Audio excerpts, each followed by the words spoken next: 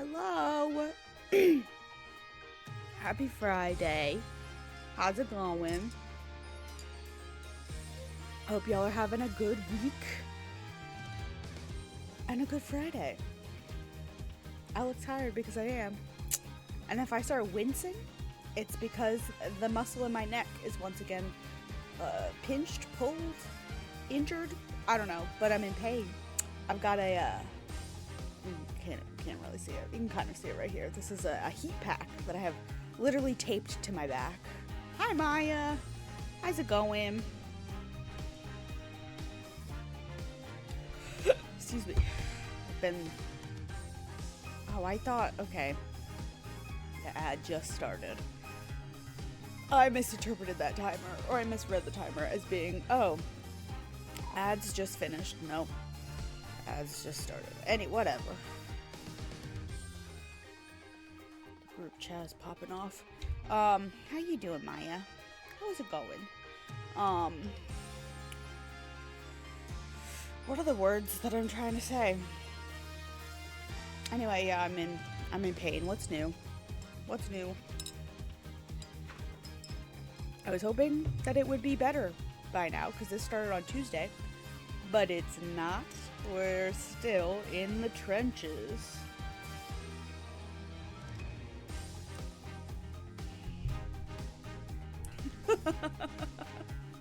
That's a full ass mood, a whole mood.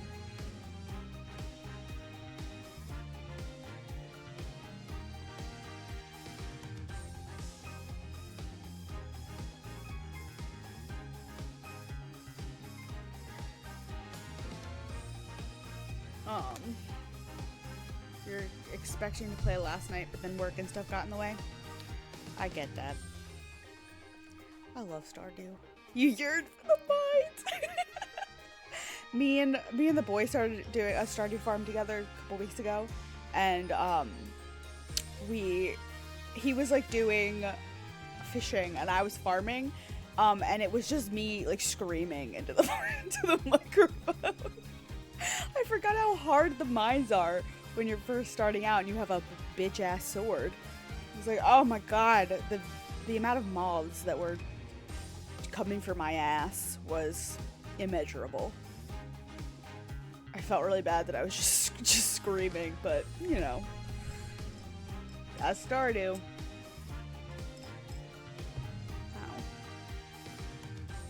I have a piece of something in my teeth. One moment. There we go. Red pepper. I have a galaxy sword. I'm still not used to it because you're used to your fully upgraded sword. See, I've still got a galaxy sword on my main save, like a base neutral galaxy sword. So, because I have not played even before this update. I was behind on like the content that was released like over a year ago now. Like I've not finished the Ginger Island stuff. Like why is taking more than one hit to kill anything in the yeah, seriously. What do you mean it takes 6 or 7 hits to kill this moth and I gotta wait for it to bounce back at me? Like, and not 6 or 7, like 5 or 6. But still, it's like I don't have time for this.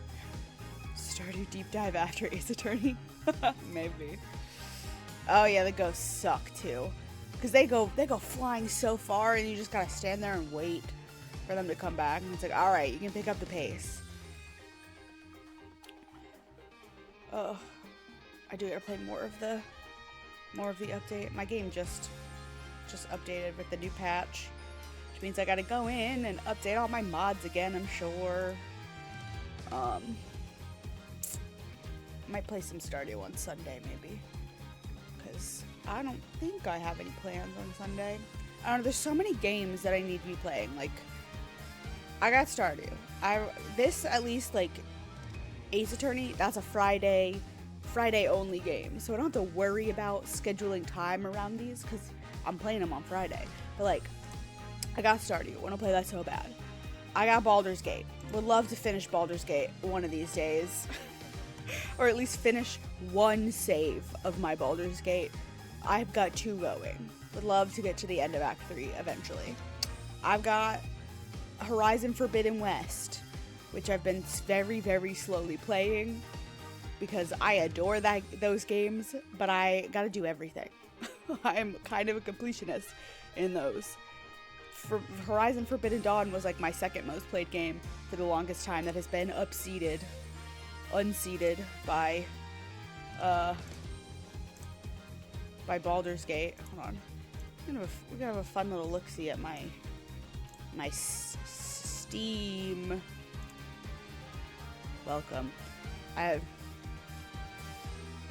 Horizon Zero Dawn was for the longest time my number 2. It is, Baldur's Gate has dethroned it, but we're getting there with, I don't even know where down this list. Horizon Forbidden West is gonna show up, because I don't even know how much I've played of it. It was like 8 hours. Where is it? There it is. 15 hours. Anyway, fun little look at. I own too many video games. Anywho.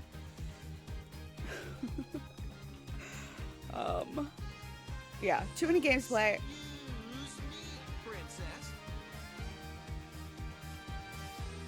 Thank you, whoever that was. Thank you so much for whatever you did. I think it was follow. Thank you to whoever that was. I know I gotta play more games. I want to play more Coral Island.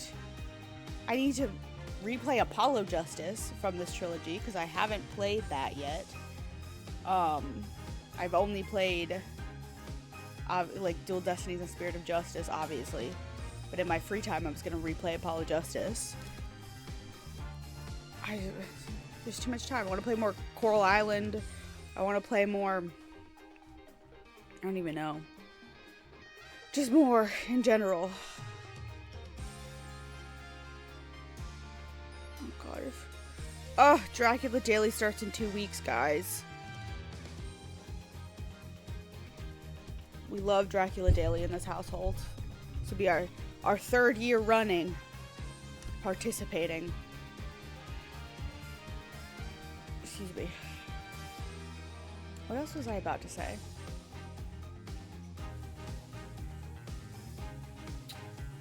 Dracula Daily. There's something I was thinking about before Dracula popped up. I don't know. I've lost my train of thought. This should be unsurprising.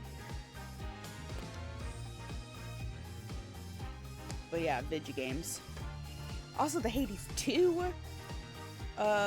like, beta or whatever is out, which I'm not I don't have, but I just see it all over my Twitter feed, and I'm so excited. I'm so excited for that game. I love regular Hades. I played on my Switch, I guess because I'm a weirdo. But I got so into Hades when it like first came out that I was playing it constantly because it was also lockdown. I think it was like 2021? 2020? Hold on. Hades game. When did Hades game come out? 2020. Okay, yeah. It was 2020, so it was lockdown. I was playing it so much. I would play for like hours every day. And then I would go to sleep and I would have dreams that I was playing Hades. And I would wake up exhausted because I was just thinking about doing runs and the strats and like, oh, what boon am I gonna get?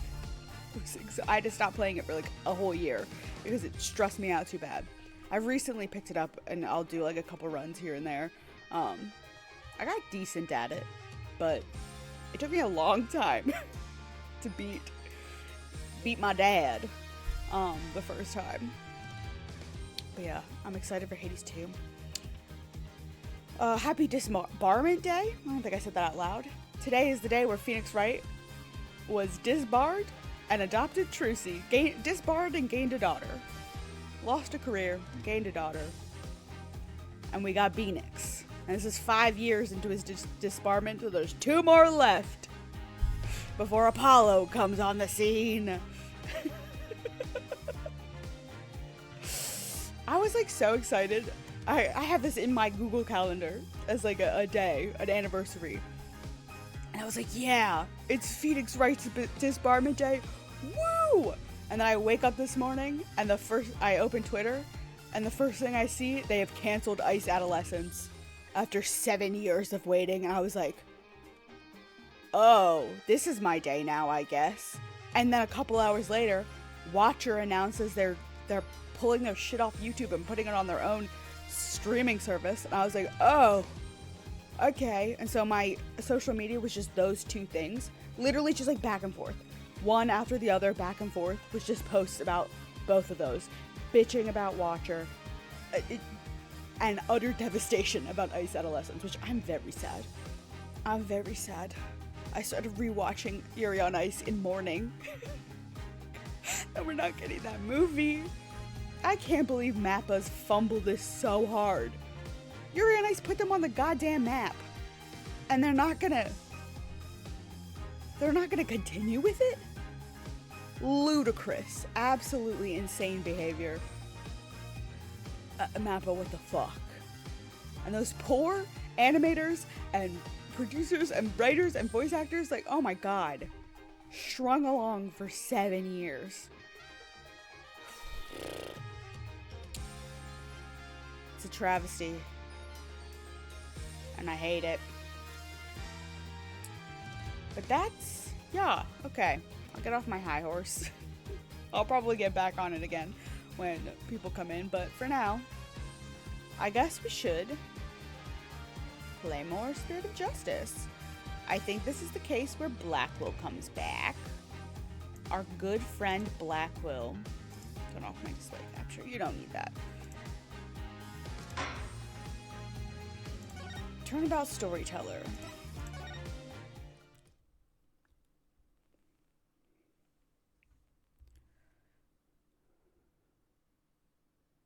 Episode 4, Turnabout Storyteller.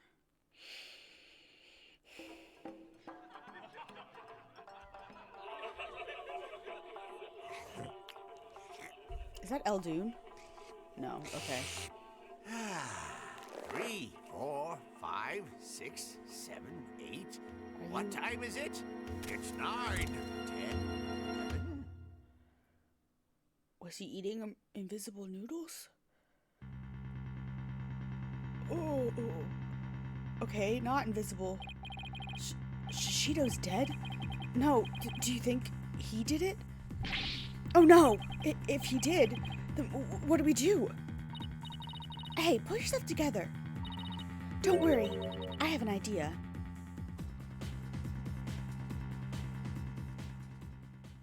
Okay.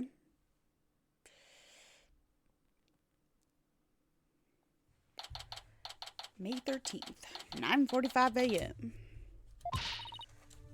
What the heck? Who brings a defendant to his own trial late? Plus, the request was so last minute, I didn't even have a chance to talk with my client. He's late for a very important date. My name is Athena Sykes. Armed with analytical psychology and a full arsenal of legal know-how, I'm a fully competent defender of the Right Anything Agency. Though I wish my client would show up already. The trial's about to start. Appears we made it just in time. Where have you been? The trial's about to start, Simon. Oh my god, it's Simon. Hi. You needn't get so worked up, Athena. His baldness can wait. There's no way he'd wait for me. And besides, why would I want to start off on the wrong foot with him right out of the gate? Dealing with such matters is part of being a lawyer, if I'm not mistaken. Yeah, well, covering for your lateness is not. Still, but a rank amateur, I see. I hope this was his voice. I think it was. This is Simon Blackquill. He might not look it, but he's actually a prosecutor and a psychology specialist. He and I go way back. As for our shared specialization in psychology, we're both disciples of the same person, so to speak. But he's kind of my senior, I guess. Yeah, by like 10 years, girl. But twisted sense of humor or no, I wish he'd stop treating me like a child all the time. So, where are Right Dono and Justice Dono? Mr. Wright is abroad, and Apollo is helping Trucy with her magic show. Didn't I tell you? They're what? So neither one of them are here, leaving you to take this on alone? Yup. Ye gods. Call Right Dono back. It's not too late. Oh, no, not too late at all. He would only need to know how to teleport. Very well. Then I will settle for Justice Dono. Go grab him by the horns and drag him here. Apollo is literally in the middle of a show, Simon. You may not want to admit it, but I've got what it takes to take on this case. Just leave this to me and go watch from the gallery. As your defense derails in spectacular fashion? No, as I win the heck out of this trial. I'll be okay, promise. So wipe that look off your face already, will you? Anyway, I take it the guy behind you is... Yes, he's your... Tch, he's asleep again. Hoy, Bucky, wake up. Ah! Ow, what'd you do that for, Simey? Oh, hello. Are you drunk? Huh? Who's this yellow chickadee? She's your lawyer, such as it were. I'd say she's more green than yellow, however. Lawyer? She sure doesn't look it, does she? Is she like your fellow apprentice or something?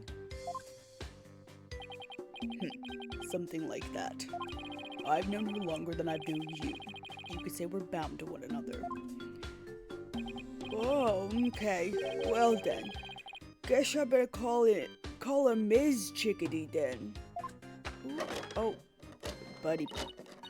Simon? This guy's not only rude, but he's 3 sheets to the wind at his own trial. I know we just met, but I'm about ready to give him a piece of my mind. Do as you will. Just save it for after the trial. Ms. Chickadee. Don't call me that. How'd you do? Simon here's your old friend of mine. I'm the 4th generation head chef of, wheat soba. Wet noodle number 4, Bucky Wet. Nice to meet ya. It's nice to meet you too, Mr. Wet. So he can pull himself together when he wants to. Ugh. If only the trial wasn't starting in a few minutes. Having been accused of a murder that only occurred yesterday, I'm afraid it's taken a toll on the poor boy. And you happened to be there at the theater where it happened too, right? They said they found a... you happened to be at the theater too where it happened, right? They say they found a Rakugo storyteller murdered in his dressing room. Indeed. The victim, master storyteller Taifu Tonido, was a longtime patron of wet soba. Master Tonido has been looking after Bucky ever since Wet Noodle 3 passed away. Number 3. I see. So the victim was kind of like a father figure to the defendant, huh? That stupid old fart. Like a father? No way. He was always dishing my soba. How dare you speak ill of him? Running your mouth like that is why they suspected you of his murder in the first place. Now pull yourself together. Number 3 must be rolling in his grave.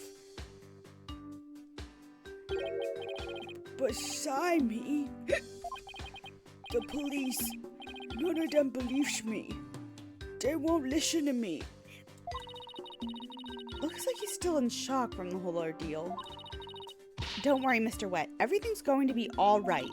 I'm going to defend you with everything I've got. You're in good hands now. You mean you believe me, ma'am? Of course. No matter what, I'll believe you to the very end. Gee whiz, Miss Chickadee. Now, come on. I need you to shape up. Just like those al dente noodles of yours. Yes, ma'am. My soba is the freshest. Oh, no. Mr. Wet.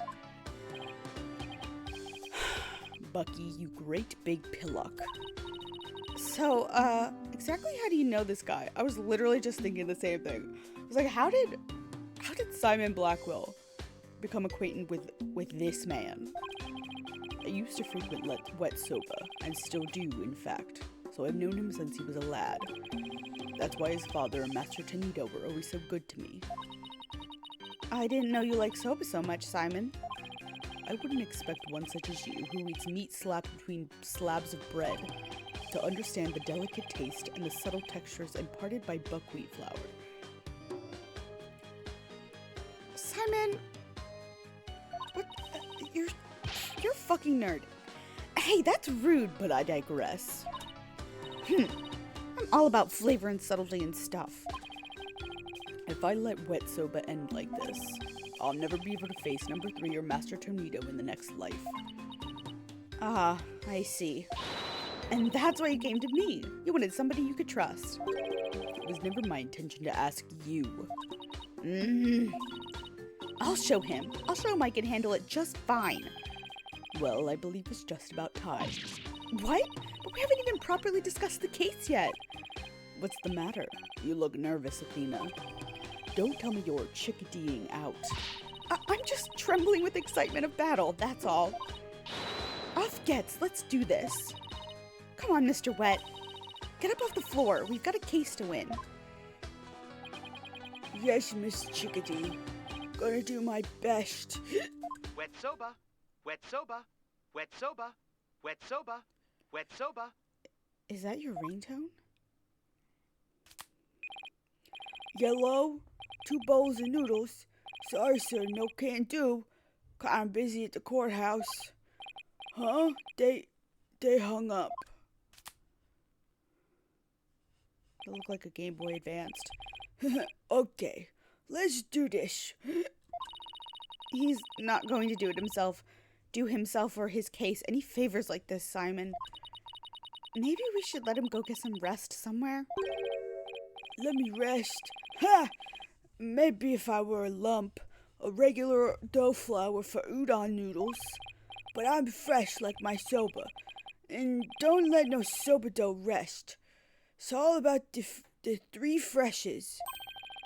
Grind the buckwheat seeds fresh, cut the dough fresh, and boil the noodles fresh. Okay. Maybe you should just take a nap in the defendant lobby. He blacked out. Oh boy, I just knew something like this would happen. Simon, what are these 3 freshes of soba he was talking about? First, buckwheat seeds or groats are ground to make buckwheat flour.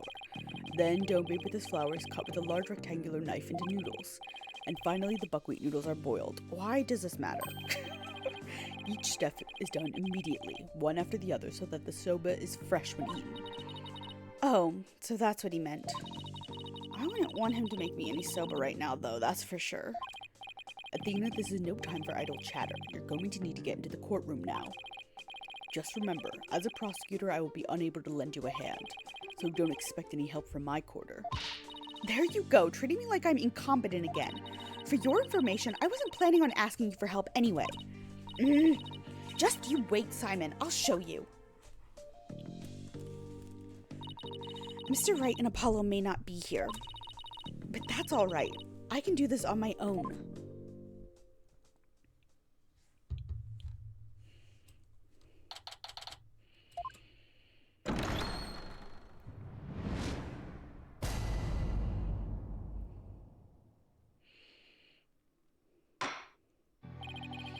Court is now in session for the trial of Bucky Wet. The defense is ready, Your Honor. The prosecution is fully prepared, Your Honor. What's this? No prayer this time, Prosecutor Sadmati.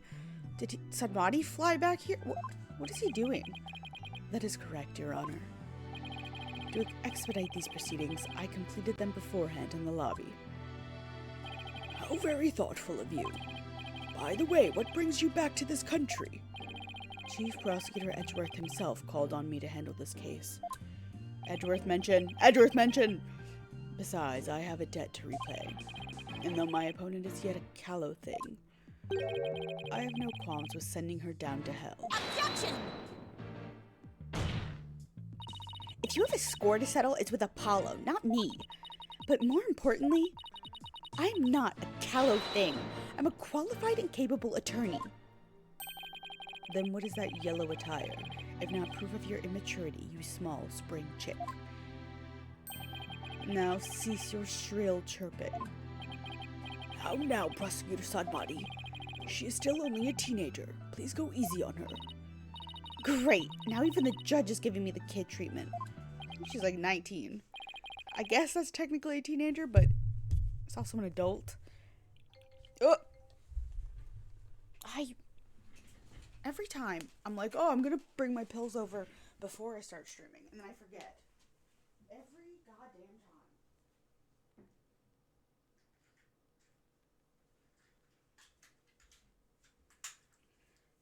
I'm not taking the allergy medication because I think it's exacerbating my depression. Exacerbating? Worsening? I think it's doing bad things to my depression.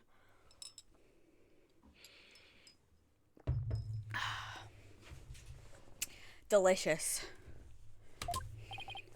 Yes, I suppose we should. Now then, Prosecutor Sadmati, please give your opening statement. I'll show them what I can do. They'll be sorry they underestimated me. Certainly. Let the last right of the victim commence. Oh, my back hurts so much. The incident is believed to have occurred around 4 p.m. yesterday, May 12th, at a storyteller's theater called Kuru Kuru Te. The victim was a great master of the Tonedo school of Rakugo, or comedic storytelling. His name is Taifu Tonedo. Like, is his name a pun? Taifu Tonedo? Oh, I think my dad's home. Like, tornado seems like tornado. Like typhoon tornado? Oh! The scene of the murder was the theater's dressing room. I'm gonna look it up.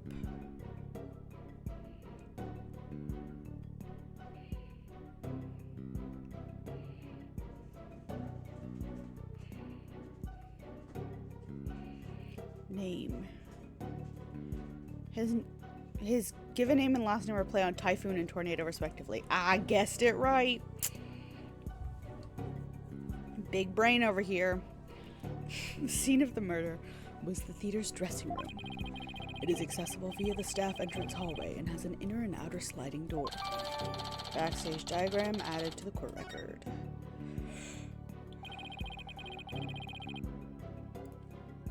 The estimated time of death is between 2 p.m. and 5 p.m. The cause of death is suffocation, though how the victim suffocated is yet to be determined.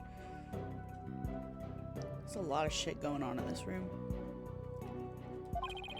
The autopsy found nothing unusual in his lungs or stomach, and there is no murder weapon.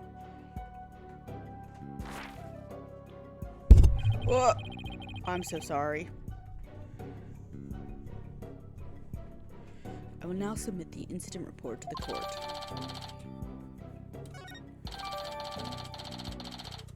Okay. Prosecutor Sadmati, how can you name Mr. Wet as the culprit when you don't know how the victim was killed or even with what? While it is true that the weapon and precise method are as yet unknown, the accused is the only one who had the opportunity to commit the murder. I will explain this assertion in further detail as we continue.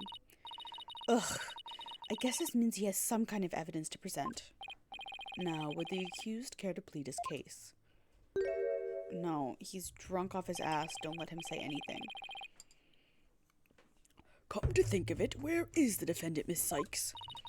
Sorry, Your Honor, but I'm afraid Mr. Wet isn't feeling very well and is resting in the infirmary. Surely it is the lack of a clear conscience that impedes him from facing this court. Great, starting off on the wrong foot already. Mr. Wet is the head chef of a soba shop frequented by the victim. On the day of the incident, Mr. Wet went to the theater at the victim's request. Taifu Tonito was a connoisseur of soba, as you can see in these photographs. As I can see? I can't see, but oh, there's the board. Okay. The board and the knife and the whatever. Okay. He was apparently making soba himself in his dressing room that very day. The soba found at the scene is likely the soba he himself made there. Then why would he call what's-his-face? Liking soba is one thing, but making it in a theater dressing room is a bit much, no? Mr. Tornado truly had a passion for soba, didn't he? For a man like that to be murdered by a soba chef is simply unthinkable. And yet the accused had ample motive. For in the victim's safe, we discover the deed to the accused's shop. Mr. Wet was to inherit wet soba when he lost his father recently.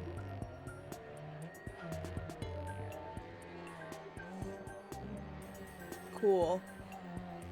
I don't know if you guys can hear that, but somebody just started vacuuming.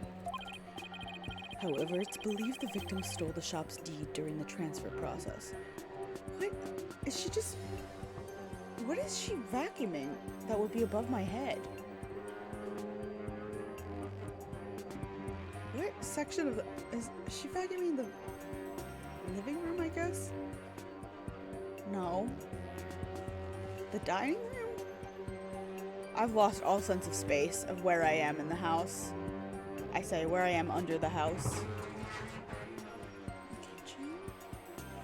Yeah, it does sound like a weed whacker. It's great. It's good. I love it. Why? Why is she doing that? Okay. The prosecution believes the accused killed the victim in order to get the deed back. Oh, my neck.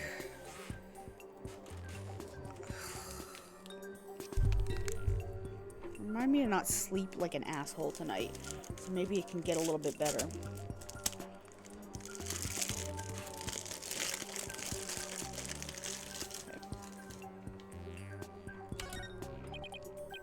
Okay. A murder over the deed to a shop. That does sound like a plausible motive. So that's what this case is about. I wish Simon had filled me in a little better.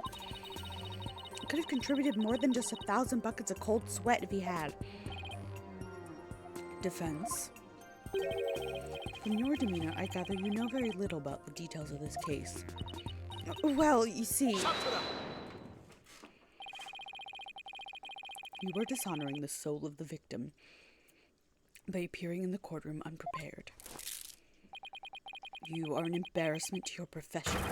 You putrid egg yolk.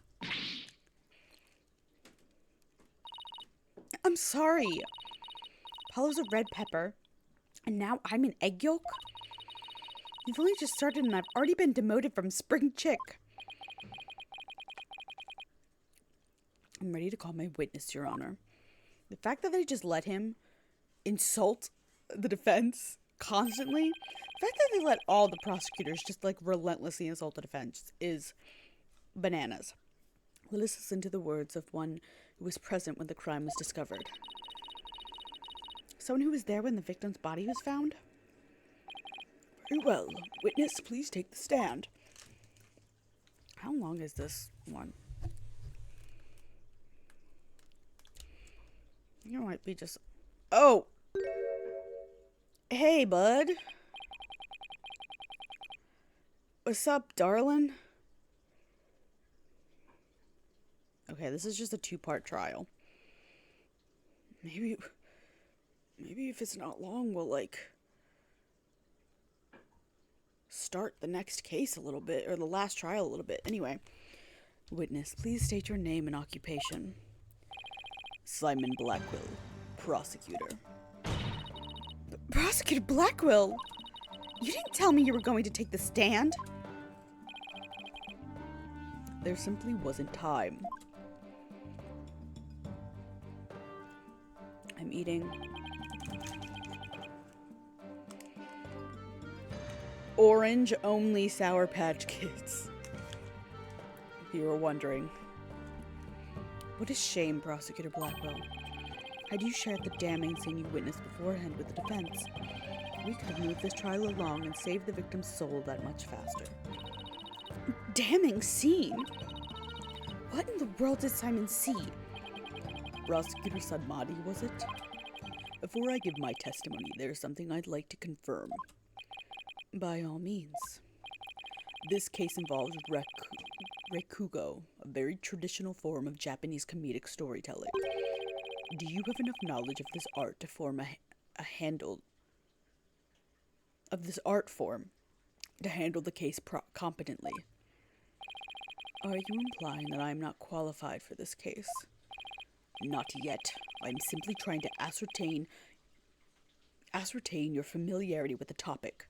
For now. It is a prosecutor's duty to learn the background of any case he takes on. I did some research on Rakugo last night, and have grasped the overall idea of it. How much could you possibly grasp in a single night? Blackquill, why are you getting caught up on this? Rakugo is a form of entertaining storytelling that originated in the land of Japan. In it, the storyteller sits alone on the stage with only a fan and a towel as... Okay. And the Rakugo artist tells long, whimsical stories, giving each character a distinct voice. This traditional art was originally invented by the monks to make sermons more interesting. Okay. Are you satisfied? If not, I could explain the 12 types of endings to such story. That was my keyboard, sorry. Or shall we perform the famous story of Jugemu instead? Ugh, it appears you have put in a bit of study. Your acknowledgement is most welcome, Prosecutor Blackquill. I can see why you were known for being quite thorough in your research, Prosecutor. Now, I would love to see what you perform. I would love to see you perform that story you mentioned, if you don't mind. If that is your Honor's request. Hold it! Your Honor, could we please get back to the trial? Oh, right, of course. I nearly forgot. Seriously? Of all the things for you to forget. Now then, back to the case. Prosecutor Blackquill, please tell this court what you witnessed.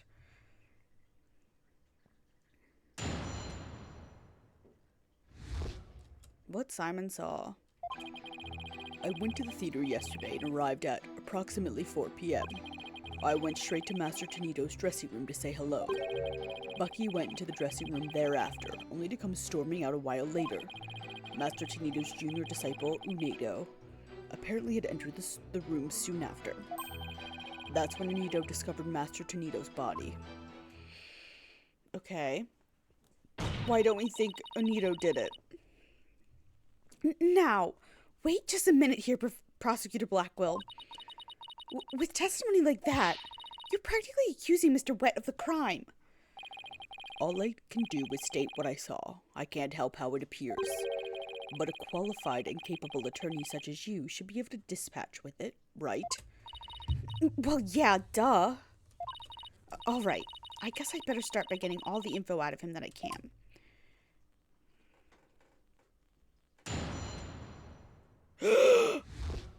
I think this is that case. Oh my god. I am having a realization. Oh god, okay.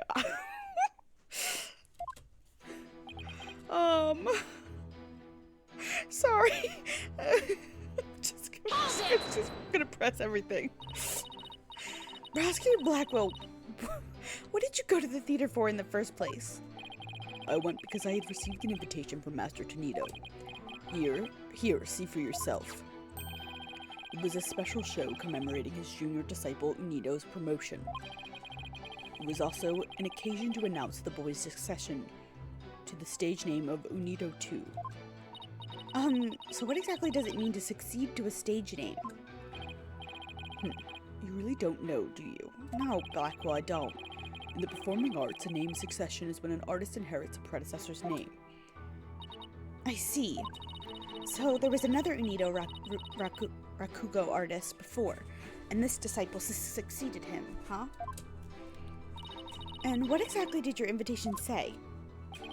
It contained a simple letter of salutations and an outline of the show's program. Oh, it appears Taifu Tanido was going to perform Tonki Soba, or Time Soba.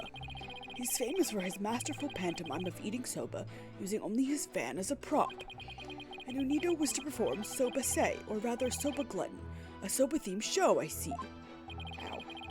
It seems you know a thing or two about Rakugo yourself, your baldness. Rakugo. I'm saying it wrong every time.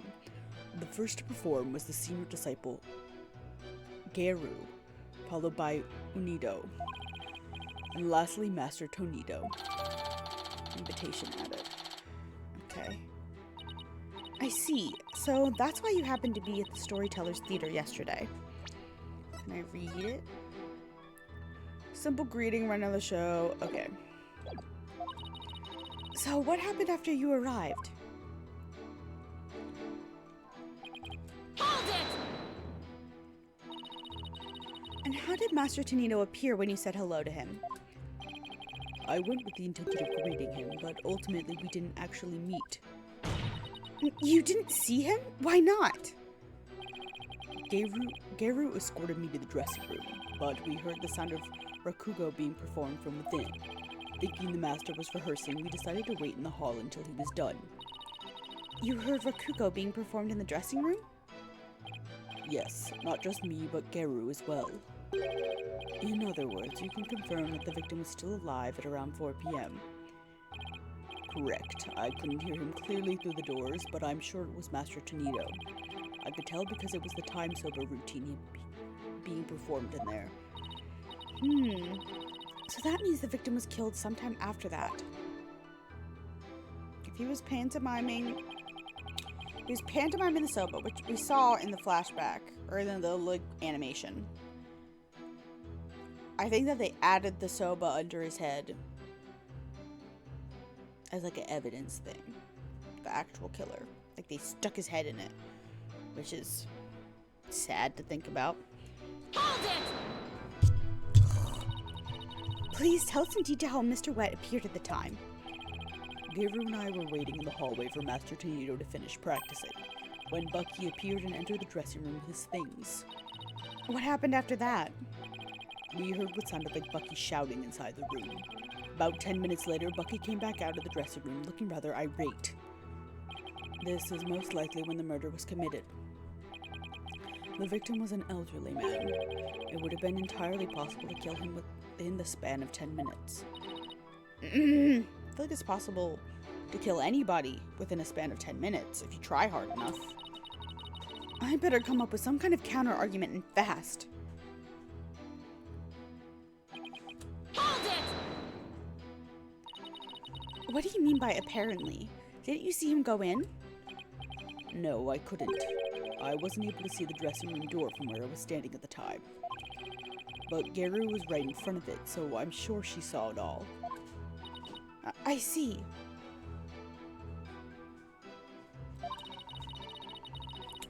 And why do you suppose Unido went to the dressing room anyway?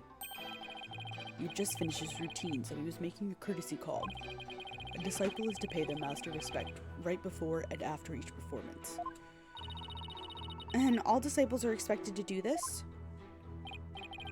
Yes, it's common courtesy among Rakugo artists. I see.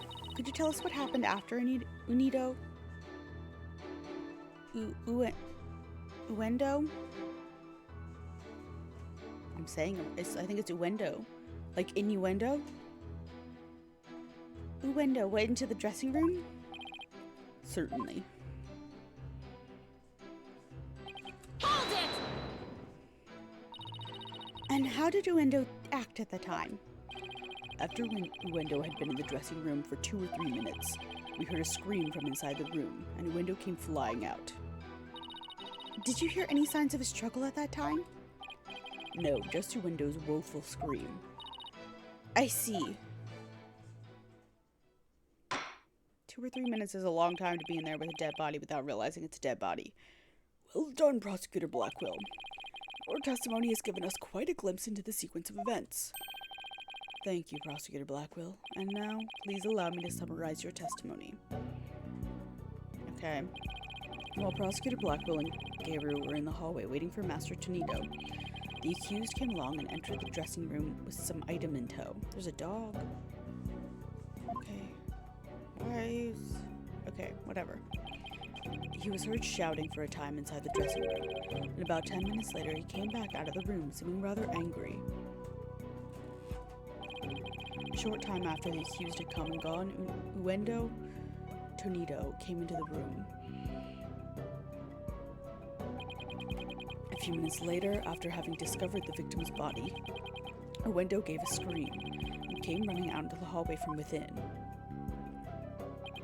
Prosecutor Blackquill and Garu then ran into the room and saw the body for themselves. From the circumstances, it is quite clear that the accused murdered the victim. It's not, but okay. You keep telling yourself that. This is crucial testimony indeed. Okay. Defense. An eyewitness is giving conclusive testimony. Why not let it all go now and allow the victim his last rites? Not on your life. If Uendo went into the dressing room too and was the first to discover the body, then who's to say he didn't commit the crime? Uendo was in the dressing room for a mere 2, perhaps 3 minutes. He could not have possibly committed murder in that time, nor without making any noise. Ooh, Simon! Why did you have to give that awful testimony? Prosecutor Blackquill, can't you give me something a little better to work with here? Isn't it up to you to ask the right questions? I am certainly willing to tell you all that I know. So if you truly are as capable as you claim, then draw out what you need yourself. This is no time for your twisted games, Prosecutor Blackquill. Just admit you don't remember it all that well.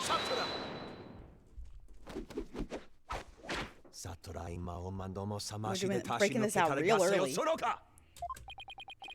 Prosecutor Blackquill, watching you collude with a defense like this, I see that you are no prosecutor. Be gone, witness. You shall haunt the sacred hall no more. How dare you treat me like some evil spirit to be exorcised? I'll remember this, you blackguard.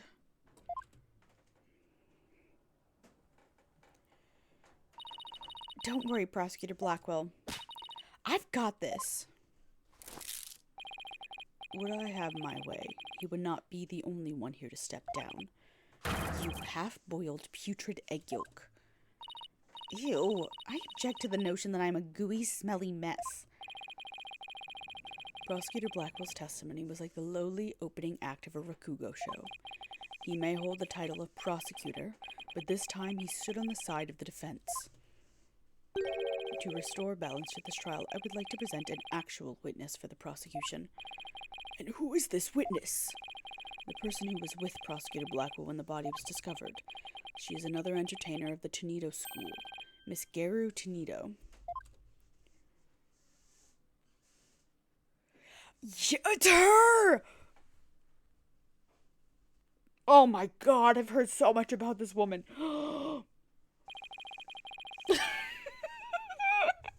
This is what I was saying when I was like, it's this case! I'm gonna have to... Please state your name and occupation, witness. I have to send a picture to BB.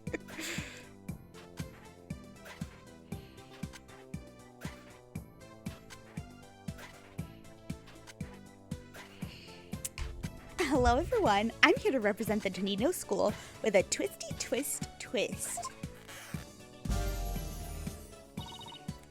And balloon! There you have it, a stunning balloon hat.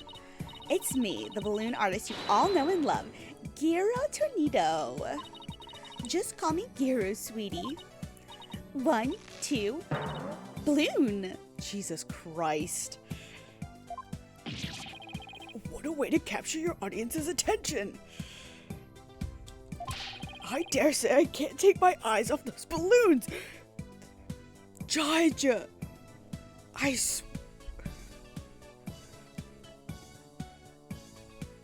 horny judge.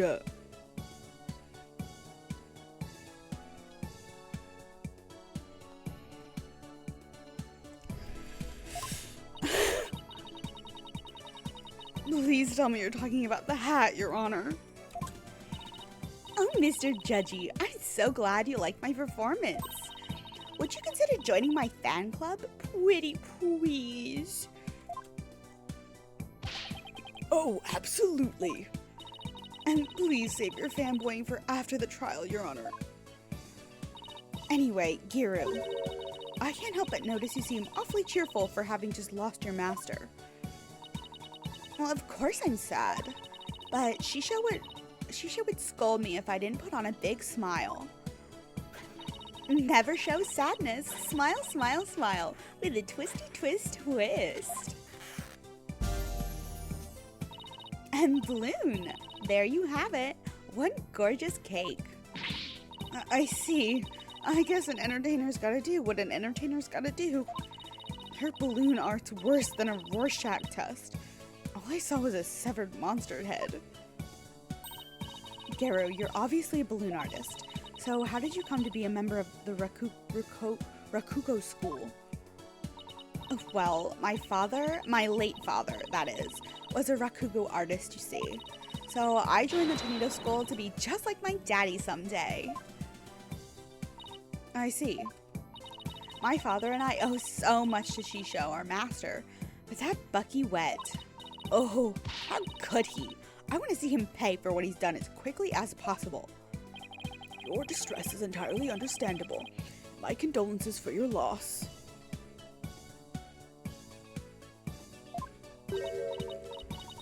And not only that, but you have more to say about Mr. Webb? Every time he comes to deliver soba to us, he yells at me. He's always telling me to get away. Is there any reason why he would say such a thing to you? He says the smell of my perfume will get into his soba and ruin it. Like, how can he say that? This is a great scent. How very rude of him. I don't blame you for being upset. Excuse me, Your Honor, but please don't let Giro's balloons bias your judgment. There's so many.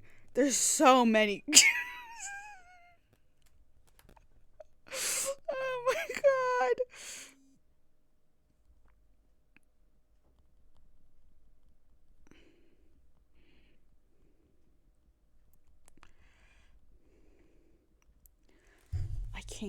I cannot.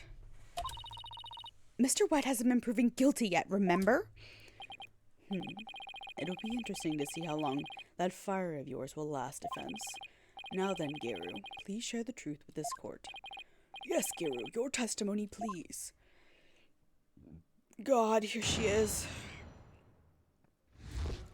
Before the murder was discovered, from 4 p.m. to a little after 4:20 p.m., when Shishito's body was found, Simon and I were standing in the hallway in front of the dressing room. Before Inito discovered the body, the only person who had gone in there was Bucky. Come to think of it, a little while before Bucky showed up, Jumeju was barking like mad. Okay. Prosecutor Blackquill, do you have any objections to this witness's testimony? No. Make up your bloody mind, sad monk Sadmati. First you exorcise me, now this. You need only do as you are instructed by this humble servant of the Holy Mother. As there is no objections, Your Honor, let us move on to the salvation of the victim's soul. Hey, I'm the defense attorney here, Prosecutor Sadmati, and I just might have an objection or two once I actually cross-examine the witness. So what are you asking Prosecutor Blackquill for? I'm the one you should be checking with. There is a passage in the sacred scriptures of Kuraianism. God. To stir the wind is beyond the power of a spring chick. In other words, the inexperienced are useless.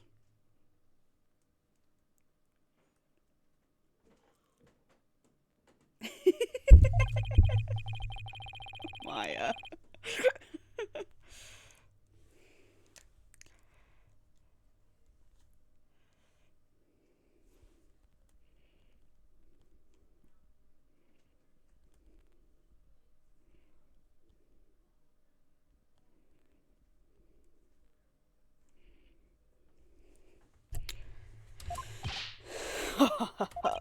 He doesn't even see you as an adversary, Sykes Dono.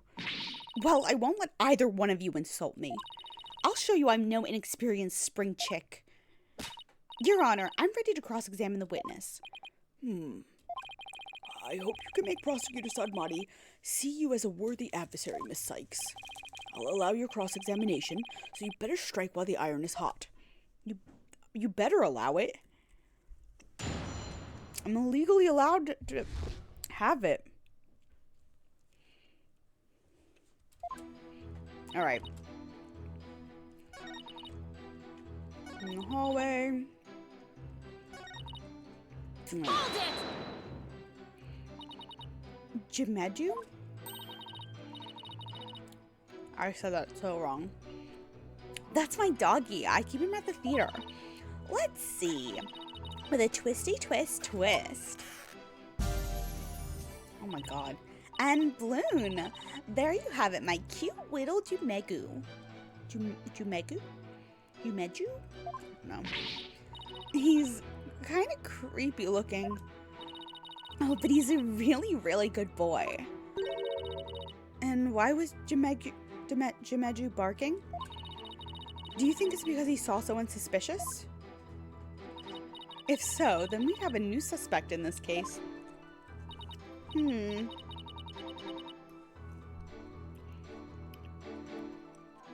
Now, why was he barking again? Oh, I remember. Because it was time for me to feed him. So I went into his yard and gave him some food. Couldn't somebody have slipped into the dressing room while you were doing that? Nope, the door out into the yard was wide open. I would have seen if anybody went into the dressing room. Prosecutor Blackquill, come down to the stand for a sec, please. How many times must I do this? You saw what Gary was talking about, right?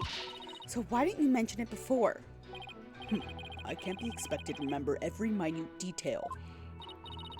Well, remember them now, please. Did Gary go out into the yard? Yes, I remember now that she went to feed Jumegu. That's a very cute dog. And I saw her looking toward the dressing room quite frequently as well.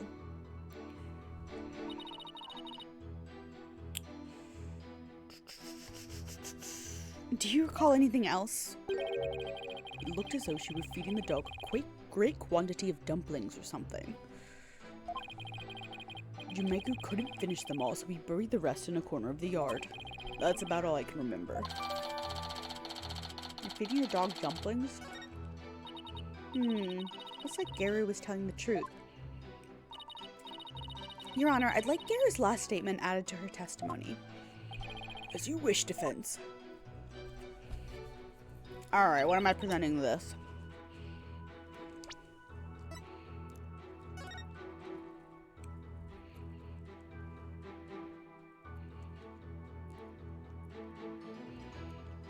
What do you mean you could see?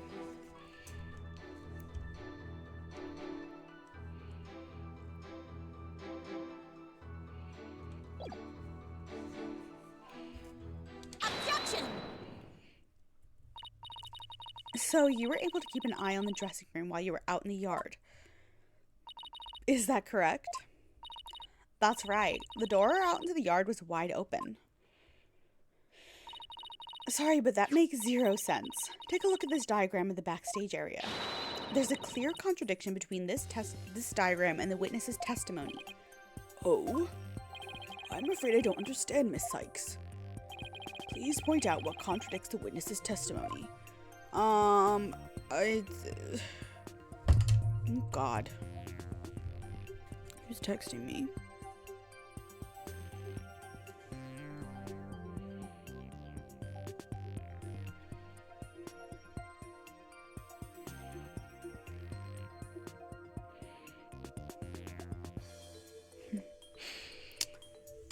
I mean, this? Take that!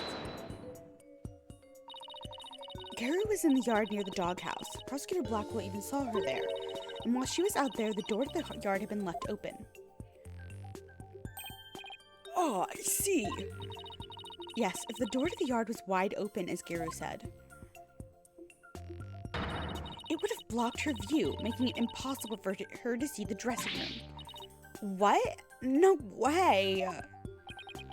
But even if there were admittedly a few moments Garo was not keeping watch, how much would that really affect this case? It would greatly affect the case. From the spot Prosecutor Blackquill stood, he couldn't see the dressing room door either.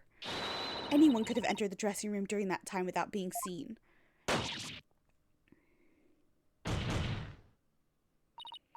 Garo, why did you try to hide the fact that you weren't watching the dressing room? What? Objection! Hide the fact. You speak as though you think she had something to do with the murder. Rather than deliberate deception, it was more likely a simple oversight. Right, witness? I fucking hate when the prosecutors put words in the witnesses' mouths. Stop doing that! Well, I was so shocked by what happened. I was just confused, that's all. Even though she was trying to keep up a brave front as an entertainer. The truth is, she was being torn apart by grief.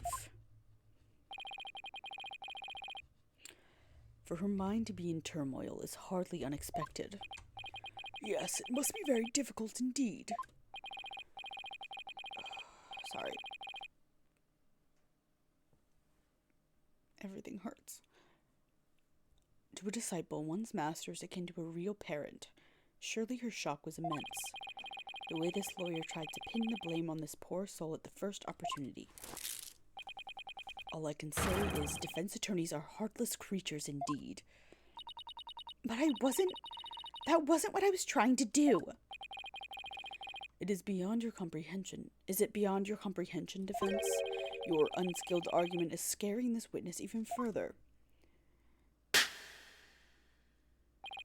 And if we ask the people of this courtroom, I'm sure they would agree. What? The gallery doesn't get a say in this. Are you afraid to find out that they think ill of you? Or that perhaps you are in the wrong? Nayuta, you're on thin fucking ice. Listen to them now with that keen sense of hearing you're so proud of. He's right, that was harsh. She didn't have to go that far. I feel kind of sorry for the witness. Why is the lawyer's outfit so yellow? Shut the fuck up. No, I was just trying to find the truth. Why is the whole gallery siding with Prosecutor Sadmati? The people understand. They know what is right and what is wrong. That lawyer's still in training, isn't she? Why is she all by herself? I hear the voices of the gallery. I can hear the voices of their hearts. It's so intense. I feel so alone up here, fighting by myself. Are you afraid, child? Nayuta, I'm gonna punch you in the face. I would love to punch you in the face. I would break my hand for that, happily. It is ludicrous to come to trial with such paltry preparation of the soul. I command you to leave this courtroom at once. But I can't give up. I have to keep pressing on. As long as there was a moment when nobody was watching the dressing room door, the defendant can't be convicted solely on Prosecutor Blackquill and Garo's testimonies. Even now you would continue to resist. You are childish in defeat as well, I see. I'm not out for the count yet, Buster. I'm just getting started. Despite your posturing, is it not true that your resolve could crumble at any moment? But with but a little push, you would surely succumb to despair. Can you shut up? A little push, such as with this piece of conclusive evidence. Conclusive evidence, huh? That is correct. We found a critical piece of evidence at the scene of the crime. The victim's dying message, which clearly implicates the accused, Bucky Wet.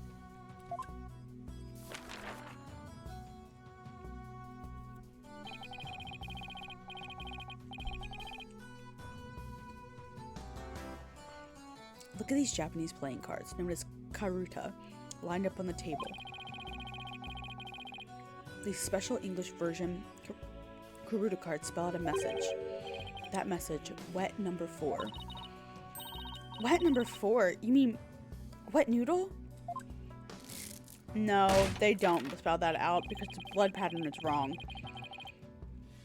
Yes, wet noodle number 4, as the fourth head chef of Wet Soba is also known. This message points to none other than the accused, Bucky Wet.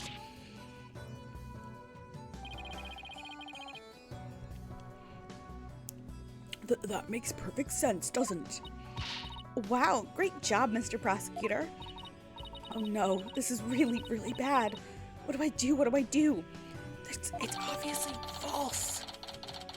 Yeah. Would you still carry on with your futile fight in the face of this irrefutable evidence? Yeah, because your evidence is shit. Oh, no. Like, the blood stains don't make any sense. They've very obviously been rearranged. Making soba from scratch. Room is covered in soba flour. The 2 drink cans in the fridge. You can say whatever you want, but we won't know until we... It is cruel to give the accused false hope. It will only compound his suffering. Wise people of the courtroom, do you not agree? Stop talking in the fucking court. He's right, it's cool to make him suffer when there's conclusive evidence. What an incompetent noob. I feel bad. Whatever. What? I'm trying to prove Mr. Wet's innocence here. I know you can hear them, defense. Their voices implore you to save the accused's soul. It is time for you to let it go and move on, you inexperienced lawyer. I can't stand him. You lack the competence with which to accomplish anything meaningful here. Is he right? Is it too much for me to handle on my own? Athena, honey, you are fine. This man's an asshole. Now, defense. Leave everything to this humble servant of the Holy Silence! Shut the fuck up. He's trying to use your keen sense of hearing against you to manipulate the trial, Athena. What a cheap trick for a supposedly holy man. Simon? And you fopdoodles in the gallery. Can't a man watch a trial in peace? Fopdoodles. This inexperienced amateur is about to turn the trial around. Does that prosecutor really think she can turn things around? Yes, he does. The mood in this courtroom is starting to change. Prosecutor Blackquill, what are you doing at the defense's bench? I grew bored of watching from the gallery. Besides, if I were to leave this trial to this spring chick and lose my favorite soba shop in the process, I will be quite cross. You voluntarily stand on the side of impurity and sin. Truly, what a fool you are. It's so fun seeing him from this angle. Hi, Blackquill! To think you were so easily manipulated by his parlor tricks. Whatever happened to qualified and capable, Athena? I just let my guard down a little bit, but it won't happen again. Then gird up your loins and steel yourself for battle. I'm not girding up anything in this skirt. But I am ready to get serious. It seems there is now yet another soul I must cast down into hell. I was in prison for a long time, and hell sounds no worse than cell, to be honest. You fucking tell him, Blackquill. But the fires of hell will not be the end of your suffering. For the sin you have just committed, you shall surely be reborn as a panda in your next life. That sounds incredible. Can I have that? I would love to be reborn as a panda. They just fucking eat all day and roll around. That's what I want. Now, don't threaten me with a good time. A white and black reverse panda, that is. A little boy. Hi, Carly. Thank you for the 38th month resub. Blackwell's back, baby. I love him. I missed him. And you shall be put in a zoo to be exposed to public ridicule. A threat like that won't work on Prosecutor Blackquill. After all, he's already used to looking like a panda in this life. Who are you calling a panda? Sorry. I see that you're both prepared to face the fires of damnation. Garu, thank you for your service. You may step down now. Okie dokie. Bye bye, Balloon. Oh god, I know she's gonna be back. I can't believe they've done this. She feels like a DLC character. Does everything have to be about balloons with her? Now then. I have a witness prepared to testify about the Karuta cards. And who is the witness this time? The first to discover the body and someone who witnessed the crime scene firsthand. Mr. Uendo Tornado. The time has come for that ponytailed pair over there to finally let it all go and move on. Very well, let's bring in this witness then. Ponytailed pair. Nayuta, it's on site.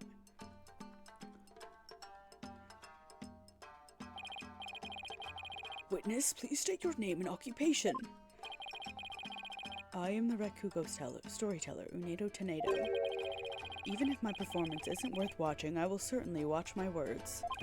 I wouldn't want to say anything thoughtless and get arrested. After all, that'd be a Raku no-no. Thank you, everybody. Good night. Hold it! Where the fuck do you think you're going? You can't leave yet. You've only just introduced yourself. How you doing, Carly? Happy Friday. Oh, my. Are you a fan of mine, miss? Would you like my autograph? One moment. I want your fucking autograph. Oh! Ow! What do you think you're doing? No need to stand on ceremony. My fan deserves a fan, after all. A fan for a fan. Nice one. Oh, why, if it isn't Simon. How are you on this fine day, sir? Quite a dilly of a pickle we found ourselves in, wouldn't you say? Dilly of a pickle. We've got some fun phrases being thrown out here tonight. I don't believe I've ever seen you talk quite so much, Uendo. Never performed in a place like this, you know. Got butterflies here, can't you see? Why do I always get the weird ones? Just trying to survive at this point. Oh, I'm happy to be here and chill. I'm so sorry, Carly. I'm happy to provide a place where you can just chill. I'm happy you're here. Pardon me, witness. As much as I enjoy your banter, I believe we had better return to the case at hand. Oh, I suppose you're right. In that case, I was promoted to Futatsume yesterday and received the stage name of Uendo. The show was our way of celebrating my new name and middle rank standing. And then that happened. Ha! I never imagined something like that happen, not in a million years. And just as I got my chance to start repaying my debt to Shishido, too. Yeah, plus I'm worried about Garu. The way she clung to Shisho. Poor thing. I told her to keep a stiff upper lip. Stiff like rigor mortis. Keep telling those lame jokes and Shisho will come scold you from the grave. Who said that? Okay. He said it himself. I wouldn't mind getting yelled at, you know, if it means seeing him again. Uendo, please. As charming as your various characters are, this isn't a Rakugo stage. Let us hear your testimony now, witness. Tell the court about the evidence left at the scene, the proof of the accused's guilt. Okay. Excuse me. Burping up pizza. I noticed Yoshido's dying message right away. The stiff cards were right there next to the stiff, you see. Hey now, enough with the silly puns already. Anyway, I got the meaning right away. I knew it must have been talking about Bucky. That was the master's final message, left as he was drowning in soba broth. It's so like Shishido not to write Bucky's name outright. Plain and simple wasn't his style. Well, that was certainly more entertaining testimony than usual. He was not drowning in soba broth. He suffocated. It didn't have anything in his lungs. The variety of characters performed by the witness was absolutely splendid. But he shouldn't be performing any characters in the first place, Your Honor. Innuendo, the murder weapon hasn't been determined yet. So how can you say the victim was drowned in soba broth? It's obvious. All you have to do is look at the crime scene. He was found with his face shoved in a bowl. It's only natural to assume he was drowned in the broth for the noodles. Except we're not here to assume things, Uendo, so please stick to just the facts. My, it's so like a soba chef to kill someone this way, what did you say? And with the Kurata message he left behind, it's clear Bucky Wet did it. Karuta message. Setting aside the issue of the murder weapon for now, that dying message certainly does seem to be irrefutable evidence. No, it's very refutable, y'all. Indeed, it proves an absolute guilt of the accused. Even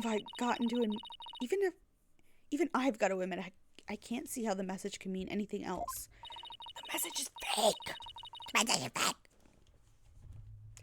Bucky used soba for the deed, all to get back at the soba shop. Indeed. I don't. Am I having a stroke? It's a good question. Maybe. This testimony makes Mr. Wet look super guilty. I have to do something. That's his conclusive evidence? What a farce. What do you mean, Simon? What's this? I thought you said you weren't planning on asking me for help. I did, and I won't. Thank you very much. Simon must have found an inconsistency in the testimony. Simon and me both, baby girl. I better listen carefully and try to see what he found. Yeah, girl, we're good. We good. I've seen through this fucking idiot.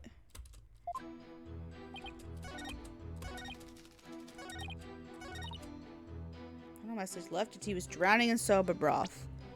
Yeah, sure. This. Objection! If you're wondering why I keep leaning forward, it's because my microphone is like directly in the line of me being able to see my keyboard and the keys, and so I'm afraid I'm gonna press the wrong button. I mean, like, I don't know. Like, does it sound bad if I have it further away like this? Like, has anything changed? If I have it like a foot away from my mouth? There's a contradiction in Uneto's testimony. And would you care to explain where, Miss Sykes? A little quieter, not too bad. Let me just turn my mic up in OBS. Maybe that'll compensate for it. Certainly, Your Honor. According to the autopsy report, nothing unusual was found in the victim's lungs. Yes. It does say that, doesn't it? Have I been? I've been okay. I am in pain because this like muscle in like the back of my neck into my shoulder, it sometimes like tenses up, and it did it this week. So like ever since Tuesday, I've been hurting a little bit. Right now I have, you can't really see, but I have a heat pack taped to my spine and my neck just to maybe have some relief. Today the muscle started spasming, which is a great sign. I love that for me. But other than that, I've been okay. Just hanging in there. Trying to survive. Probably not as bad as you, but we're doing it. We're living. I finished 2 books today that I have been meaning to finish in a while. So my currently reading list has gone from like 11 books to 8 in the last week, which is very nice. Feel good about that. Finally checking some things off of my fucking currently reading. If he had drowned in a soba bowl, then there should have been soba broth in his lungs. But since there wasn't any, it means the victim was suffocated with something other than soba broth. What? This is the contradiction you noticed, isn't it, Simon? Not bad. Not bad at all. I guess I showed you. If drowning in the sober broth wasn't the cause of death, then what was the victim's face? Then when was the victim's face thrust into that bowl? Typhoon Tonito's face was thrust into the bowl after his murder. Because no sober broth was discovered in the victim's lungs, his head must have been placed into the bowl after he was killed. And that's when the sober broth must have been spilled onto the Karuta cards. In other words, the victim could not have lined the cards up as he was drowning. I see. So it was done after he was already dead. But why would the culprit do such a thing? I'm afraid I don't know yet. I hate you. You make me so angry. You boast of psychological expertise, yet you cannot determine such a simple motive. My sides are liable to split at the absurdity.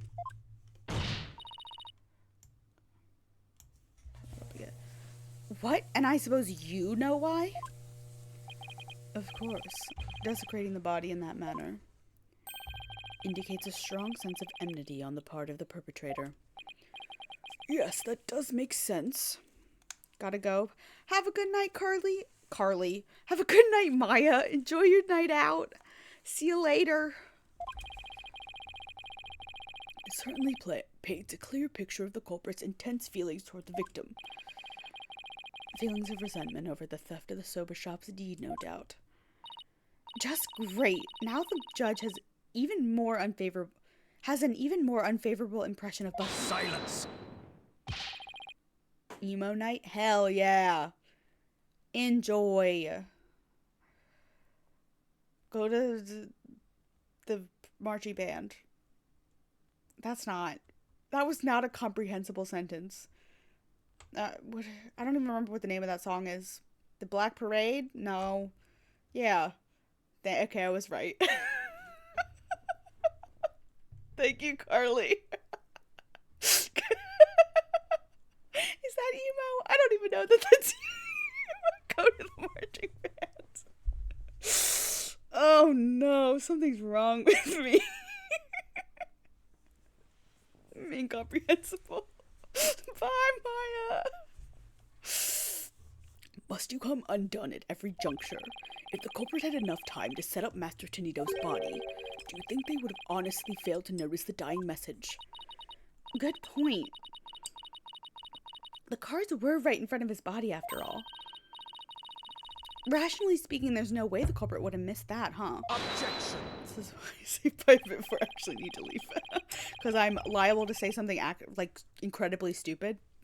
It's a good move. But was the accused rational at the time, given the way he stormed out of that room? Silence! Never mind that. I have something more important to ask Uendo. Me? You saw the Karuta cards firsthand, did you not? Would you care to tell us about them in a bit more detail? Those tiny crime scene photos show us precious little of what I wish to know. Well, those cards are from Shisho's special Soba Scenes of Tokyo Past set. What the fuck?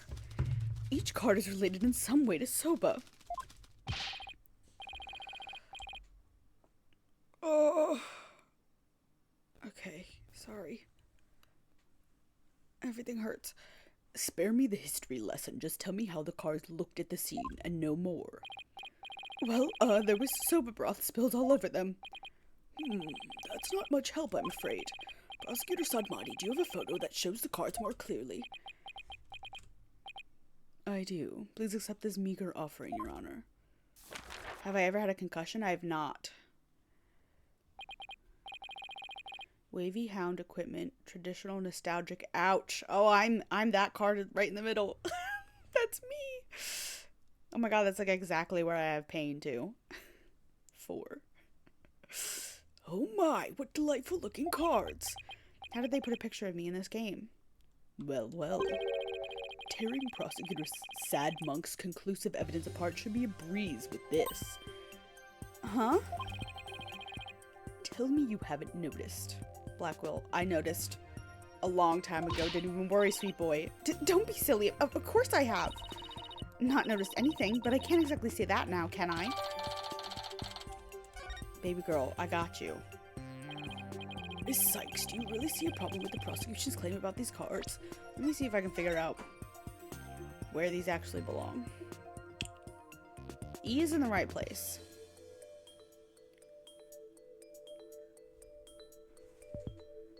I put W here, I think. No. N goes there. W goes here. That's 4. I have to write this down. Me and spatial awareness, ain't it?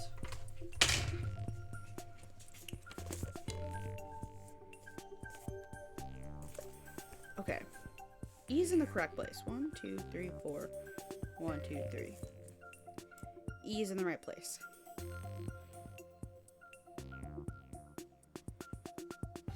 H is the last one, I think. N is last at the top.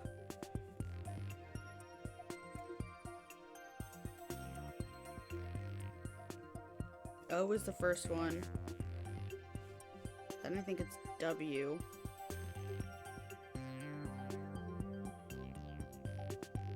Then it would be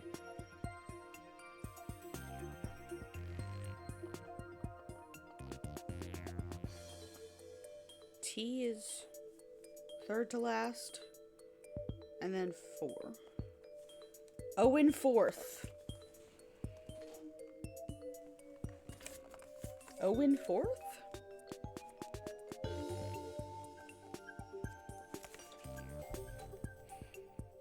I know it's backwards, but okay.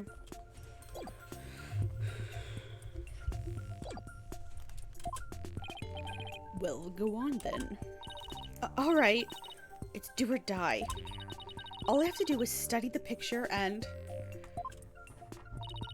These cards were rearranged. These cards were rearranged. But how can you tell? Please take a look at these cards, Your Honor. The answer is right in front of us. Where exactly should we be looking, Miss Sykes? At the stains. Please focus your attention on the sober broth stains on these cards. The outline of the stains don't match up with the larger stain on the table. Oh, did I not? I don't think I fully explained what I was looking at. These stains don't match up with the size of this puddle, so they were definitely moved. I thought you were doing it like off something I learned before. No. No. They are supposed to line up. But I am not a visual. I can't remember visually what that would, or I can't do the visual lining up and then also remember that order without writing it down, because I'm dumb. Oh, would you look at that? You're absolutely right. And please recall that the sober broth was spilled and got on the cards after the murder, when the victim's face was placed in the bowl. Oh, not dumb, I feel you. Okay, thank you. Yes, go on. By the stains, we can see that the true culprit deliberately rearranged the cards after that. In other words, this message was altered in order to pin the crime on my client. What? Then if we put the cards back in their original positions, we can restore the evidence and see who the cards were really pointing toward. That's true. Then what are we waiting for? Let's do this. All I have to do is rearrange the cards so the stains match up. Oh, I get to do this little fun puzzle. Okay. Oh, I have to, okay. Perfect. Okay, the H is next.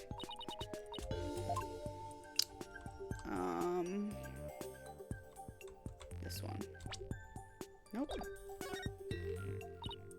Yes, now the E card. Okay. perfect match. Next up is T. T was here. No, I keep hitting the fucking wrong button. Great. Now the N. And goes over here. There. That looks good. Now O.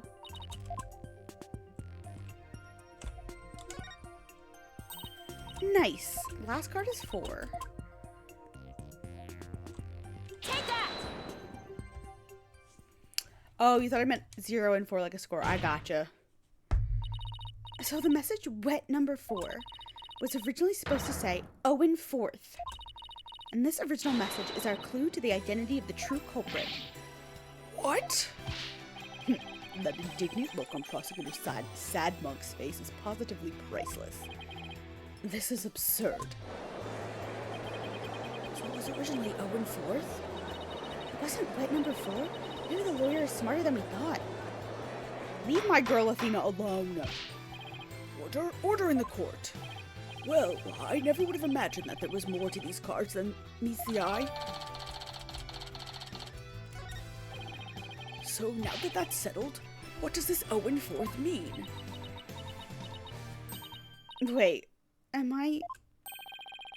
Who else do you suppose... wrong voice. Who else do you suppose is to provide an explanation? Of course it's you. But I hadn't thought that far yet. Change the cards around and all you like, but if you cannot explain what the message means, it is worthless as you are, defense. As worthless as you are. No!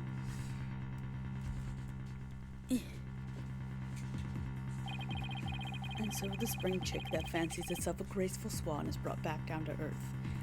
He's acting like this means, ugh, it just totally invalidates what you just done. We know that it's been rearranged. Some fucker did that. Like, why would my client rearrange them to implicate himself? Why would he do that? I have to do something, but what? Still your thoughts for a second. There's a perfectly good witness to question over there. Oh, right. That's a good idea. Come on, Athena. Get a hold of yourself. Uendo, does the phrase Owen 4th mean anything to you? No, there's no one named Owen in the Tomato family or our circle of friends. Go ahead, ask anybody you'd like. You can't be serious.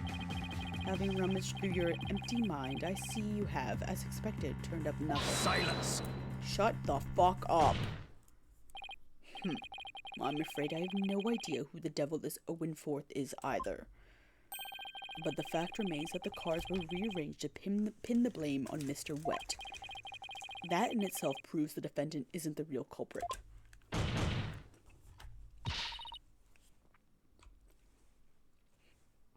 Prosecutor Blackquill is right. Besides, the important question here is not who does the message point to, but rather, who rearranged the cards? Why didn't you point that out earlier if you already knew? Sorry. I gotta stop eating during streams. Especially during Ace Attorney streams. Where it's just me talking non-stop.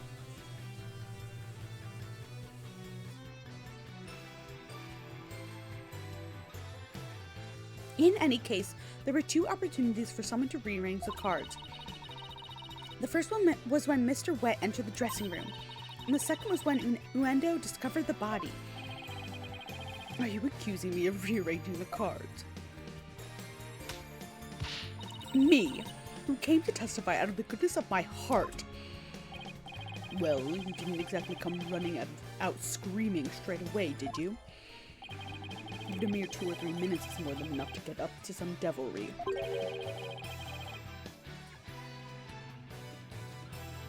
So what exactly were you doing in there, Uendo?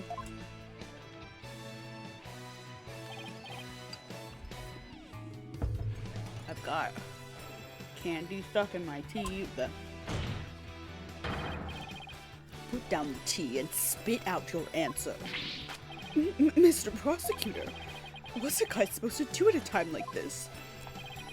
silence is more precious than diamonds, witness. Therefore, you need only stay silent.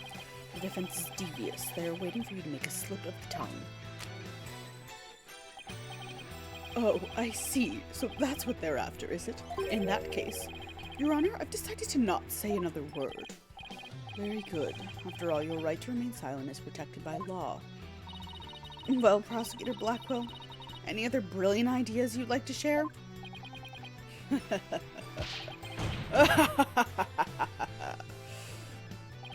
Did you hear that, Psych Stono?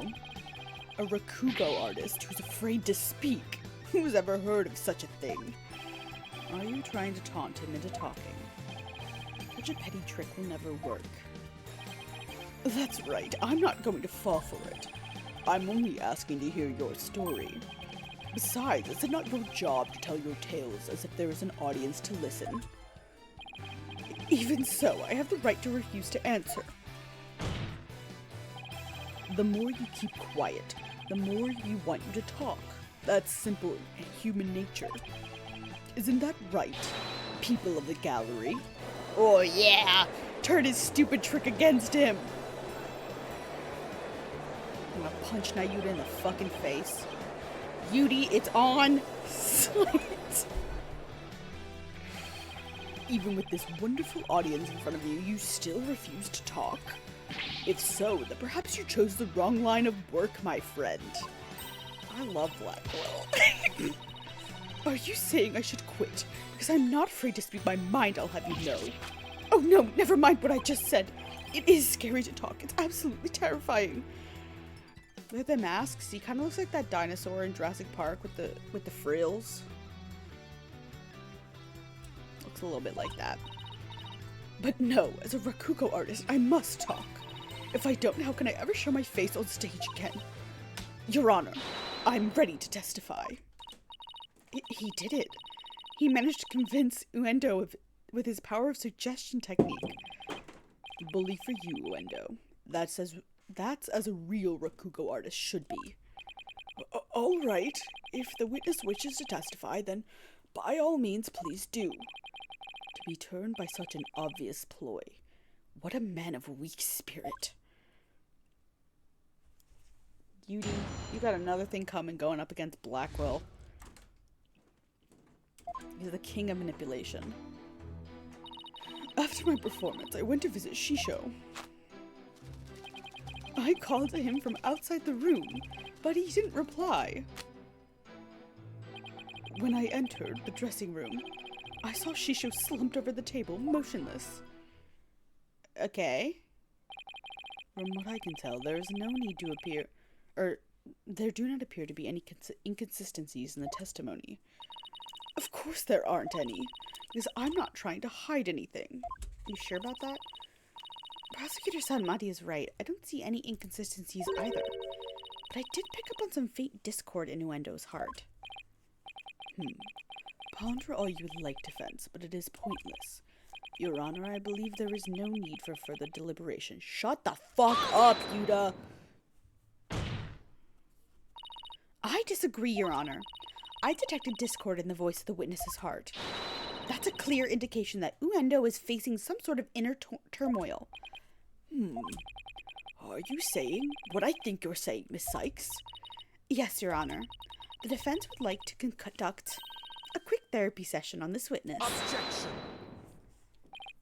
Uendo, there is no need for you to submit to this so-called therapy. It's fine by me. I have nothing to hide. Bring it on. Impetuous fool. Why will you not listen to the guidance of this humble servant of the Holy Mother? The witness wishes to proceed. I see no problem, prosecutor.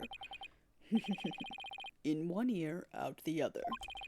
It seems this performer has no need for your so-called guidance, Prosecutor Sadmonk. Where's Apollo? Apparently Apollo is helping Trucy with the magic show.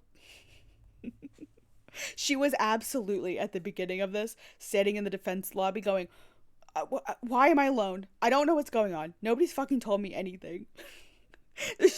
I'll be fine. There's nobody but me. And then Prosecutor Blackquill shows up and is like, what? Where's right? and Apollo. Where's right and justice? Where are they? Get them here. And Athena's like, right is abroad, and Apollo is helping his sister. She didn't say that. You know, is in the middle of a show. I'm who you've got. I'll be fine. And then he sassed her a bit, and now we're here. And he said, I'm tired of watching from the gallery. I gotta be hands-on in this train wreck. It's his own goddamn fault. Anyway. Just so you know this, Uendo, your folly will surely earn you divine retribution. Thanks, Simon. I'm going to make the most of this opportunity you created for me. Just keep your wits about you. I will. Uendo, could you tell us again about what happened in the dressing room?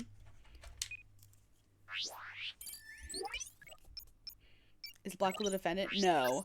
The defendant is... Let's see if I can pull this up in a second. Yeah. The defendant is this guy, Bucky Wet. He showed up drunk off his ass. He's not here right now because he's so drunk. So incredibly drunk. Passed out twice in the defendant lobby. Simon, like, witnessed. Or is a witness. And was, like, a friend of this guy, the victim, and, like, his dad. And apparently, this guy's soba shop is Simon's favorite. So he is very invested in this in the shop not closing down. Called him from outside the room. He didn't reply. In the dressing room, I saw him slumped over the table. Schlumped. Okay, why are you happy that he didn't reply? Got it. I don't know. Something here just doesn't match. Okay. No. I know, I fucked it up.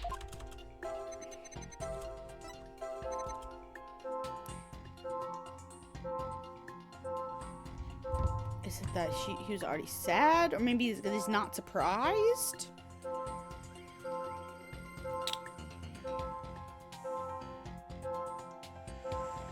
Yeah, he's not surprised. And I would be surprised. Why aren't you surprised? Uendo, I'm noticing something strange with these emotions.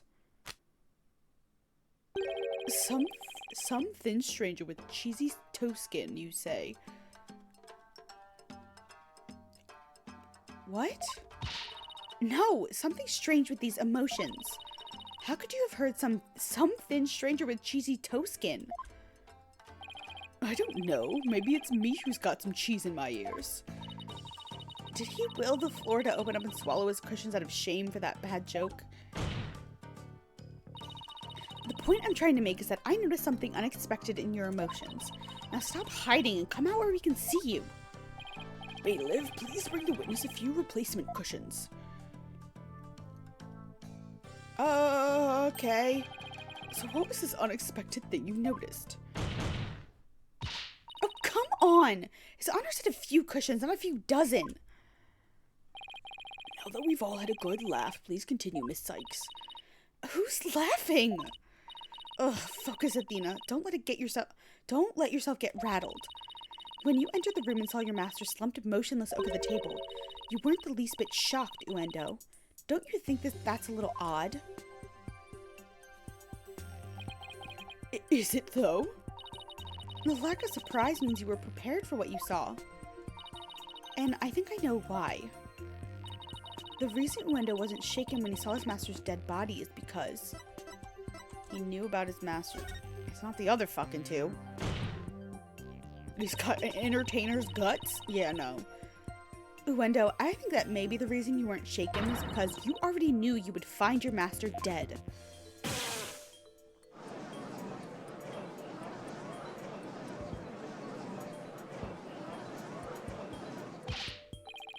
What? What kind of a thing is that to say? You've got it all wrong.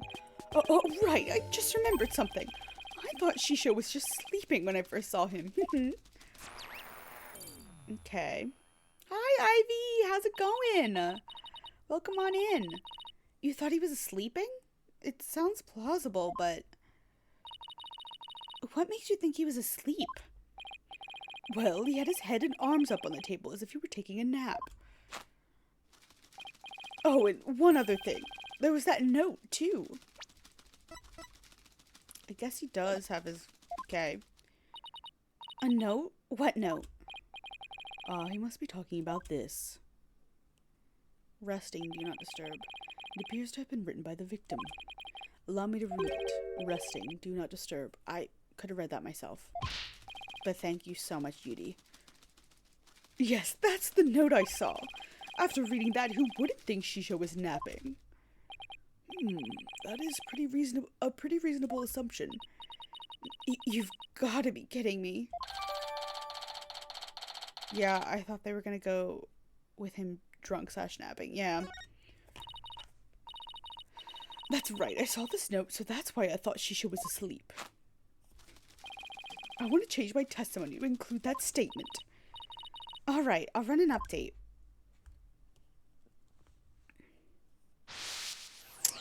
I love Athena. She's so cute.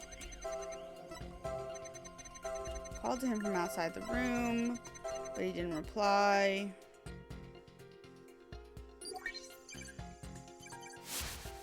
Okay.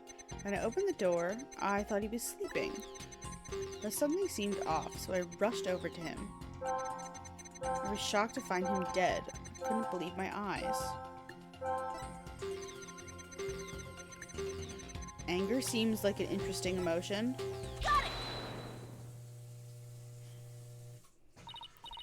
Uendo, I noticed something funny in your emotions again. Funny, you say? I guess an entertainer of my caliber can make people laugh even with my emotions. I didn't mean that kind of funny. Quite the opposite, actually. When you entered the dressing room, I see that you suddenly felt anger. What I want to know is, what made you feel angry all of a sudden? What? Let's see. Oh yeah, now I remember. As I was coming in, I whacked my little piggy on something. I was annoyed at my own clumsiness. Wait, you mean you stubbed your pinky toe? Just a little bump on my little piggy. No big deal. It's embarrassing, really. Sounds more like he's hiding something. I better dig a bit deeper. No need to be embarrassed, Endo, but I'm afraid it's something we do need to look into. I don't really see anything you could have stubbed your toe on. In the area around the dressing room door in this picture. But maybe there was something there at the time. Uendo, what exactly did you stub your toe on? What an irrelevant question. You dishonor the soul of the victim with these unnecessary delays. You tell her, really, who doesn't stub their toe every once in a while? You really gotta fuss over every small detail like this. Well, the thing is...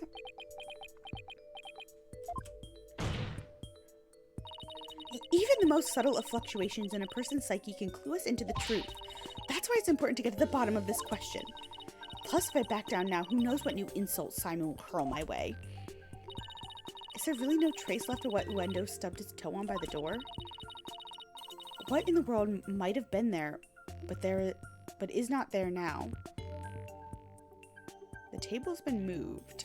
I just noticed.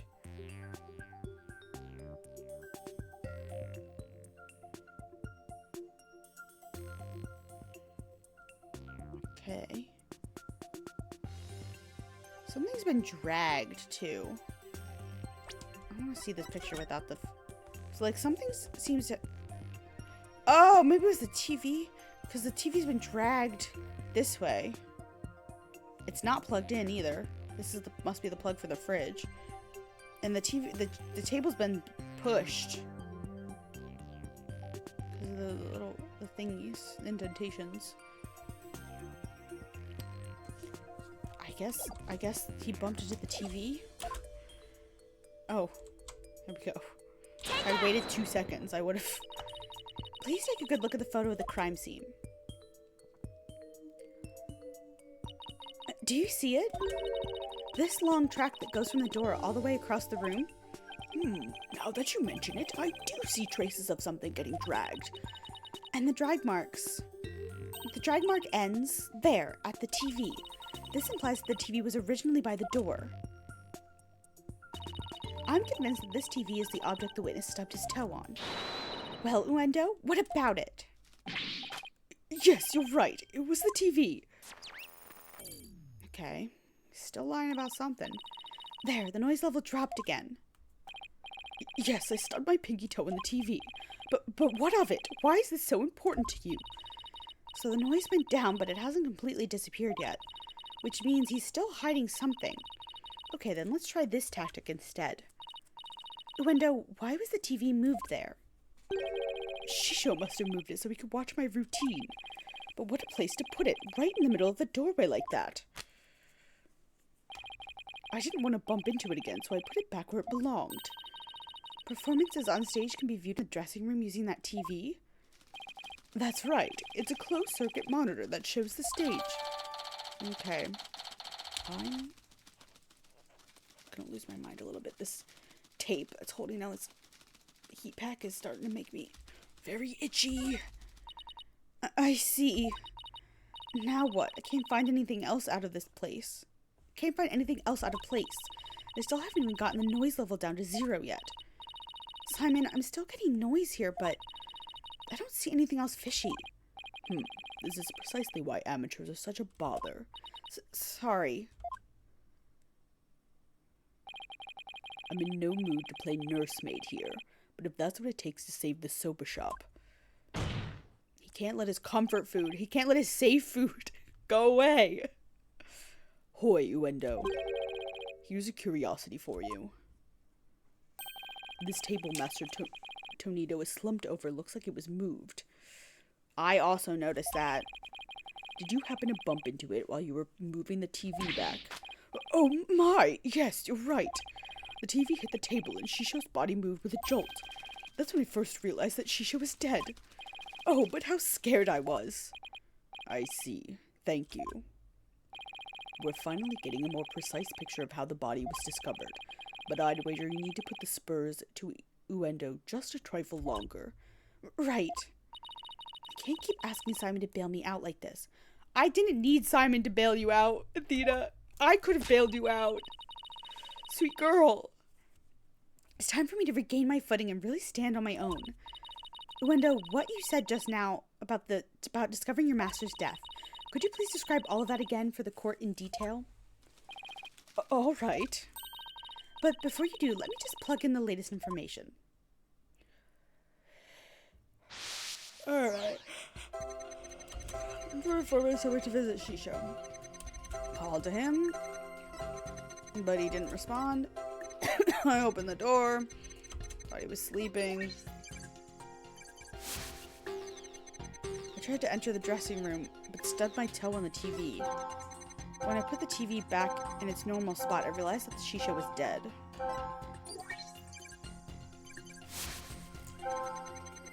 Seeing him slumped over that cluttered table.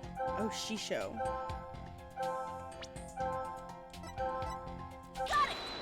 Okay, why are you surprised then? You were already surprised. That's odd. After the initial shock of finding the victim dead, you reacted with surprise again. What was it that surprised you, Uendo, besides your master's death? What do you mean? What's more, you were even more surprised the second time than the first. Do you want just tired? It's getting so hot here. I did enjoy that. Thank you very much, Ivy. I watched that after stream, and I was, when you said oh, they sing together, I thought, oh, it's just gonna be a song. I was not expecting a full ass stage play audio drama. It was very entertaining. That manager guy was having maybe the worst day of his life. Oh, what the fuck? What is happening? I'm clicking things on my phone and Okay. What could have surprised you more than finding your late master? Search me. Your little thingy must have made a mistake. Silence! The girl is as sharp as a trout, to be sure. But her ability to hear people's emotions is absolute. Now get to remembering, Uendo. What was it that surprised you? That was a compliment, right? Well, Oh God. Oh. No, we pushed him too hard and now he's mentally all over the place. His emotions are completely out of control. Out of control? Care to explain how that's relevant? You know how normally I listen for the hidden emotions in a witness's voice, right? From there, I look for inconsistencies between their testimony and those emotions. But sometimes a person's feelings can run too high, making it hard to get proper readings. So that's how your matrix program works. Fascinating.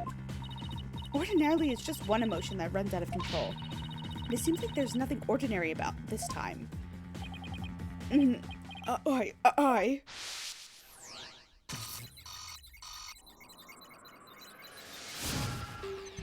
Okay.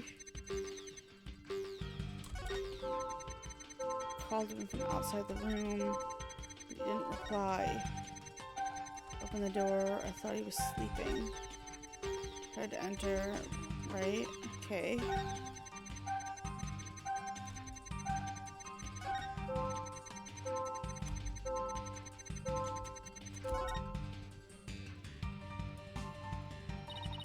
I knew it.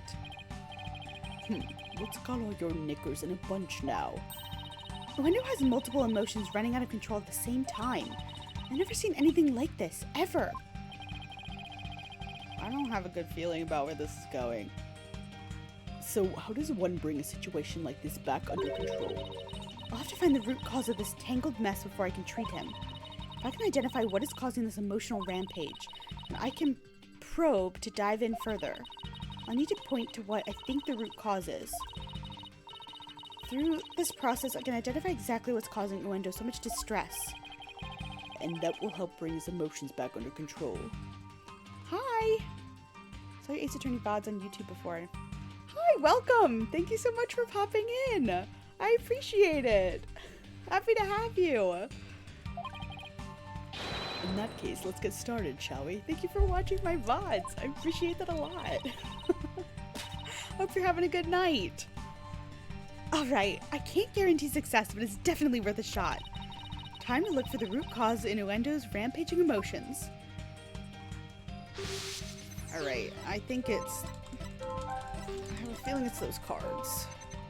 Okay. Yeah. Owen, fourth. Does this man... Are they giving this man multiple personality disorder? Is that what they're doing? Because I hope not. I get it now. The cards were the root of it all. Don't try to deny it. You can't hide your feelings from me. The dying message that was left at the scene of the crime is what was causing your distress. This case is already insane with the clown woman. But now we're gonna do this? And if the dying message was the cause of all those feelings, then that means the phrase Owen Forth must mean something to you. There we go. Clever literally has a line in Guilty Love saying, "Go ask the wind," or better yet, "Go ask Air Forehead." I was screaming through that song. I was absolutely losing my mind. Admitting the song is skipping his date to flirt with a following court. And Apollo says it's his favorite part. I was like, you perform a song on stage where you name drop Apollo? Oh. There, noise level 0, finally. The dying message consists of 2 words, Owen and Forth, but neither of these 2 words have anything to do with this witness.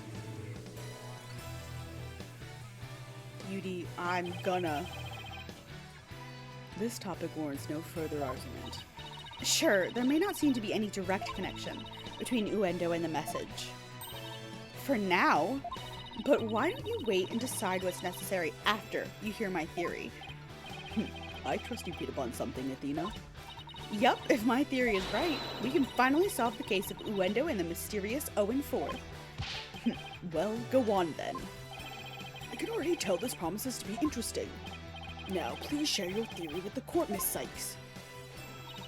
There was something puzzling to me about Uendo's out-of-control emotion just now. Namely, that there were 3 distinct reactions present. I had never seen that before, and I wondered how it could be possible. It's exactly what they're doing. Is there a conclusion to this meandering musing of yours? Hold your horses, I'm getting there. So, could a person flip between 3 distinct emotions of such an intensity like a switch? I'm gonna take this ad break to stretch a little bit. Oh god! That's a nice stretch. Oh. Oh god. Everything hurts. My whole body is pain.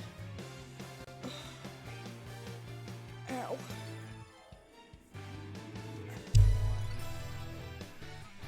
Ow. Okay. Drink water if you haven't in a while. Everybody hydrate or dihydrate. Okay, I took that.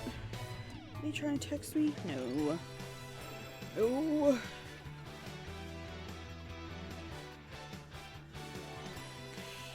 I can't.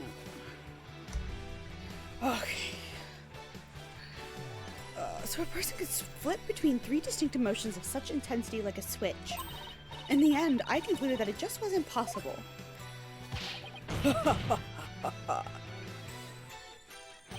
So that's it, is it? A bit unconventional, but I'll grant that it's possible within the realm of psychology.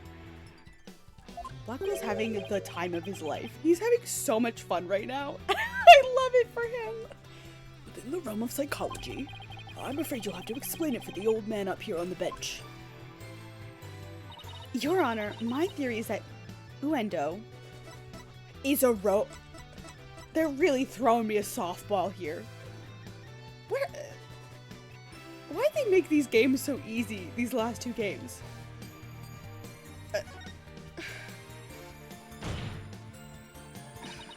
With so many distinct personas, it's clear to me that Uendo has dissociative identity disorder. I don't... Yeah, maybe he could be a robot under the pillows. I don't like that we're doing this. Your Honor, the defense would treat this trial as a child's jest. Multiple personality disorder?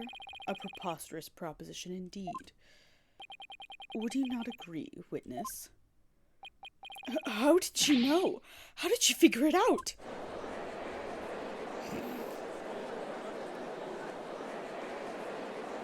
Oh my god. I can't believe it. I did it. I did it, Simon.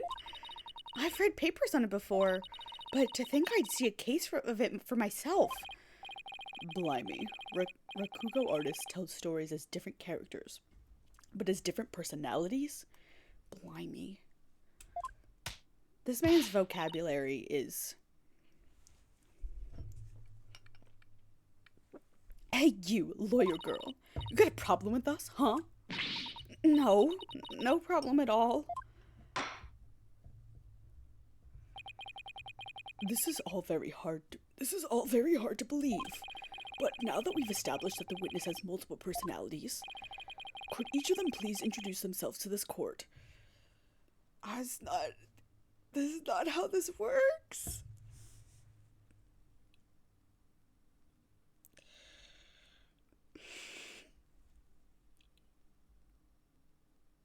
I don't. He's a weeaboo and a Britaboo. Britophile? I don't know.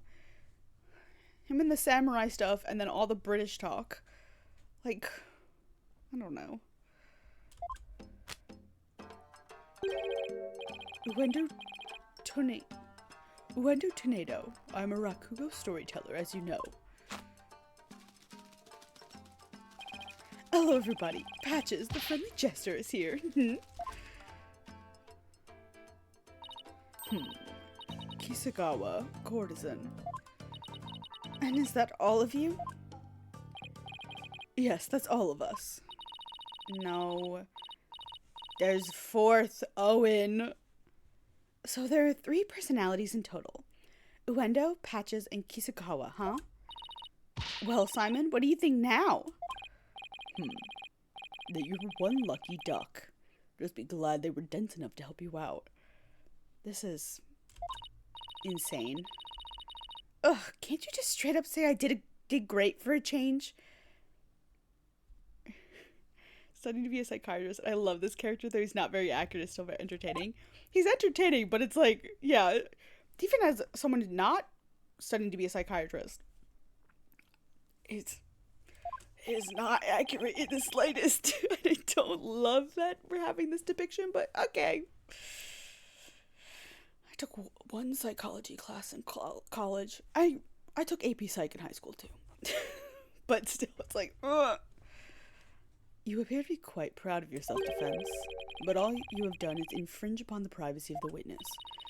I couldn't disagree more, prosecutor. Now that we know there are 3 personalities, a new way for us to interpret the meaning of a certain piece of evidence has arisen. A new interpretation. Oh, now I'm very curious. What is this piece of evidence you're talking about, Miss Sykes? Knowing what we know about Uendo and his personalities, this now makes perfect sense. That. Take that! The Karuta cards. That's right, Your Honor. Recall the original dying message left at the scene. We didn't have a clue as to what Owen Forth could have possibly meant. But now, with this new information about Uendo and his personalities, isn't it possible that Owen Forth actually means a secret 4th personality of Uendo's? A personality named Owen? Certainly one of the better depictions than some others. I mean, as long as Owen Forth doesn't turn out to be the murderer, then yeah. Then it's definitely better than some. But if he's the murderer, we'll see. Uendo must have kept his dissociative identity disorder from us because he didn't want to be associated in any way with that dying message. Maybe the clown did it. Still a certain Danganronpa character. Is it the crazy singer lady? Junko? Is that her name? I've seen the Game Grumps play the first 2 games, and that's all I know about Danganronpa. And they missed a lot, I'm sure, so... No, that's not why. Kept our disorder a secret for a different reason altogether. Can't believe M. Night Shyamalan made Split after seeing this. Good one, Carly. We've been taking advantage of our affliction to act out various Rakugo characters. If word of this got out, well, our reputation as a Rakugo artist would be tarnished, as would the Tornado name. That's why we kept it a secret from everyone except members of the Tornado school. But really, there is no 4th personality. It's just the 3 of us in here. I've also not seen Split, Carly. The only M. Night Shyamalan Ding Dong movie I've seen is the Avatar. That's it. And I wish I hadn't seen Avatar. A plausible enough sounding story. But it doesn't prove you didn't rearrange the cards, does it? But they entice me that I'm too lazy to go see. Fair. I will concede that it is highly likely the witness rearranged the cards. Is Prosecutor Sanmari actually agreeing with us? However, it is not also possible that the accused killed Master Tornado. The new one looks intriguing. What one is that? Does he have one out? I know that I just remember old being the last one. The concert one. I'm gonna Google this. M. Night Shyamalan Ding Dong.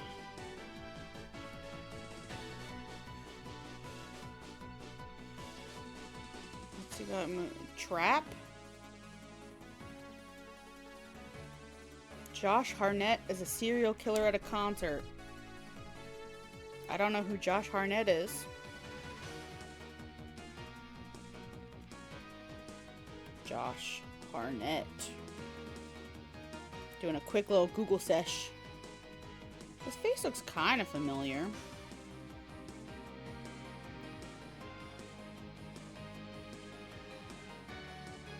What's he been in? I didn't see Oppenheimer. So I don't know any of this shit. I don't know anything that he's been in. Okay, I don't know. Bunch of white men. And then left that message in order to frame the witness.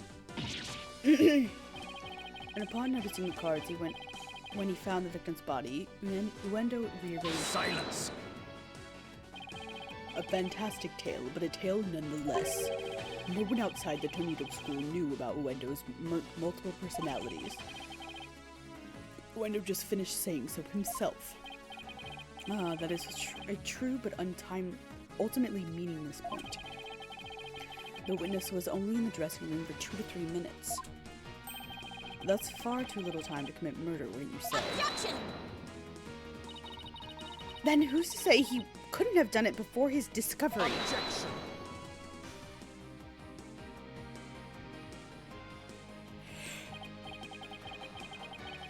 Ah, that spring chick memory of yours. Have you already forgotten Prosecutor Blackwell's testimony? Simon's testimony? Oh. Giru escorted me to the dressing room, but we heard the sound of Rakugo being performed from inside. Thinking the master was rehearsing, we decided to wait in the hall until he was done. What if they were playing the sounds of Rakugo over that TV that was by the door? They definitely staged this shit.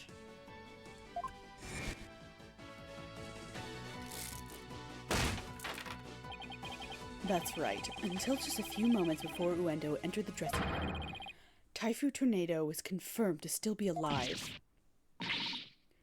No! Not only that, but Uendo was on stage until just before he discovered the body. A bulletproof alibi that I have already confirmed with several audience members. Time of death, between 2 p.m. and 5 p.m. That is a wide range. And everything was found at 4. You could have died at 2. Alright. You could have died before the show even started. Oh, I also heard that his Rakugo performance that day was a steaming pile of...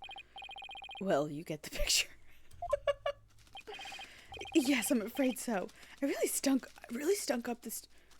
What was this man's voice? I really stunk up the stage. I did. And yet I have a perfect alibi. Indeed. Why not land the coup de grace on the defense by describing your alibi, witness? Okie dokie, Smokey. Okay. I was on stage until just moments before I went into the dressing room. The entire audience was my witness. But my performance was a huge bust. Not a single soul laughed. I'll never be able to live down how terribly I bombed during that very important show. Okay. Uendo was on stage before he found the bodies who could not have committed this crime. It is time to let it all go, defense, and move on. That's your favorite turn of phrase. Your absolute favorite turn of phrase. Well, get this, Prosecutor Sudmati. The Write Anything Agency never gives up. We fight to the bitter end. Pfft. Allow me to say this once more. Let it go and move on. Make that your fucking catchphrase, asshole. And allow me to say once more, I'm never giving up. Let it go and never. Dude, shut up and you fucking let it go. This is pointless. You should have taken advantage of this opportunity while you could, you foolish child. Your worthless convictions only serve to prolong the accused's suffering. If words will not sway you, then perhaps pain will. Oh, he's gonna throw his fucking bees at me. Oh no! Anything but this!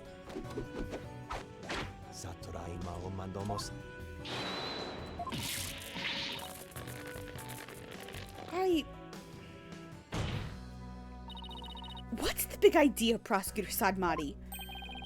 That was but a small dose of punishment for your misguided convictions. Are you now a bit more inclined to give up, as instructed? As if! In that case, you must require another dose. Somebody? Handcuff this man. Oh! Thank you. Thank you, Simon. Not bloody likely. I don't give two flips about your beliefs. But if Sykes Dono were to submit to you here, I won't be able to eat good soba anymore. This man.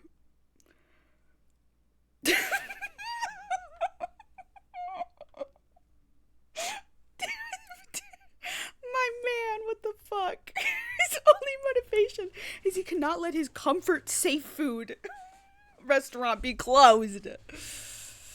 Oh. Yes, he is very much. They have great sibling dynamic, the two of them, which is why I don't understand why people ship the two of them so much. I love the sibling dynamics in these games. Trucy and Paulo, ugh, so good together. And Blackquill and Athena have their own little sibling thing going on. They fight like siblings. Like, who ships these two? She's 18 and he's 28. Gross. Anyway. That's right. For Mr. Wet's future and Prosecutor Blackwill's stomach, I will never give up. You will rue these words' defense. Of that I can assure you. Sam was like 21 when she was 10. Exactly. The age gaps in these... I love these games. I love these games to death. But the age gaps they give these characters sometimes. Absolutely bananas. I'm thinking Gumshoe and Maggie Bird. I'm thinking that entire case in Justice for All at the circus. It's like too much. I'm thinking Iris and just everybody. Iris and that fucking convict. Like, alright, what do we need to do?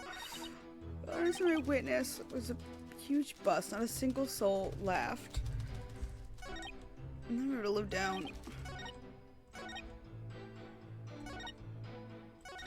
Why was it a huge bust? What? Do you have any idea what went wrong? I'm not sure if it was my performance, or if it was just that particular audience. Maybe it was the story I picked. But every entertainer knows that this kind of thing happens from time to time. I guess that makes sense. Still, I wonder how he could have flopped at his own commemorative show. Maybe I should dig into things a bit more. What did you perform? Could you tell me which Rakugo story you performed? I could, but I'm not sure if it would mean anything to the uninitiated. Well, even if I might not get it, can't you at least try me? Alright, if you insist. The story I performed is called Toki Soba, otherwise known as Time Soba. Time Soba, huh? Maybe Wendo's right. He's only said the name of the routine and I'm already lost.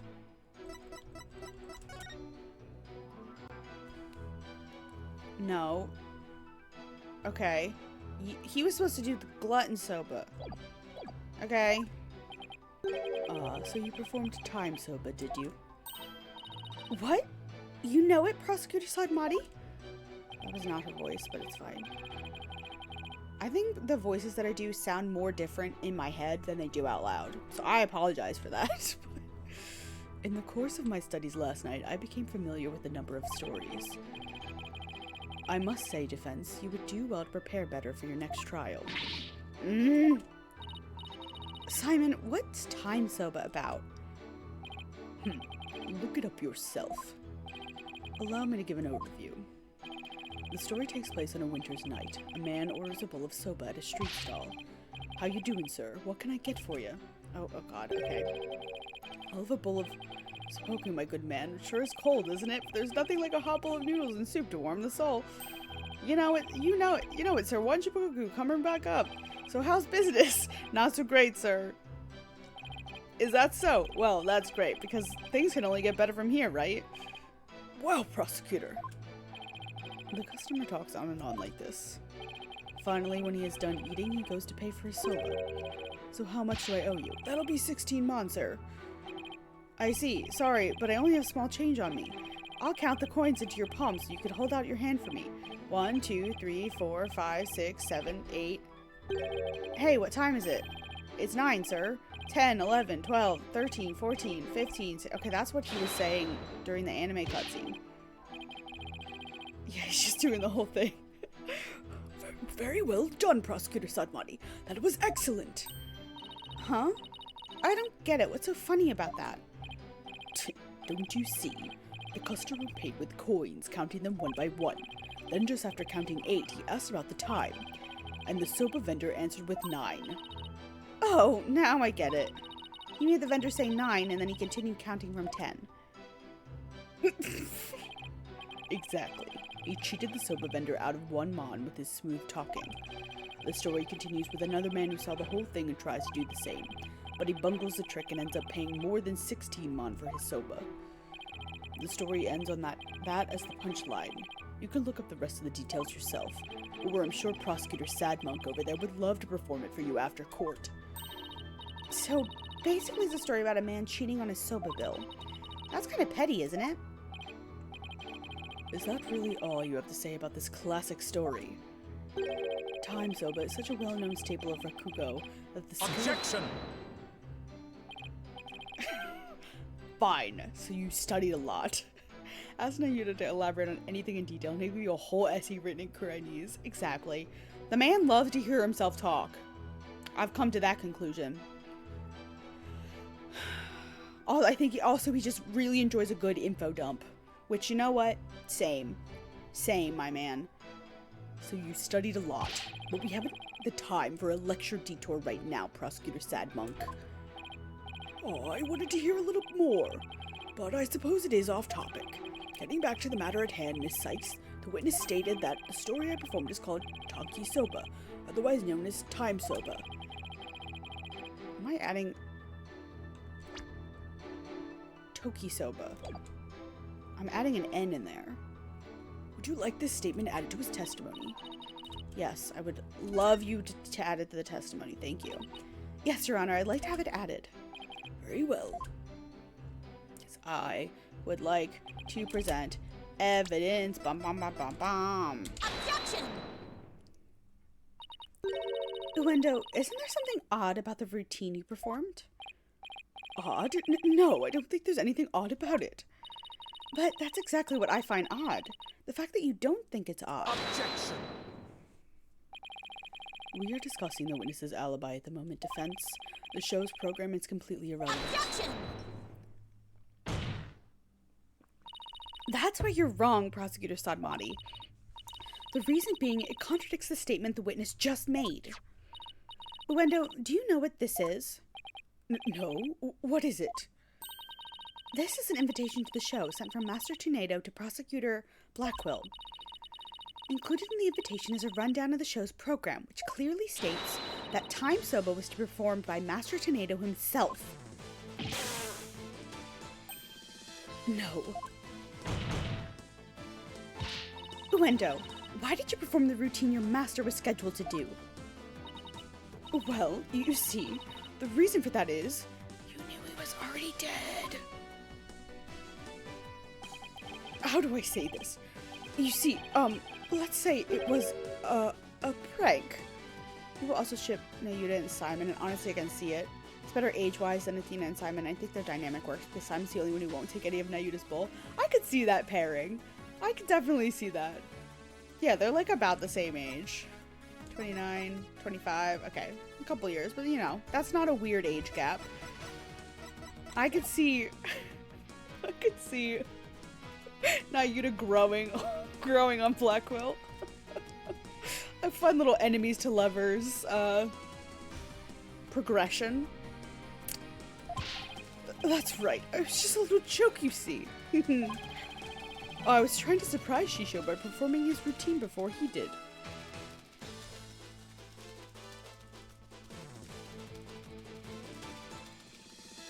Sorry.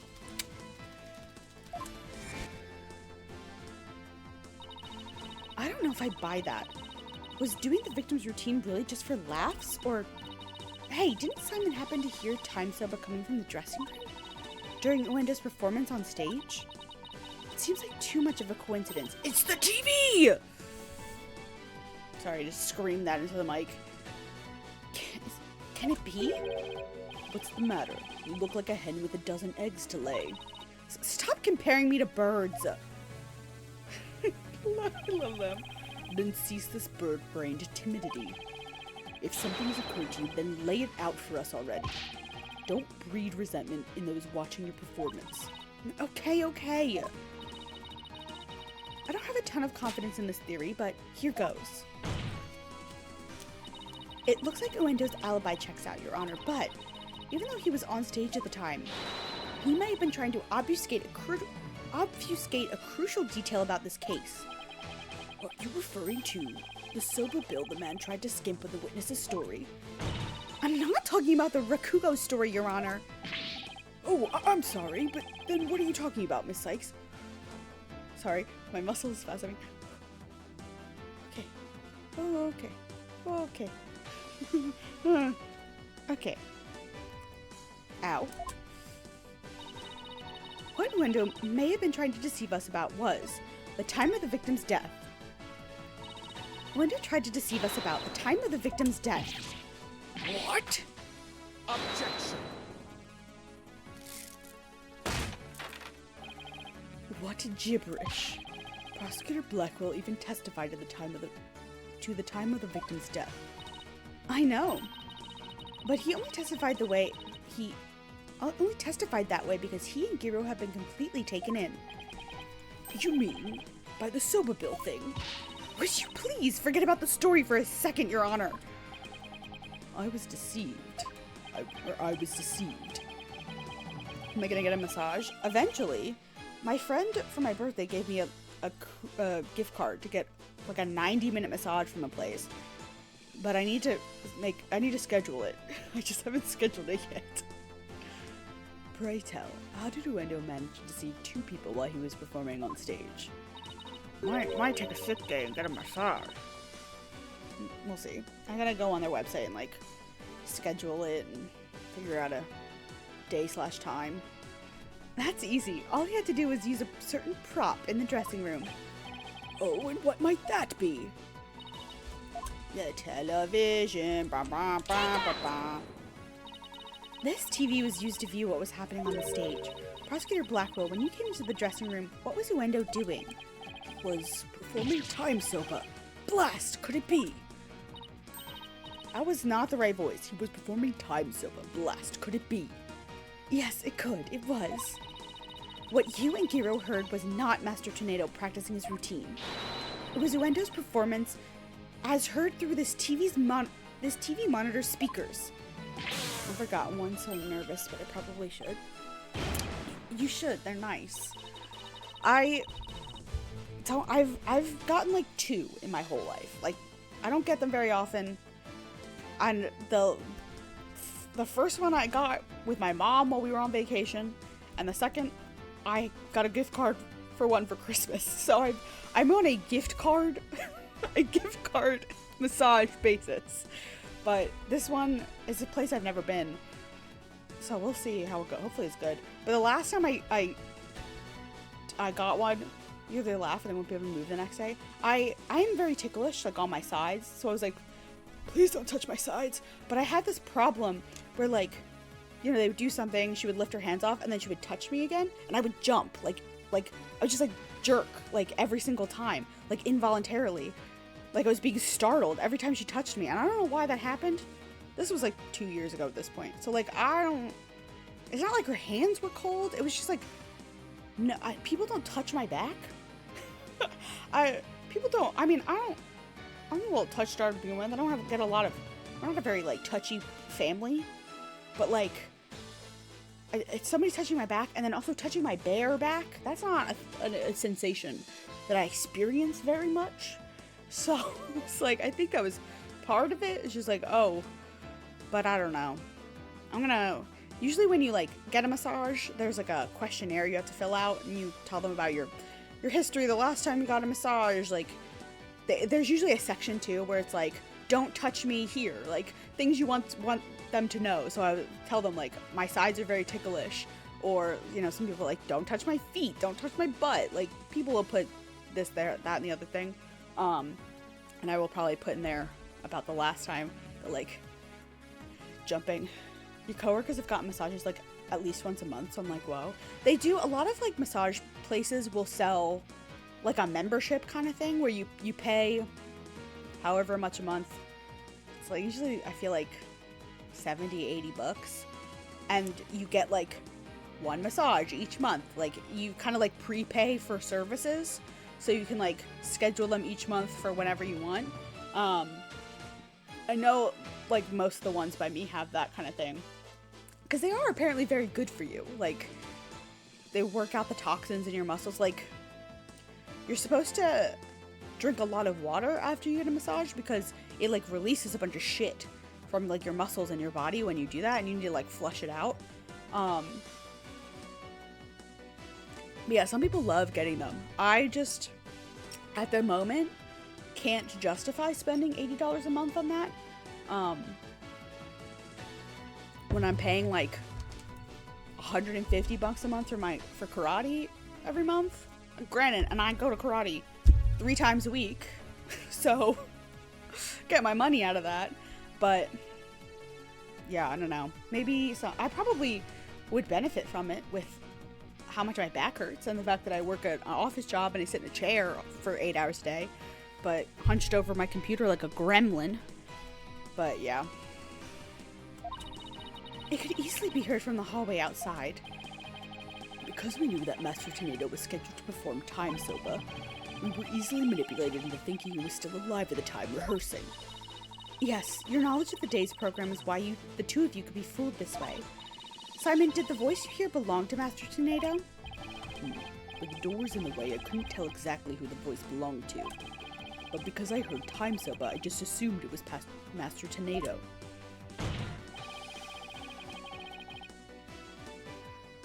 I can't believe I was taken in by such a simple mind game. Objection! All of this is mere conjecture. Where is your proof defense?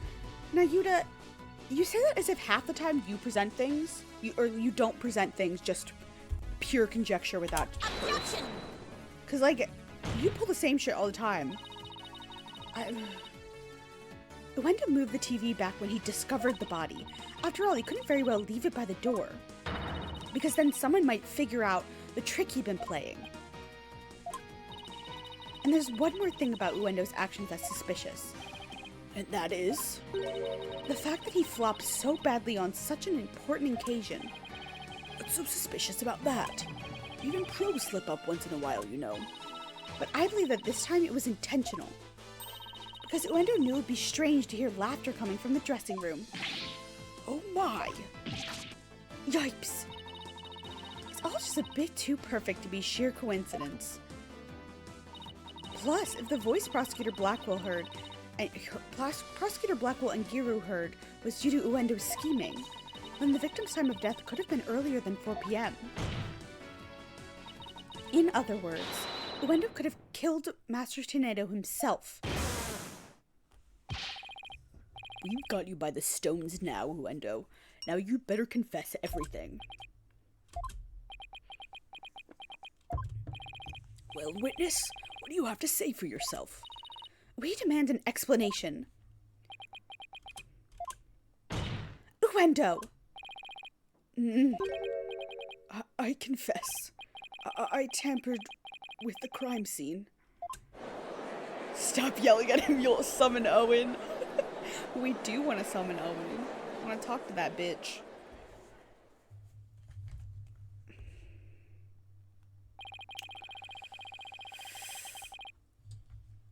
Is it the defense's claim that Uendo Tornado is the true murderer in this case? If he tampered with the crime scene, then we have to at least consider him a suspect. Now wait just 1 minute. Yes, I admit to messing with the dressing room, but I didn't kill Shisho. Then why did you tamper with the crime scene? I refuse to answer that question. What? If you suspect this witness, then I have a question for you. What could it be this time? Uendo has absolutely no reason to murder Taifu Tornado. After all, why would Uendo kill the man who recognized his skills and promoted him? Oh, well, his motive was, I can't think of a single thing. It appears you are also not aware of one other fact. And that is? That the accused visited the dressing room before 4 p.m. as well. Is it not natural then to suppose that the accused killed the victim at that time? What? Nobody told me Mr. Wed had also gone before 4 p.m. We were only discussing the time frame after 4 p.m., so I didn't think to mention it. Bitch. Also, Simon, why the fuck didn't you fill me in on that? But now that you have made the time period before 4 p.m. relevant. Uh-oh. I don't like where this is going. So you really do not know what your client was doing during that time frame, do you? I talked to my client for 5 minutes and he was so drunk. You gotta give me a break. Well, it was all very sudden and, why did you wait until the very last second to contact me, Simon? Don't you give me that look. And just so you know, Bucky never told me he had visited the Master before 4 p.m. either.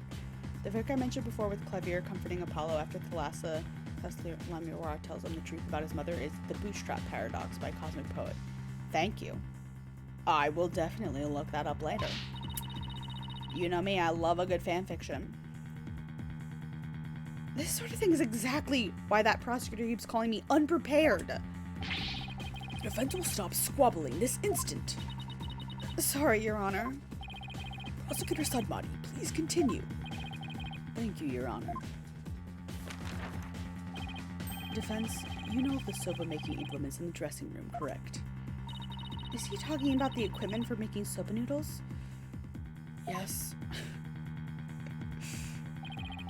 You speak of the large bowl that is used to mix buckwheat flour and water. The long rolling pin and the special knife that is used to cut the dough into noodles.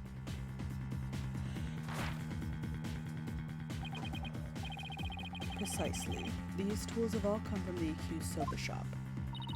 You mean they didn't belong to Master Tornado? Mr. Wed had visited this dressing room to give the victim a soba-making lesson, and that visit was before 4 p.m. I'm afraid that after the accused kneaded the dough and made those noodles,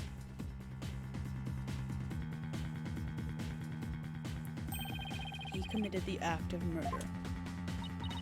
But wait, that doesn't add up. Mr. Wet killed the victim before 4 p.m. Why would he return to that room at a later time?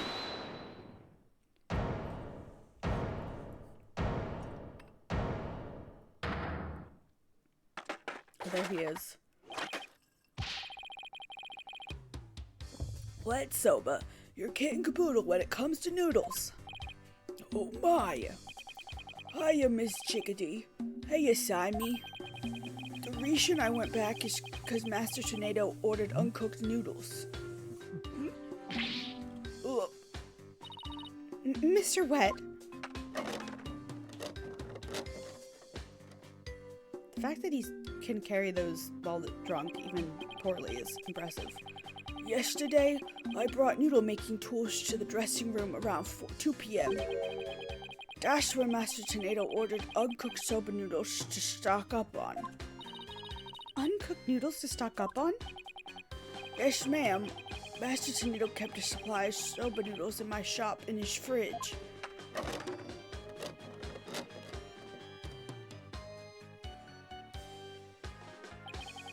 We only had one serving left, so I went back to my shop to get more. One serving of noodles in the fridge? I thought the fridge was practically empty. Anyway, the whereabouts of the missing noodles isn't all that important right now. You ran into me and Garu when you came back to deliver the uncooked soba, correct? That's right, Simey. I made time out of my busy day to deliver him the noodlish. And you know what? He ignored me when I called to him from the inner doorway. He just kept mumbling Rakugu lines for ages. So I got mad and went back to my soba shop. Ah, so that's why you got mad. If what he's saying is true, then there's no way he could be the murderer. I swear I'm telling the truth, Miss Chicken. Bailiff, quick, get this man to the infirmary. Is he drunk or does he have food poisoning? Well, I dare say he's quite the handful. Your Honor, please accept the statements Mr. Wet just made just now into evidence. I believe the accused's statements about going to the room at around 2 p.m. is true, for it falls within the victim's estimated time of death. That opens up the possibility that the crime was committed between 2 and 4 p.m. That's some critical information. Yes, Your Honor, but other than that one point, Mr. Wet's statements are dubious and without proof. Objection! But they are the words of the defendant himself. Simon, back me up here. He has a point. If I were the prosecutor, I wouldn't accept them either. Well, I understand the defense's feelings on the matter. This court is unable to accept anything other than the time the defendant made his visit. Now what do I do? I trust you have no further objections, defense. At last, the time has come to send the soul of the victim onward to the top. Silence!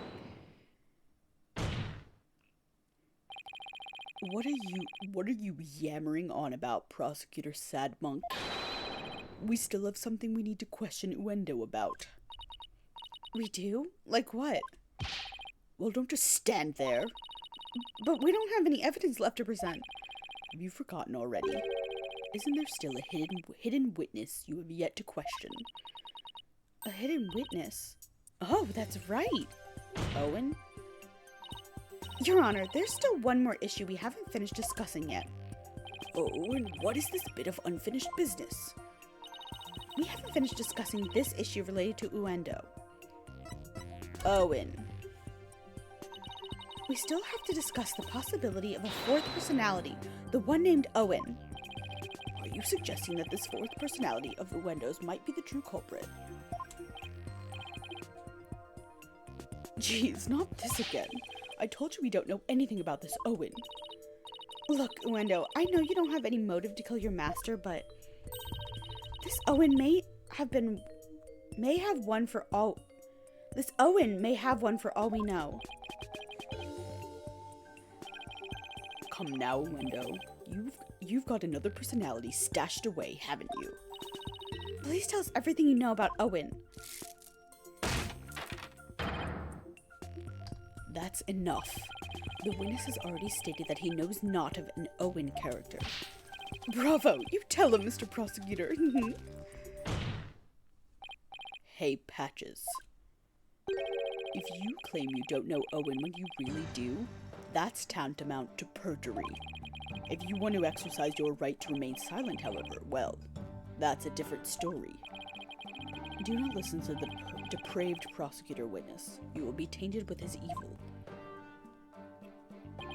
Do you have any idea how dark and cold a prison cell is? I exercise my right to remain silent. What's this now? Changing horses in midstream, are you? Shut up! I will remain silent, and that's it! Patches, you fool! You stay out of this!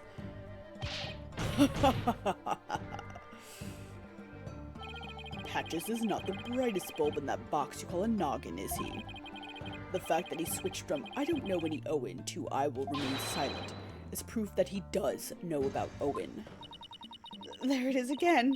Simon's formidable psychological manipulation tactic. I'm sure glad he's on my side today. Objection! Reading comprehension is not my strong suit, apparently. You dirty, despicable, depraved prosecutor. You were leading the witness. Witness, there is no need for you to submit yourself to the defense's question. Objection! Your Honor, Wendo is definitely hiding something. Please allow me to question the witness about the existence of Owen. I suppose only this witness can confirm or deny the existence of Owen for us. Apparently everybody I know is playing Lethal Company right now. Just had like 4 pop-ups. Very well, I will allow the defense to proceed.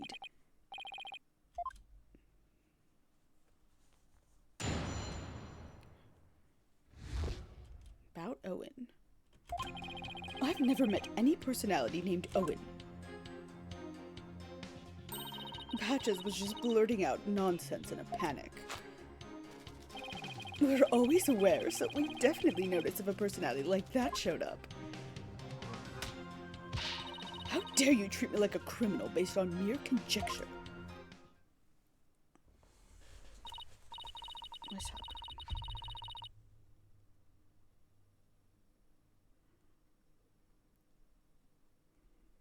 Painting party! Wow, how am I supposed to deal with the testimony of 3 personalities? Unless you can prove the existence of Owen here, it's all over. You best screw your courage to the sticking place and attack their testimony head-on. Alright, I will. Just stop piling the pressure on me. I have to draw out some info. Anything to drag Owen out into the open. Oh. You'll fix it. Just shake it up. Carly just started playing Coral Island for anybody curious. We're all always aware, so we definitely notice. Hold it! Okay. But what if for some reason you 3 were unconscious at the time of the incident? If the 3 of you weren't alert and aware, what would happen? What would happen? I'm not even sure what you mean. Oh. I need to hop myself up on pain meds before I go to sleep tonight. I mean, you 3 share the same memories, right? But what if Owen is different? What if he has memories separate from yours? Maybe Owen emerges when the 3 of you are unaware or unconscious. Objection! Instead of speaking as if this 4th personality is a foregone conclusion, I suggest you prove his existence first. Yeah, that would be fucking terrifying. Well, we've already seen 3 personalities. A 4th wouldn't be a stretch. Stop shaking your head at me. You dishonor the victim in this court by jumping to such conclusions without proof. Have you ever heard these stories, these old sayings, Prosecutor Sadmati? What happens twice will happen thrice. If you see one, there are likely 30 in your home. I'm basing my theory on such premises. Comparing us to cockroaches. Do we bug you that much, girly?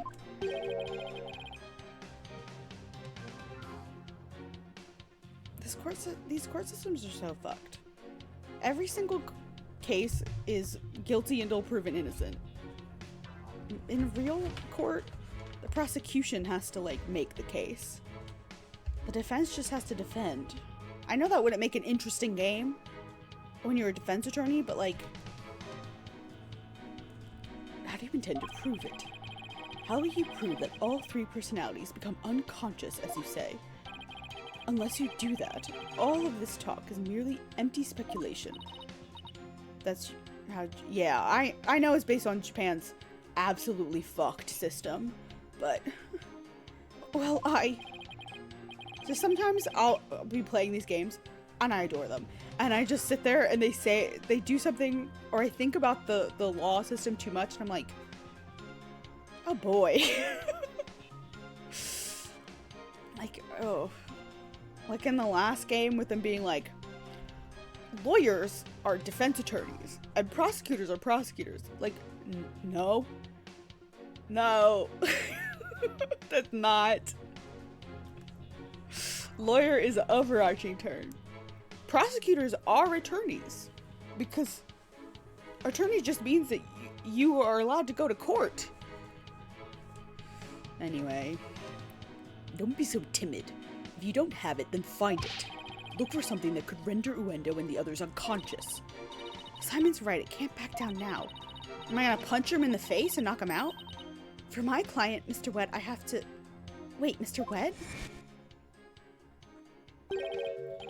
Let me rest.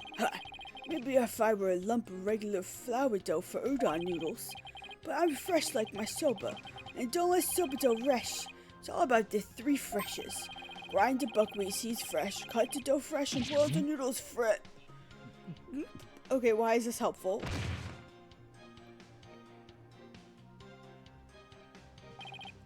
He's blacked out. Mr. Wet, falling unconscious. Wait a minute, I think I've got it. Miss Sykes, do you have proof to back up your theory? I assume so. Yes, Your Honor, I do. The proof is right here in this crime photo. It is?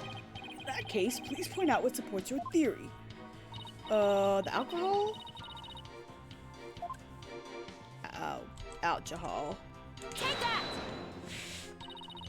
This is probably what made Uendo lose unconsciousness. Ah, yes, the sake. And isn't it just like Master Tornado to pick up a fine brand like Camel? It's funny that it called it Camel since that's a brand of cigarettes. Sake? Oh, you mean rice wine? Oh, please, don't call it rice wine. That's so unsophisticated. Silly girl. I must agree. You need to become more cultured, Athena. Blackquill, she's 19. She can't drink. I didn't know the difference. Tomato, tomato. It's made of rice and people get drunk from drinking it, right? It's called sake. End of story. Fine, sake it is then. Ay caramba, everybody's so touchy about these things. I recall Master Tornado would often have a drink or two before performing. He said it made him more eloquent. Drinking too much of the stuff can make one lose consciousness, though, of course.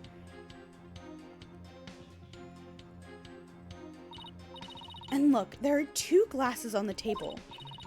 Uendo, I believe your master offered you some sake. And then, you must have drank too much and passed out. That's when your 4th personality, Owen, emerged. I drank sake. Oh, that's a good one. We have a real sweet tooth, you see, so yes, we did accept a sugary red bean bun. But since we really dislike sake, we said no, no thank you to that. Was the bun drugged? Believe it or not, we're real weak when it comes to booze. Even a tiny drop can knock us right out. So you see, I had a sweet manju bun, but I didn't drink any sake. What? How can that be? That can't be right.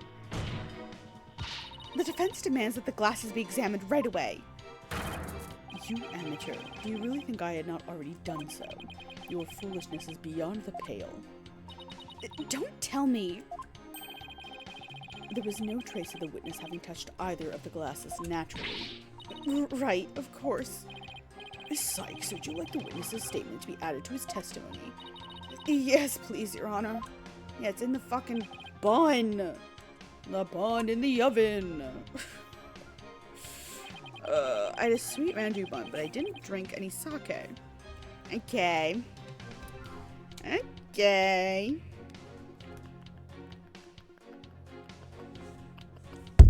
Whoop. Punching things.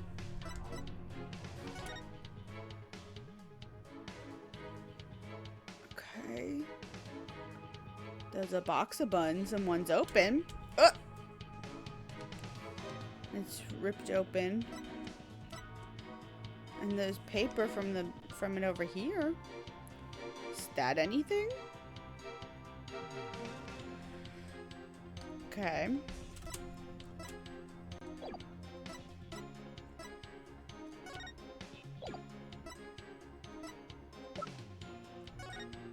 Oh.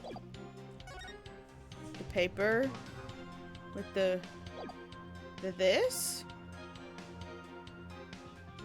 Objection! Okay. This shows what most likely made Uendo lose consciousness.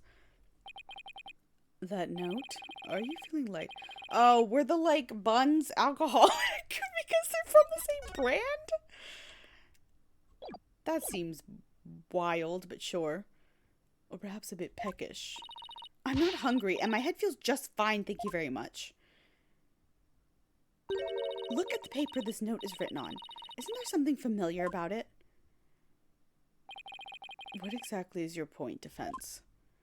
This fake design here reminds me of the paper from...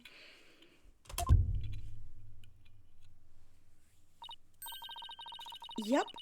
It's a piece of the wrapping paper on the box of manju buns by the victim on the floor. Uendo, you may not have drunk any sake, but you did eat a sweet red bean bun, right? Well, yes, that's right. I don't know if you're aware of it or not, Uendo, but I believe the manju you ate caused you to fall unconscious. The bean bun? But how? Because those buns contained a secret ingredient.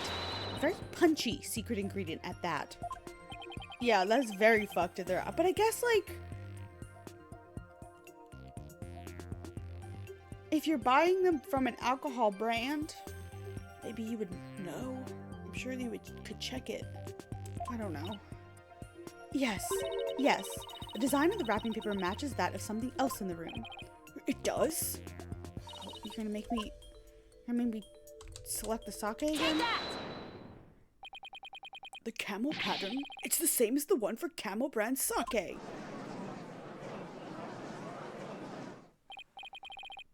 So, just as Uendo said, he didn't drink any sake per se.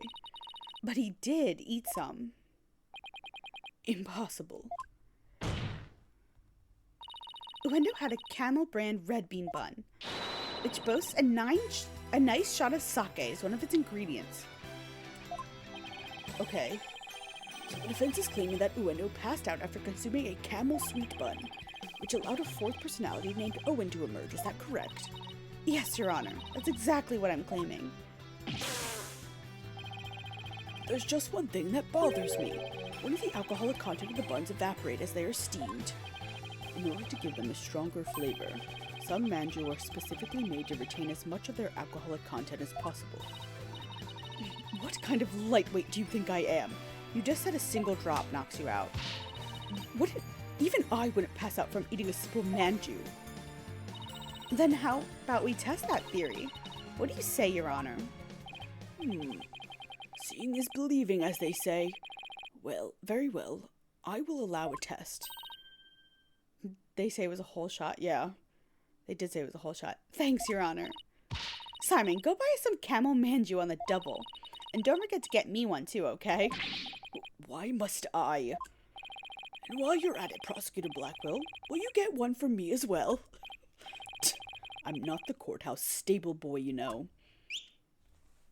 He just said Taka. But this once, I'll acquiesce. Taka, I'm counting on you. We're gonna send the bird? And all of you had better pay me back. Yeah, everyone's getting drunk as hell in this courtroom. Hell yeah. This is what I wanted. Hell yeah. Can I join them? But I thought that would be your treat, Prosecutor Blackquill. What a shame. Now then, let us adjourn until the manju arrive by Carrier Hawk. Court will reconvene as soon as Taka returns. Good lord. Oh, y'all.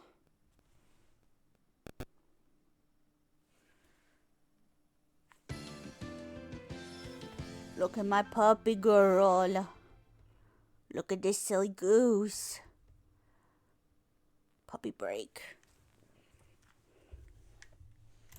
She's been crazy. Absolutely bananas lately. Oh. Oh, I gotta... The strawberry. My parents bought her a strawberry outfit. Thank you, Carly. She was not happy about it.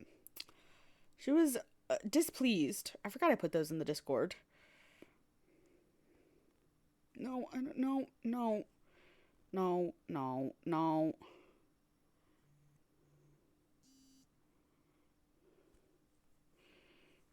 So many text messages.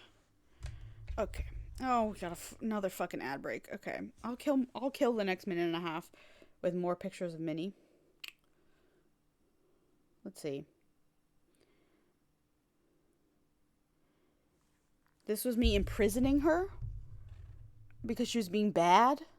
So I had to just like hold her like a baby for a while so she would stop screaming while my mom was in a meeting.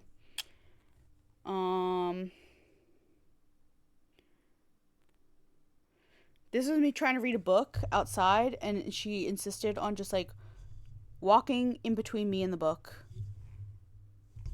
Just sitting in between me and the book. Wasn't letting me read. Also another good one.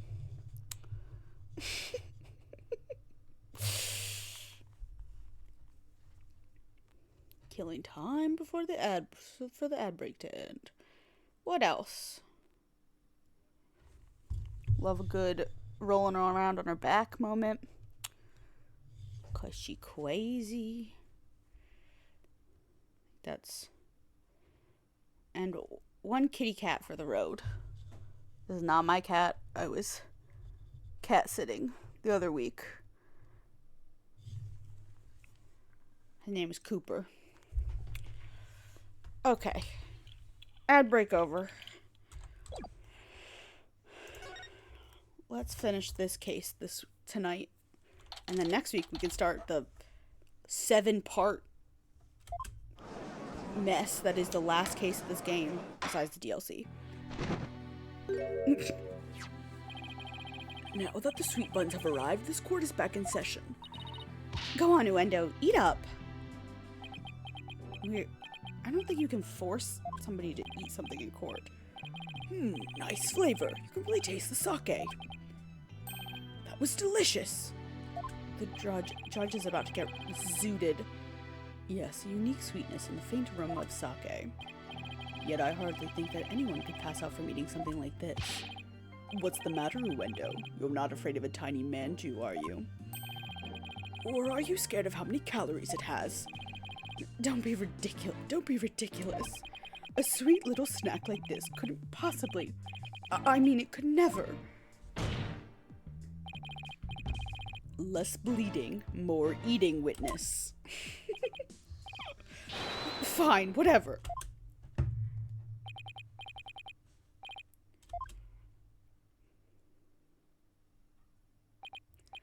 See, I told you. Don't affect me in the slightest. We might be lightweight, but come on. Nobody's that lady. Seriously. Nobody gets drunk off a little... Oh, we're losing all the fans. Oh.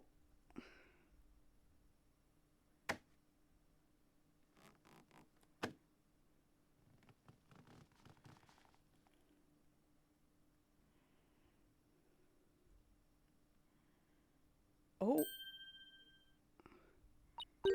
It looks like it worked. Oh my. Witness, please tell the court your name and occupation. Oh.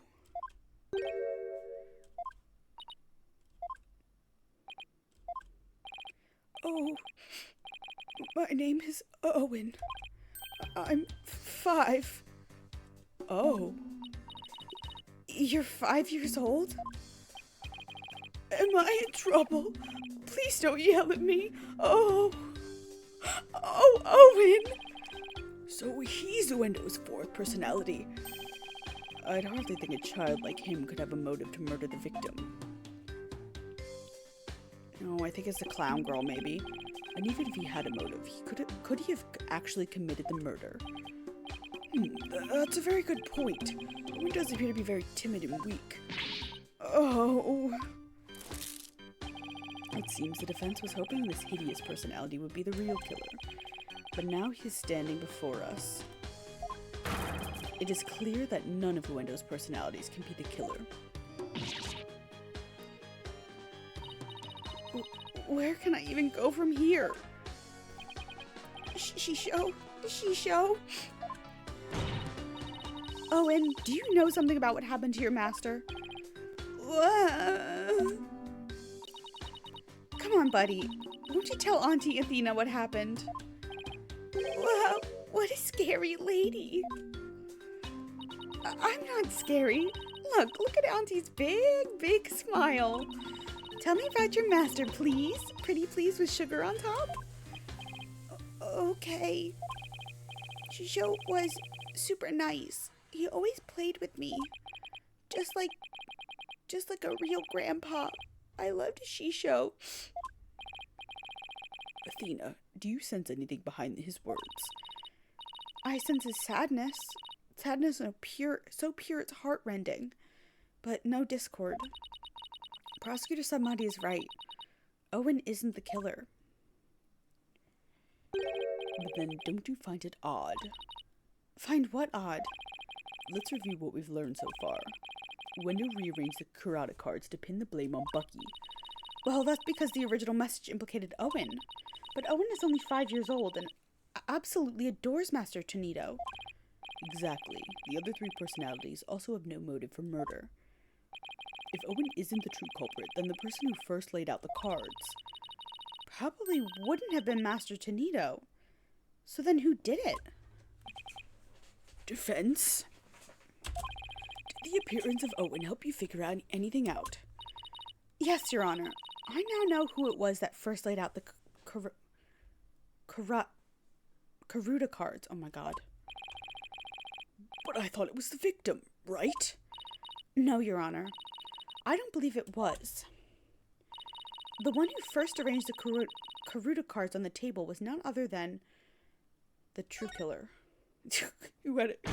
Uedo's fifth personality. I believe the person who laid the cards out is the very person who killed Typhoon Tornado. This game is really testing my ability to pronounce things, and I'm failing pretty badly. How quickly you move on to a new target when your Owen theory proves false. You Pokunnin. Case in point. I don't know what a Pokunin is, but I know I am definitely not one. And before you start with the sermons, why don't you hear me out? Yes, let's hear the defense's reasoning. Please proceed, Miss Sykes. But if you are bluffing, I won't go easy on you. I understand, Your Honor. Now then, please recall the original crime scene. Who did the Karuta card's name when the scene was discovered? Let's see. I believe they implicated the defendant, Bucky Wet. That's right, but when we found out the message originally read Owen 4th,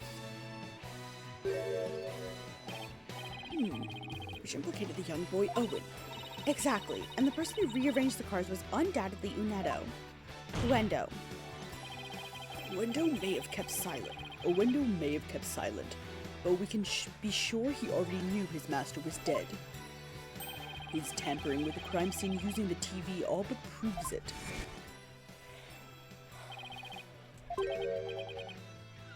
I confess, I tampered with the crime scene. The reason Uendo arranged the Karuta cards and moved the TV was because he saw the Owen 4th message and was convinced Owen had committed the crime. Right on, Prosecutor Blackquill. It would seem that Owen and the other three personalities don't share the same memories. But really, there's no 4th personality, it's just the 3 of us in here. Uendo feared that Owen had killed Master Tonetto, so he tried to hide Owen from us. Oh! But it turns out Owen is but a 5-year-old child incapable of hurting a fly, let alone his beloved master. So naturally, the culprit must be somebody else. And this somebody else, the true killer, tried to pin the crime on Owen.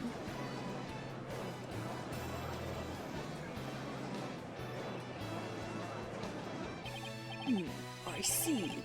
That does make sense. This is not but conjecture composed of half-truths and fantasy. Who, then, do you maintain murdered the victim? I believe Owen might know something about that. Objection! I refuse to allow such impromptu testimony, and from a 5-year-old, no less. Such a young child is incapable of producing anything coherent. Objection! But he should have an adult with him. Your desperation is disgraceful. You should realize when it is time to let go. I saw it. I saw Shisho getting... Owen, you do know something, don't you? Yeah. Oh my, is this true? If so, we must have Owen testify immediately. Stop yelling! I read that in Mamma Mia at the beginning when Meryl Streep's character is like greeting Sophie's friends and she goes, "Stop growing!" I don't know why that's what popped into my head. Did you agree, Prosecutor Salmati? Mm-hmm. It's all right, Owen. Go ahead and tell us what you know. God, I love that movie. I gotta watch that again at some point. What a comfort film. Shisho was standing with a knife in his hand. Blood was dripping onto Shisho's face, getting it all red. I couldn't move at all. I was so scared, I passed out. Oh. Okay, this is eyewitness testimony from the moment of the murder. Owen, can you tell us anything else about what you saw? I was so scared. Oh, so scared. Owen. His emotions are spiraling out of control. Something must have really frightened him. Is he all right? His emotions are running wild because he's trying to recall something frightening to him. I recommend a therapy session right away. I see. Yes, please do whatever you can to help the poor boy. Will do, Your Honor. I'd better find the cause of these out-of-control emotions pronto. Pressing my back up against the chair presses the heat pad into my back more, and it feels very nice. I am going to have to take this heat pad off before I go to bed, because you're only supposed to keep it on for like 8 hours, and I've definitely had it on for much more than that, because I've had it on since like 9 in the morning. She was standing with a knife in his hand. Blood was dripping onto Shisho's face, getting it all red. Couldn't move at all. I was so scared. Okay. It's still producing heat, so it's like, why not? Got it! Yeah, blood was dripping down onto Shisho's face. Blood? I don't remember seeing any blood in the crime scene photos. Besides, if the victim was standing upright, how could blood drip down onto his face? As I expected, all we managed to obtain from this child is a tale he dreamt up. Guess it's a little weird for blood to drip onto the victim's face if he was standing up. Unless it dripped down from the ceiling or something? What do you think, Simon? I don't know. Owen's one confused and upset kid right now, so who knows how accurate his memory is. Maybe it's time for that thing instead. Huh? What thing? That thing you and your cohorts do. What do you call it? Rotate your thinking about? Oh, you mean turn your thinking around? Yes, whatever. It's the same thing either way. No, it isn't. Whoever's heard of rotating your thinking? I mean, rotate is... Hey, wait a minute. What? You know what, Simon? In this case, I think rotate just might work perfectly after all. Come again? All I have to do is rotate things by 90 degrees. When he saw his master, Owen must have been...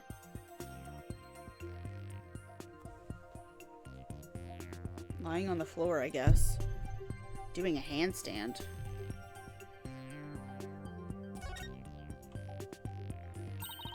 Owen must have been lying on the floor when he witnessed his master's murder. What?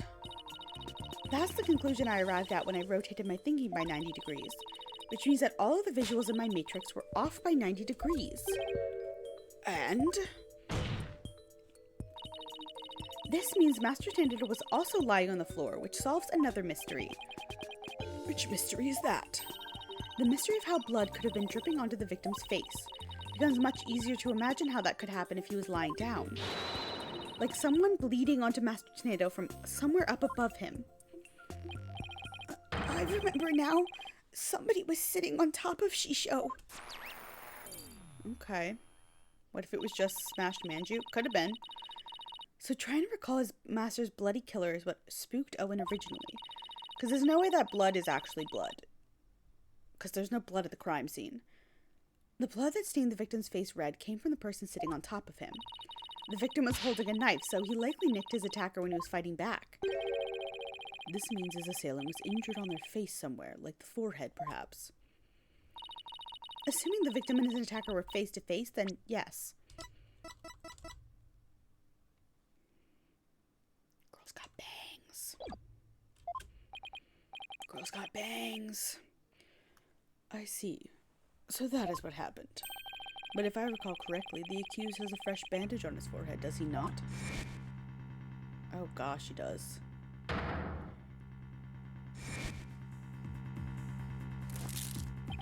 That injury of Mr. Wet's is conclusive evidence that he committed this murder.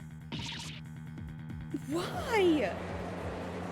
What if it's just that he shaved off half of his eyebrow and he wanted to cover it up with Band-Aid so it didn't look so stupid?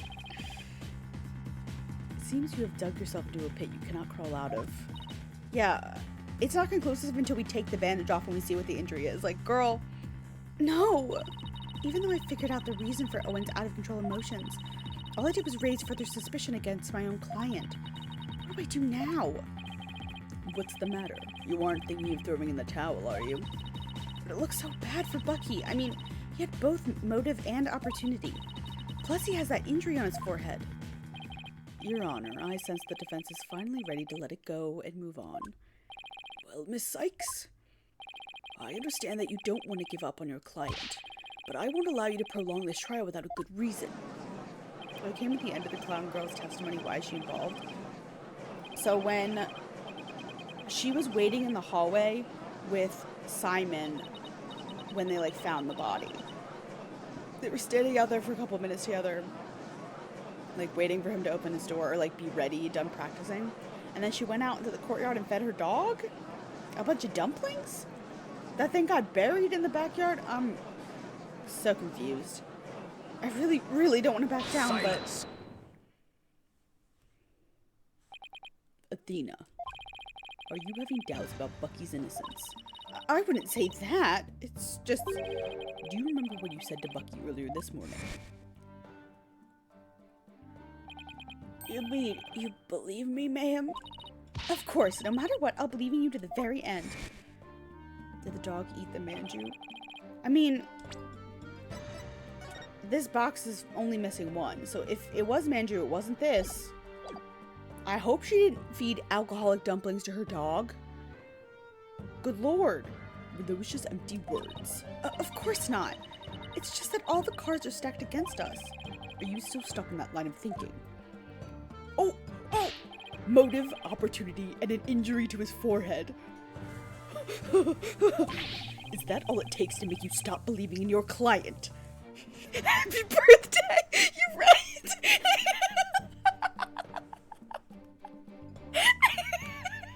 Happy birthday to me! I'm being fucking threatened by Blackquill. Tell me again, who are you to Bucky? I'm his Miss Chickadee lawyer. Then do your duty and believe in him until the very end. I will. I can't believe... I can't believe this is a real thing that happens in the game and not like a fan animation. I'm being fucking held up by my collars by Simon. Simon's absolutely right. I'm Bucky's lawyer and he's depending on me. Defense team, please. No fighting in my courtroom. Further evidence to the sibling dynamic. The defense is ready to resume, Your Honor. I mean, someone's into that? Oh, for sure. For sure. Man, shook his little sis like a rag doll. He picked me up and shook me like a doll. Monsters Inc. Anyway, Prosecutor Blackquill is just giving me a pep talk, that's all. Thank you, Prosecutor. I didn't do it for your sake. I did it for the future of Wet Soba. And my noodles. Yeah, I got it. The defense would like to now continue with Owen's therapy session. Owen, would you be alright with that? Okay. So somebody was sitting on top of Shisho, bleeding from their head, and smushing something into Shisho's face. That's funny. What is it? Her boobs. I still hear discord in Owen's voice, but I don't sense any inconsistencies between his statements and his emotions. And there don't seem to be any contradictions in his testimony itself, either. Ah, so that's it, huh? Did you figure something out? Your ability to sense emotions is making you focus too much on his feelings, Athena. But there's actually something he's being very vague about in his testimony. Grabs her shoulders. My noodles, Athena! You have to save my noodles, Athena! I keep thinking of the noodles, they're his safe food. His autistic safe food. He needs the noodles. It's one of the few things he can eat. After being in prison for a decade. He's not giving up his fucking noodles now that he's out. Anyway, if you can clarify what he's feeling uncertain about with some evidence, you should be able to move forward from there. Okay, that makes sense. I'll give it a try. I'll just update the mood matrix with the new information, and we'll be ready to go. We just need to present some evidence on what Owen is being vague about, huh? Okay. Alright. Shisho had blood on his face and a knife in his hand. He's on the floor. Somebody was smooshing something into his face. I couldn't move at all. I was so scared. Okay. It's gotta be something with this, because this is what he's being vague about.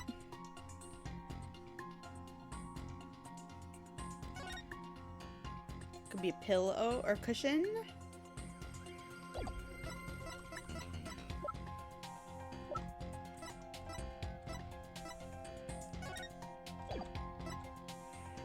Who's texting me? My family.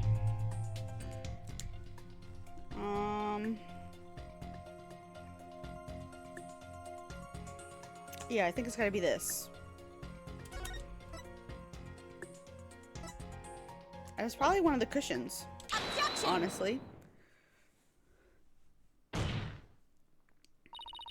Let's put a name to the thing Owen's uncertain of, shall we? By identifying the murder weapon that was used to suffocate the victim. Fortunately for us, I spied the murder weapon right here in this crime scene photo. Unfortunately for you, I spy nothing of the sort. And the police did not spy anything of the sort during their investigation either. Pray tell, where is this murder weapon you see? You don't see it because it no longer looks the way it did when it was used as a weapon. This is what the killer pressed into Master Tonito's face. Oh no. Bun, a box. I thought it was gonna be a cushion. Cushion? Cushion. Cushion?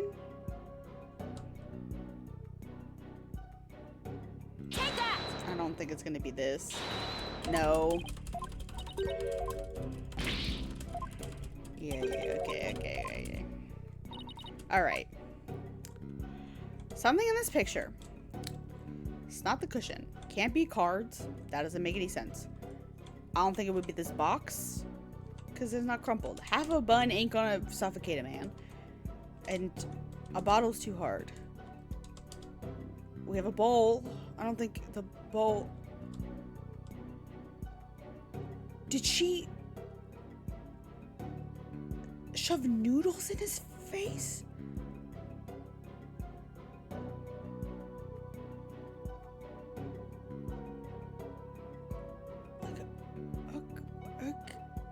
Take that!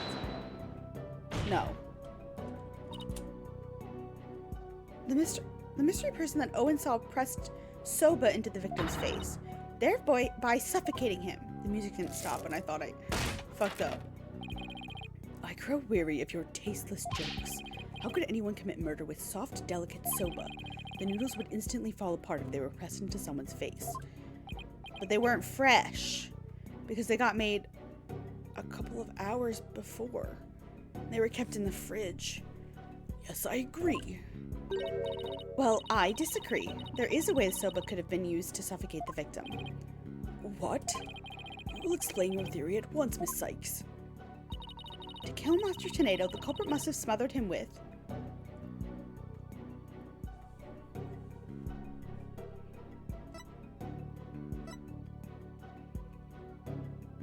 balled up? Uncut? I mean, yeah, I guess you could smush dough in someone's face. It's fucking... yeah, okay. The culprit must have used the soba before it was cut into noodles. In other words, the murder weapon was raw soba dough. What? Oh, God, ow. Everything is painful. Order in the court. Yes, soba dough could definitely be used to suffocate someone, couldn't it? Are you alright, Prosecutor Sadmati? I was just letting the soul of the victim know that the accused will finally face justice thanks to the foolish lawyer before me. Huh? What are you talking about? Allow me to summarize your statements. The accused was killing the victim. As the accused was killing the victim, he was slashed in the face by the victim's knife. The weapon he used to suffocate the victim was the dough in the dressing room. He then disposed of the murder weapon by cutting the soba dough into noodles. Why, you smarmy.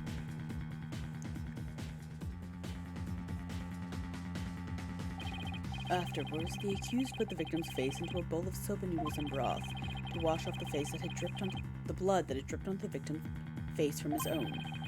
And there you have it, the true sequence of events behind this foul affair. Now wait just a minute. I never once said that Mr. Wet was the culprit. But who but the accused knows how to cut dough into noodles, defense? That's a very good point, Prosecutor Sadmati. I heard that cutting soba dough into uniform noodles requires considerable training.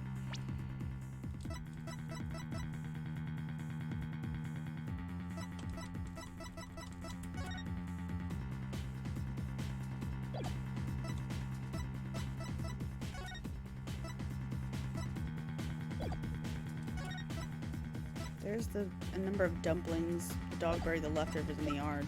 Okay, where's the... Did we not have a thing that, like, described...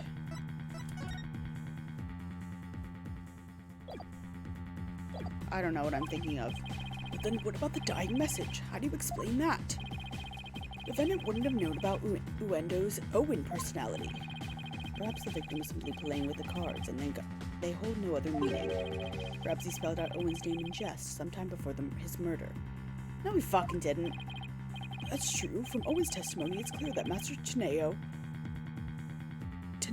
cared for the boy. It appears we've arrived at a compelling conclusion. Taken together, all of these points paint a convincing picture of the defendant's guilt. I don't know about that. It's all very circumstantial. Owen, is there anything else you can tell us? It doesn't matter how small of a detail, anything will do. Oh, you're scaring me. Oh, I'm sorry, Owen. Auntie Athena didn't mean to raise her voice. I have to be gentler with him. I can't forget he's only 5 years old. No need to be scared, okay, sweetie? Just tell us anything you can remember. Well, when I woke up, the person who killed Shisho was standing over me, bleeding from their head. Owen, you saw the killer's face? Oops, I did it again. So, who was it, Owen? Do you remember? Oh, I don't know who it was. I'm picking up some noise. That means there's still something to uncover in Owen's testimony. I don't know what Owen saw, but suffice it to say we are analyzing the dreams of a child. You've wasted enough of our time, Defense. Let it go and move on. No, there's still discord in Owen's heart that needs to be addressed. Therefore, I can't give in here. Owen, do you think you can continue with your testimony for us? Okay. I'll enter the new information and then run an update then. Alright. Okay. Alright. She had blood on his face and a knife in his hand. He was on the floor out and somebody was smushing dough into his face. Couldn't move at all. I was so scared I passed out. When I woke up, the person who killed Shisho was... Oh, why are you happy? Got it! Must be somebody they recognize. Despite witnessing the culprit's terrible crime firsthand, Owen experienced a positive feeling, one of relief. The person the witness saw was no stranger, rather it was the accused. Therefore, it was only natural for him to feel some level of relief when he saw a familiar face.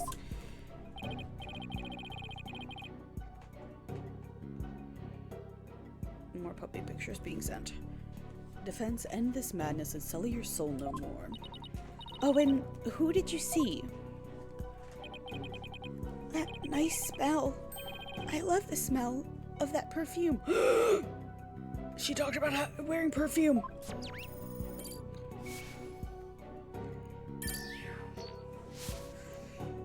It is the clown lady. It's the smell of... You can do it. Try to remember, Owen. Oh, the smell of... Oh! Owen!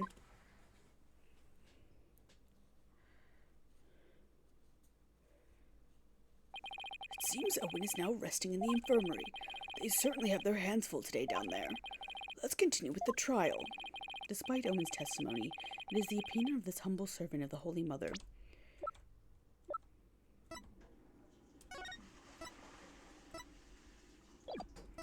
She said something about perfume. Though the child's words were insufficient to clear the accused of suspicion. But what about the scent of perfume Owen mentioned? I believe it's a clue that will lead us to the true culprit. But there are thousands of perfumes in the world. It could even be the scent of the hair product the accused uses. It does have one amazing hairstyle, so that's certainly possible.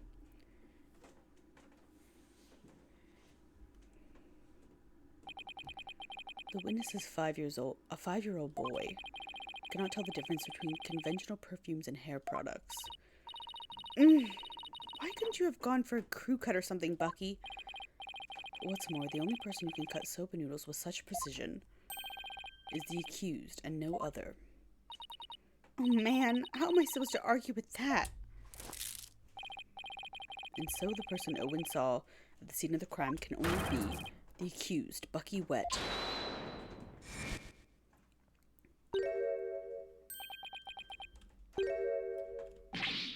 What the?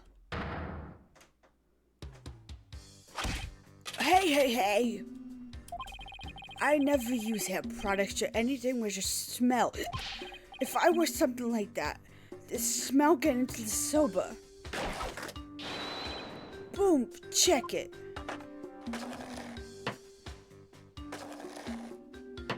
Well, everybody's getting noodles.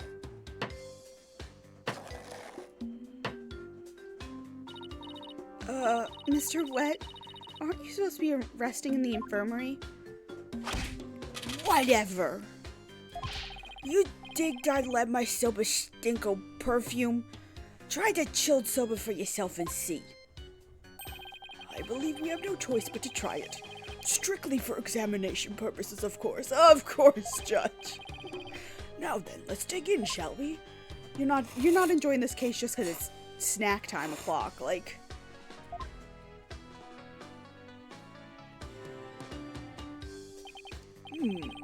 That was delightful. Well, I'm satisfied that there are no traces of hair products or perfume in Mr. Wet's soba.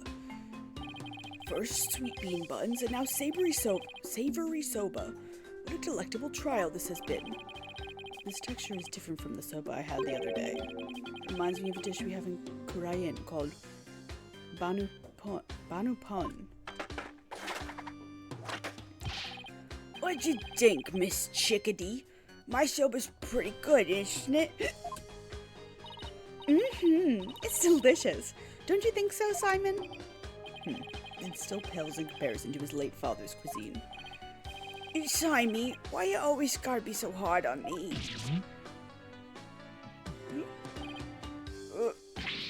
Bailiff, take the defendant back to the infirmary at once for some rest. Rest?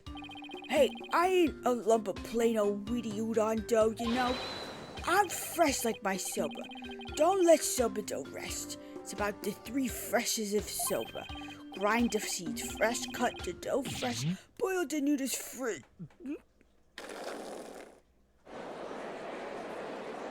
Okay, sir. Okay, maybe she didn't say something about perfume. Maybe he said something about perfume. Good grief, what a defendant. At least Bucky wasn't the source of the perfume smell. Wait, smelly perfume? Looks like you remembered something. Maybe she did say something. The phrase smelly perfume reminded me of a certain somebody. Oh, and who might that be? There's only one person that comes to mind. The phrase smelly perfume reminded me of... Take that! Gerutonito. Yes, she did smell very nice, didn't she? Just a moment, defense. You would throw suspicion on Geru now because of his scent? Your Honor, there is no need to go along with these ever-changing claims of the defense. I suppose their claims have been awfully inconsistent. But Geru could have been at the scene of the crime. Yes, but... You'll get to see those balloons of hers if we call her back to the witness stand. Tina! How vulgar. His Honor is not interested in such things. Nayuta, that's just because you're gay. Settling the matter of her balloons aside entirely. I do believe it's appropriate to ask Geru some questions given the circumstances. And or Geru is Arrow Ace. Oh my god. Geru? And or Nayuta is Arrow Ace. Is he talking about boobs? He is, in fact, talking about boobs. Balloons is just a euphemism for her boobs. This, of course, has nothing to do with her balloons, of course. Thank you, Your Honor. She made some balloon boob innuendos earlier, too. Thank you for calling this disciple of the Tornado School of Rakugo back for an encore. It's me, the balloon artist you all know and love, Giro Tornado. 1, 2, balloon. That. What wonderful balloon artistry. Your Honor, please. Now then, what would you like me to make for you this time? Actually, I called you back for more testimony. But I'm all tucked out. This case has left me completely deflated. What? You didn't find that funny? Anyway, what exactly is going on, Simon? It seems the person who murdered Master Tornado was wearing perfume. And you were the only person I could think of who wears perfume. Wait, you mean I'm a suspect now? Garo, you knew about Owen, right? Well, yes. I often played with him at Shisho's request. So that means you could have left that fake dying message, right? What? Just because I wear perfume and know Owen? You think I'm a murderer? Oh, how could you? The witness is absolutely right. With no evidence but the distorted memories of a small child. It is outrageous of the defense to accuse this woman. That's right. You don't even have any proof. You may step down from the stand, Giru. Hold it. The defense does not have one scrap of evidence that connects you to the crime. Wait just 1 minute. I may not have proof, but Owen's testimony is still... Enough. Please feel free to leave, Giru. But I'm so close. There must be something I can do. Get her to lift up her bangs. Well, if the prosecutor says it's okay, then I guess I'll be going now. Silence! Wait, Giru. You're an entertainer, aren't you? Once you go on stage, it's your duty to complete your performance, is it not? Thank you, Blackquill. So what are you doing, leaving halfway through?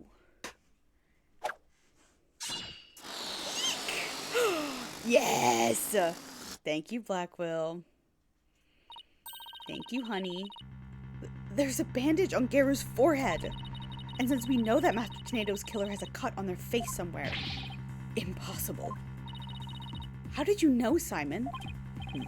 I didn't, but I had to take a chance and see for myself. Otherwise, your theory would remain a groundless accusation. Your Honor, Prosecutor Sadmati. Your Honor, Prosecutor Sadmati. The scented perfume and injury on the forehead, these things are completely consistent with Owen's testimony. In short, the mysterious individual Owen saw in the dressing room could have been Giru. Miss Sykes, does this mean you are formally indicting this witness for the murder of Typhoon Tornado? Should your accusation prove to be false, I hope you are prepared to pay the price in full. Simon, what price is he talking about? I thought that should be obvious. Prosecutor Sadmonk is saying he'll see to it you never stand in a court of law again. I must say, though, he knows how to make a trial interesting. Just whose side are you on, Simon? Go on, then. Into the deep end with you. You really have but one choice, anyway. Well, Miss Sykes, I'm waiting. With regards to the witness, Gary Tornado, the defense wishes to indict her. There's no reason for me to hold back, not if I really believe in my client. The defense wishes to formally indict Gary Tornado for the murder of Typhoon Tornado. I have tried to be merciful, but now not even your pleas will reach the Holy Mother's ears. You will have plenty of time to regret your decision in the pit of hell. Except I won't need to. The person who murdered the victim was not Mr. Wet. It was Garo Tornado. That bandage is from a silly slip-up I made while cooking yesterday, that's all. What kind of extreme cooking were you doing to cut yourself on the forehead? Well, what can I say? That's what happened. You also don't have an alibi for the period before 4 p.m., do you, Garu? But I really didn't know anything was wrong until Shishu was found dead. If you don't believe me, then with a twisty twist. And Bloon, there you have it, an adorable little kitty. How could you suspect a cutesy little balloon artist like me, Oh. Garu, I've been meaning to say this for a while now, but could it be that you don't have an eye for balloon art? Don't you think I know that? You didn't have to come out and say it. I'm the daughter of a great Rakugo artist. I never wanted to do stupid balloon art. I was supposed to be a Rakugo storyteller too, just like my late daddy. But Shisho told me to do balloon art instead. I guess the victim thought she had no talent as a Rakugo artist either. So you're still gonna suspect a poor little thing like me? Please stop trying to skirt the issue. It all comes down to the scent of perfume and the cut on your forehead. You and the culprit in Owen's testimony share these two traits. You're dead set on accusing me, aren't you? Well, here's what I have for naughty little girls like you, with a twisty twist. I'ma cut you, witch. Go ahead, make me testify all you want. When the truth's revealed, It'll be your balloon or mine that goes pop. Got it? Oh my, is this yet another hidden personality? Simon, is everybody in the Tornado school like this? How should I know? You know them better than we do. Oh, girl. Real aggressive. Yeah, I visited the dressing room during that time to make a courtesy call after my act. Shisho and Owen were in there, but they were both snoring up a storm. I saw the note Shisho left, so I left. Didn't want to disturb them, you know? The perfume Owen smelled must have been left over from when I visited. So, Gira's saying she went into the dressing room, then left right away. Don't take her at her word. Come on, do you really think I would? I'm just trying to figure out how to get her to talk about what really happened. Now then, Miss Sykes, you may proceed with your cross-examination. Alright, what's this girl gotta say? What feels like this is suspicious?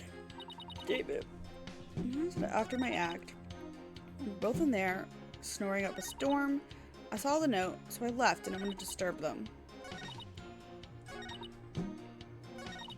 Okay, either one of these. Start with this one. Could you describe how they appeared? They were both stretched out on the floor, snoozing away. So, sitting the victim up and over the table must have been the culprit's doing. After all, who wouldn't stretch out on the floor if they could take a nap? Plus, that matches up with what Owen said in his testimony.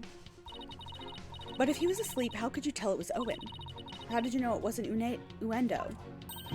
I've known the guy for ages. One look at his face and I know which one I'm dealing with. I see. Alright. This one. Hold it! Where did you find your master's note? I don't know. Can't remember. Did you notice anything else unusual or out of place in the room?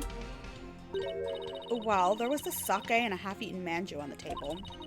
But I didn't see anything else out of place or whatever in the room, though. Oh, is that a fact? Of course it is. What do you think? The TV should have been out of place. And you didn't change anything around while you were in there. I didn't do anything. Look, I'm telling you. I didn't see anything funny near Shisho, and I didn't touch anything in the room. Your baldness, I request that Giro's last statement be added to her testimony. Simon, what's a statement like that going to do for us? God. Watch that later. Just play along and you'll see soon enough. I have no problem with adding that to the testimony, but how about you, Miss Sykes? I have no problem with it either, Your Honor. What is Simon thinking? Okay. I didn't see anything funny near Shisho, and I didn't touch anything in the room. Okay.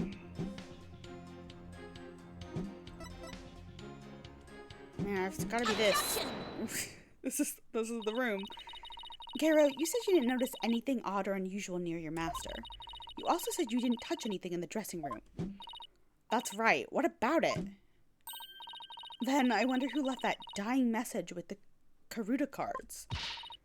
What are you going on about? It had to be that Bucky. Sorry, but that's not possible. Because only 3 people know of Uendo's personalities. Uendo, your master, and you. Eek! If Bucky had left that Karuta message, he wouldn't have spelled out Owen. He would have spelled out Uendo. What it boils down to is this. As a member of the Tornado School, you, Geru Tornado, oh my god, these names, are the only one who could have left that dying message. And as the person who left that message, it's clear that you are Master Tornado's killer. Will you ever quit your yapping? Objection! You are like wretches clinging to the spider thread of salvation. Allow me to cut that holy thread from the heavens and bring you back down to earth. Would you quit butting in whenever things start to go my way? Silence, child. Playtime is over. What did you just say? As the witness stated, she went into the dressing room and soon came back out. But the victim's note was not the only reason she left with such haste. There was another reason that compelled Garu to leave at once. Garu, would you please relate said reason to the court? There was a reason why Garu had to leave the dressing room? Well, I didn't want to show you this, but I guess I got no choice. Keep your eyes peeled, because here it comes.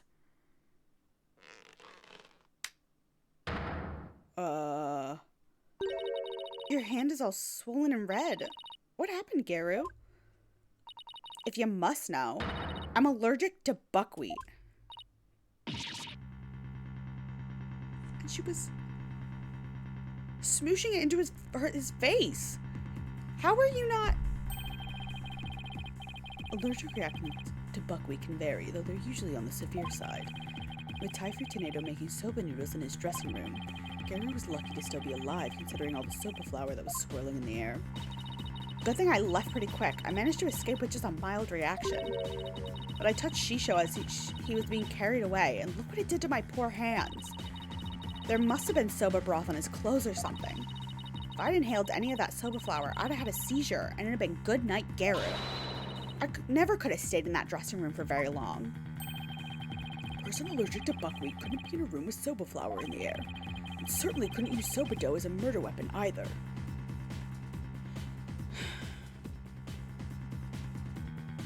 I'm having thoughts. I don't know how to voice them though. This isn't good. They kept making a big point about, oh, only an expert could chop the noodles like that. What if she was supposed to like inherit the noodle shop?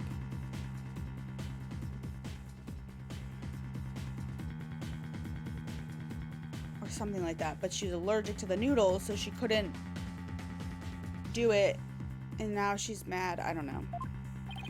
You knew it would come to this, didn't you? That's why you never mentioned her allergy. As if it would do anything. I would do anything so underhanded. I was simply trying to protect the privacy of this witness.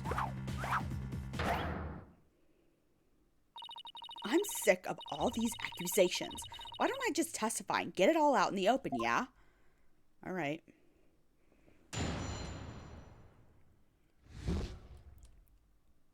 If I come into the slightest contact with buckwheat, I get an allergic reaction. And with that much soba flour in the air, that room could have literally killed me.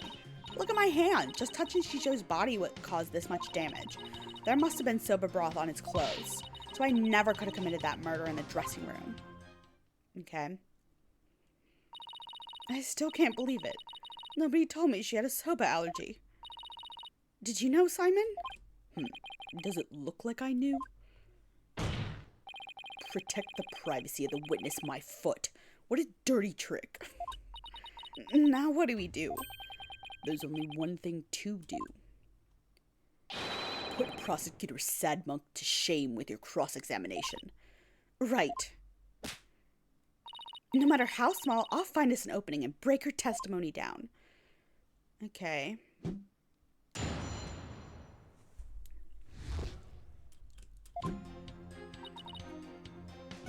That's gonna kill me.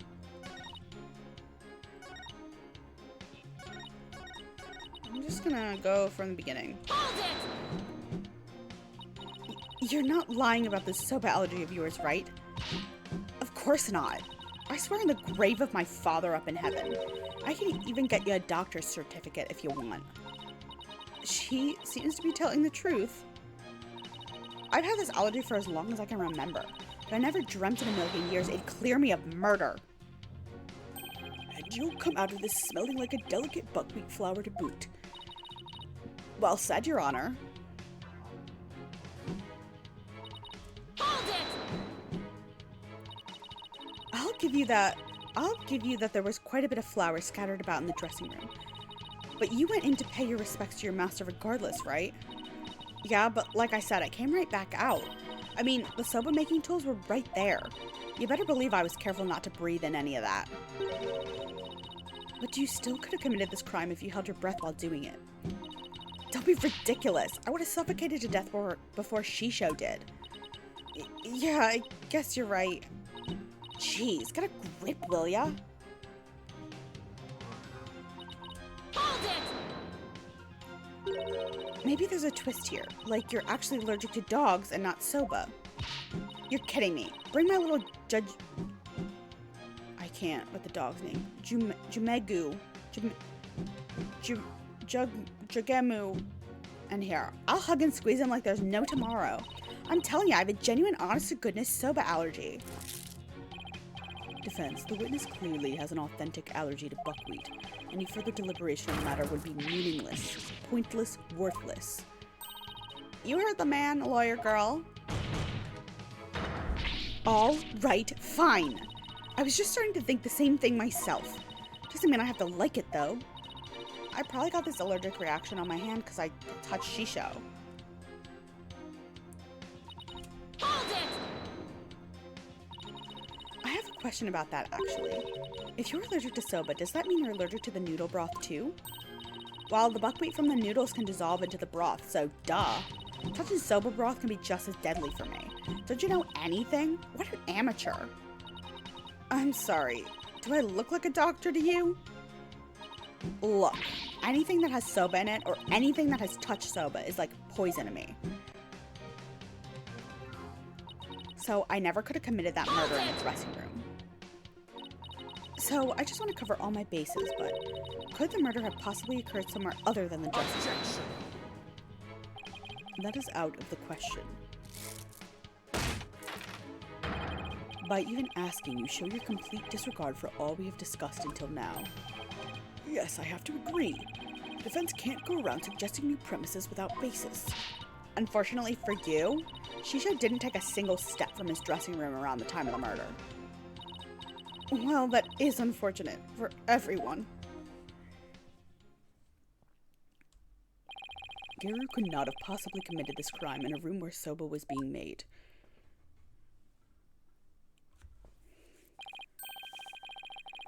Finally, the time has come for the last rites of the victim to begin.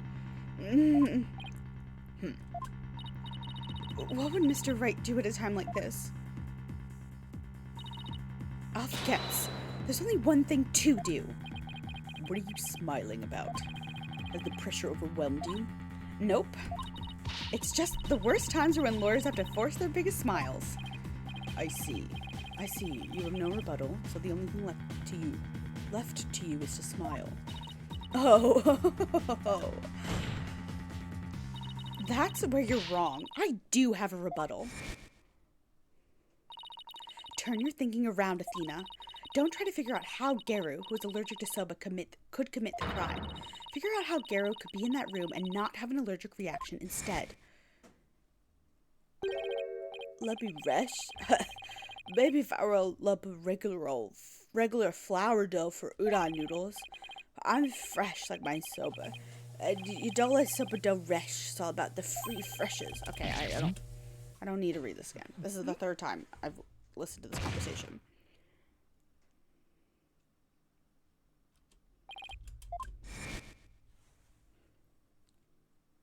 Resting to the dough is resting. It was regular dough. It was a regular old dough. It appears to have written by the victim. Allow me to read it. Resting. Do not disturb. Yes, that's the note I saw. After reading that, who wouldn't think Shisho was napping? If you must know, I'm allergic to buckwheat. Oh mon dieu! What if that certain piece of evidence doesn't mean what we think it means? If that's the case, I might be able to prove that Garu could have committed this crime. No matter how hard you search your mind, you cannot overturn the facts. Well, Miss Sykes, if you have no further objections, I'll hand down my ruling. True, I can't overturn facts, but what if we got our facts about a piece of evidence wrong? Okay. The note is referring to Doe, not him. Got our facts wrong. What are you talking about now? And which piece of evidence do you mean, Miss Sykes? Please point it out to the court. Okay. Take that! It's Master Shinito's note. The note? Preposterous. What possible connection could there be between the witness's allergy and that note? The answer lies in the true meaning of this note. Its true meaning? This note does not mean I am resting, do not disturb, as we had assumed. But rather, it actually means this dough is resting, do not disturb it. Wait a minute, Athena. That doesn't make any sense. You're right, it doesn't. After all, as Bucky told us many a time, you don't let soba dough rest. What's all this jibber-jabbering got to do with anything? This is it, the home stretch. This note and Mr. Wet's words have led me to the conclusion that Master Tanito was making udon noodles. The victim, Taifu Tanito, was not making buckwheat noodles. He was making ordinary udon noodles instead. That layer of flour in the dressing room wasn't soba flour, but plain old wheat flour for udon. So actually, it was totally possible for Gary to be in that room and kill her master.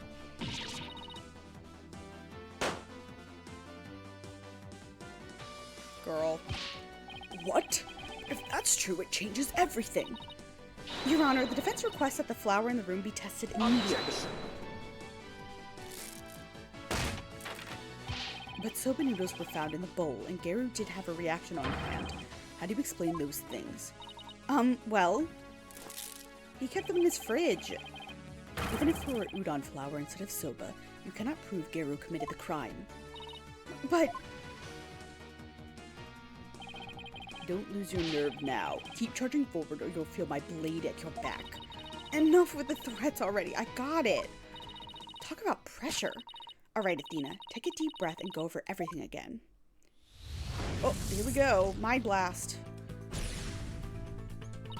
I'm going to revisualize the case from start to finish. I have to find conclusive evidence that Garu committed this murder. What was Master Tanito making in his dressing room? Udon.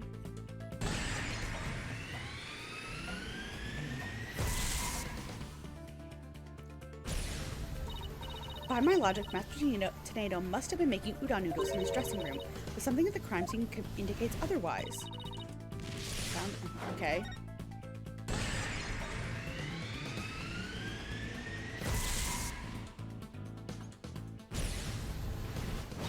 Even though the master wasn't making soba, soba noodles were found at the scene. So that means noodles had to have come from somewhere. They were in the fridge. Wait a minute. One mysterious serving of soba noodles? That sounds familiar. It's very Mind Palace. Master soba stock.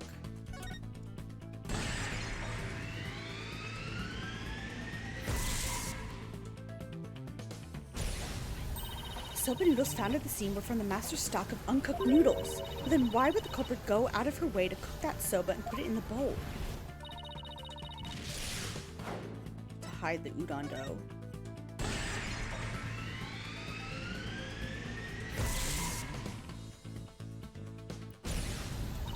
Soba was found at the scene, so that means the culprit must have taken the udon with her to hide it.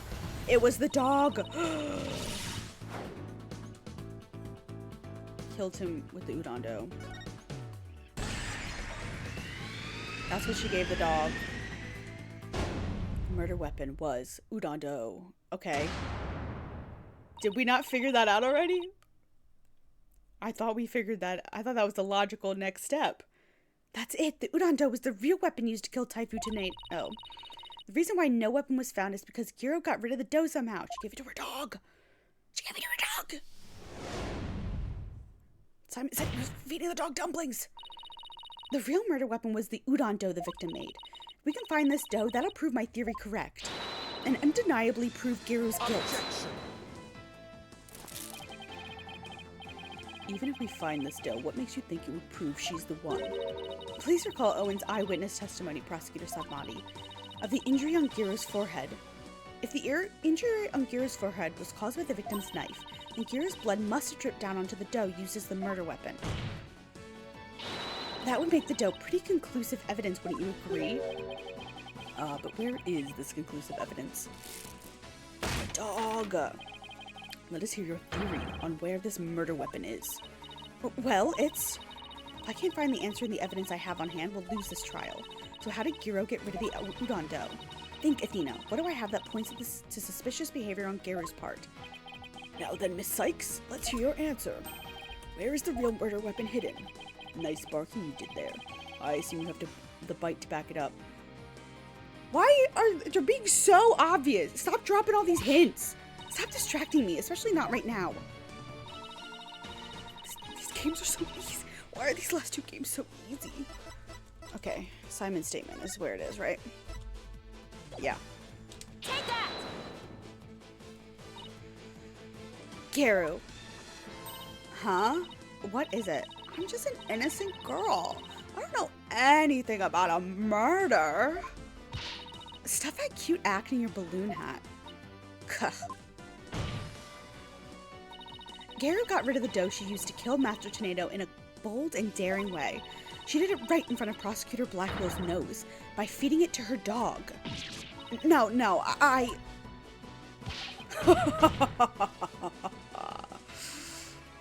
Of course, now it all makes sense. I was puzzled as to why Garu, who should know her own dog's eating habits, would feed Jugamu more than he could possibly finish. Your Honor, please order an investigation of the yard right now. Yeah, you're telling me you didn't know? You just made a fucking dog pun! Simon! And what should the police at the theater be looking for exactly? Jugamu must have buried his leftover dumplings somewhere around his doghouse. Dumplings that Garu made out of the udon dough with her blood in it. Not only did she feed the dog dumplings, a choice, she fed the dog dumplings with her blood in it. That was a small dog. This is preposterous. I want to thank you, Simon. If you hadn't kept me going, I might have given up along the way.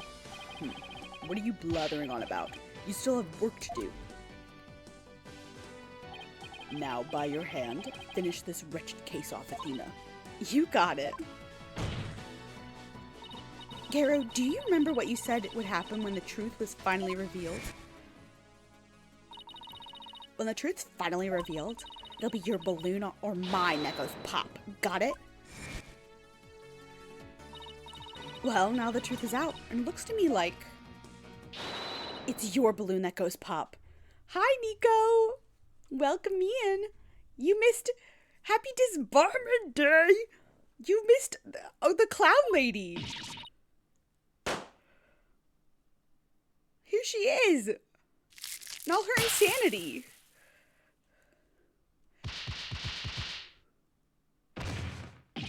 Happy Disbarment Day. Happy Watcher imploding itself day. Happy Ice Adolescence being fucking nuked day. I was the one who's supposed to inherit that name. But then, Shisho.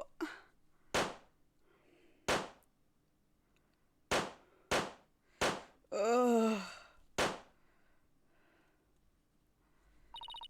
It's such a wild day to be alive. They'd be calling her boobs her balloons. I've been a bad girl. I...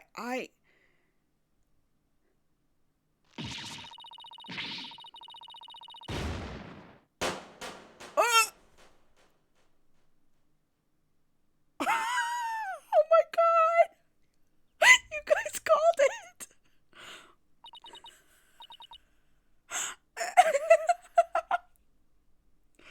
Oh my god, and she's in the wig. Oh. Are you ready to tell us everything now, Garu? The whole reason I entered the world of Rakugo in the first place was to follow in my father's wonderful footsteps and inherit his stage name. His stage name? You don't mean? She's not natural bubblegum pink. Hey, April May seemingly was. It could have been hair dye as well. Window to Tornado. I knew I wasn't very good at storytelling, but I thought that if I did the stupid balloon thing like Shisho wanted, I'd inherit the name someday. But Master Tornado gave the name to his junior disciple.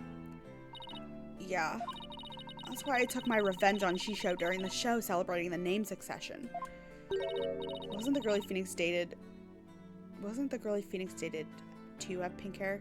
Yeah, Iris had pink hair. You're right. There's a lot of pink-haired characters in this game. So that was your entire motive? I doubt anybody else could understand, but inheriting my father's name was everything to me. It was my whole reason for living. Of all the days you could have taken your revenge, why did you choose the day of the show? Oh, not both of them. Iris had pink hair, but... What is the other one's name? No, Dahlia had pink hair. Iris did not. Iris had black hair. Dahlia did have pink hair. Or it was like... Oh, no, it wasn't pink. It was like red. It was like... It's like fire truck red. Dahlia Hawthorne. Yeah. She's got like a pink aesthetic going on, but her hair is like red. I'm getting my shit mixed up. But she's got like the pink umbrella and the butterflies. Because I wanted to pay Unedo back for stealing what was rightfully mine. I wanted to pin the blame on him at the show where all the Tornado fans were gathered. But then Uendo tried to shift the blame onto Bucky Wet. And now we know the whole story. There's just one more thing I want to know. Did you know Master Tornado was making udon in his dressing room yesterday? No, I didn't. When I saw the soba making tools, I was worried about my allergy. But it was my only chance to get my revenge on the two of them, so I went ahead and did it. So it was a premeditated crime, but in the end you only went through with it on impulse. Then the allergic reaction on your hand. Is it from touching the soba in the refrigerator with your bare hands, when you were tampering with the crime scene after your master's death? Yeah. By that time it wasn't clear-headed enough to worry about my allergy. Geru, how could you do all this, you idiot? Geru, I get your desire to inherit your father's name, but what you really should have inherited from him wasn't his name, but his heart. His heart.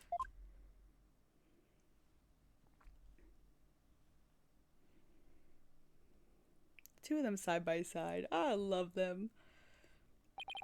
Do you have anything to add, Prosecutor Salmadi? Any objections? No, Your Honor.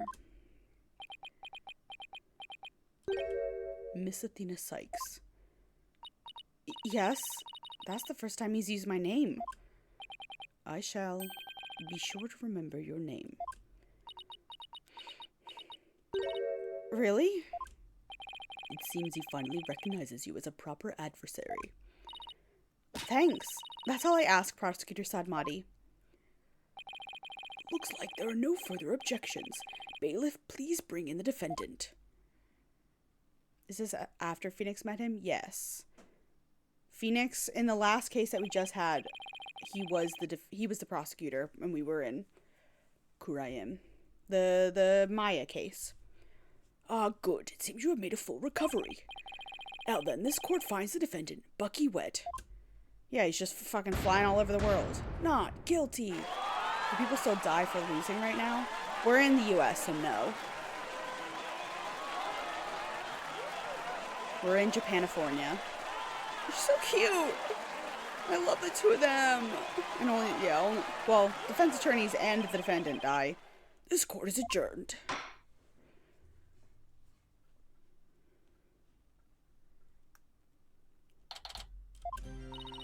Congratulations, Bucky. I'm so glad you were found innocent. Thanks for everything, Miss Chickadee. But it still sucks that you were accused of a crime you didn't commit. Did Uendo have it out for you or something? I don't think so. Uendo said it was a spur-of-the-moment idea he got when he saw the soba-themed cards. Simon, where have you been? I stopped in Uendo's questioning. Only you, Bucky, could get framed for a crime on a whim. No way. I almost got convicted out of convenience. Well, at least you've been completely cleared of all charges, so buck up, Bucky. On a more important note, what I really want to know is, why didn't Master Tornado let Giru inherit her father's name? What do you mean, on a more important note, Miss Chickadee? Oh, don't be such a wet blanket. Just go with the flow. Now, come on. You think the master was trying to encourage her to quit the entertainment business? No, that's not it. He didn't give the name to her because he wanted Geru to find her own calling in life. To perform whatever she wanted without getting bound by her father's name or Rakugo. Making udon was his way of showing his support for her in her new endeavor. So that's why he called you to the theater, huh? To teach him how to make udon? A more roundabout way I've never seen, but that's Master Tornado for you. So this entire incident happened because of a misunderstanding? How sad. By the way, Geru wasn't the only person Master Tornado was trying to cheer on. Almost like people should just talk to each other. Yeah, I was having the same thought. It's almost like you should voice the things that you're thinking to people and not just like string them along until maybe they figure it out themselves, because sometimes they're not going to figure it out themselves. Even though the person in question still seems unaware of the master's intentions. What? You're talking about me? Come on, no way. This is not his voice. No way. All that old man ever did was criticize my soba. That's not true, Bucky. There must be a way to make Bucky see just how much Master Tornado cared about him. Oh, God.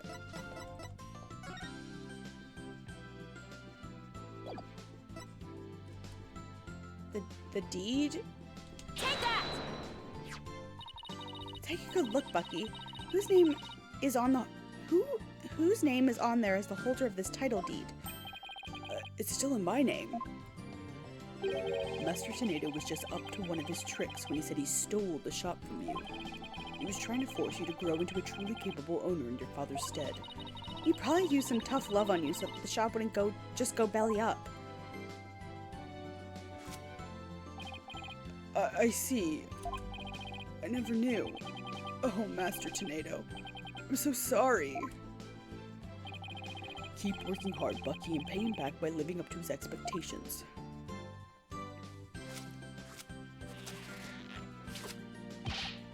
Yeah, Shisho, tough love never works. Yeah, it definitely doesn't in this case. Thanks, Saimi. You too, Miss Chickadee. One day my soba's gonna be so good it'll knock that old man's socks clean off. After all, I'm the 4th generation owner of Wet Soba. Wet noodle number 4. Well, I better get going back to my shop. Gotta get ready for the lunch rush. Hold on. Could I place an order for delivery, Bucky? Yes, Miss Chickadee? Could you deliver a bowl of udon to Geru on behalf of her master? You got it. That feels kind of taunting, but okay. I'll make sure it's got all the TLC Master Tornado would have packed in it too. Thank you. I'll see ya. Be sure to drop by the shop sometime. I will, and I'll bring the whole agency with me. Do us all proud, Bucky. I'll have the best soba in town waiting for you when you come. Peace out! I mean, she knows... I don't know. Just feels a little cruel.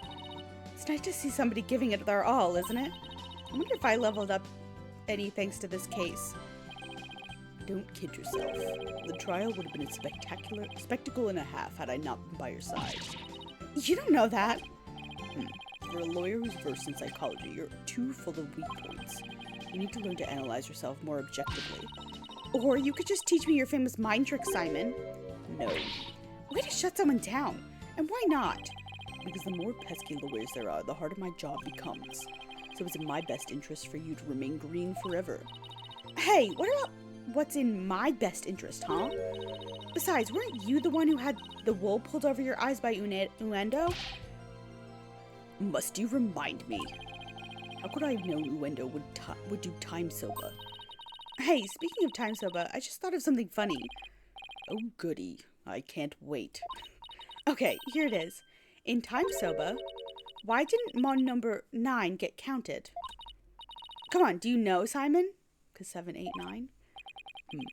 How should I know? Because 7, 8, 9! Thank you. I'll be here all week.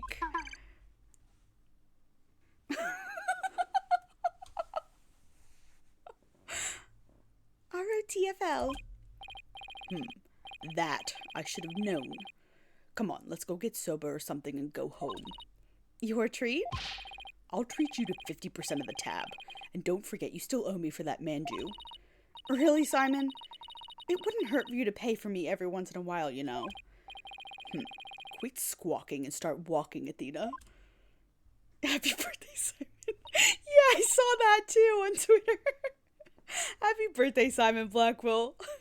Hey, wait for me. I may still have a ways to go as a lawyer, but just like Mr. Wright, Apollo, and Simon before me, I'm going to get there someday. After all, I've inherited their passion for our courts and the law. Je peux le faire. I can do this.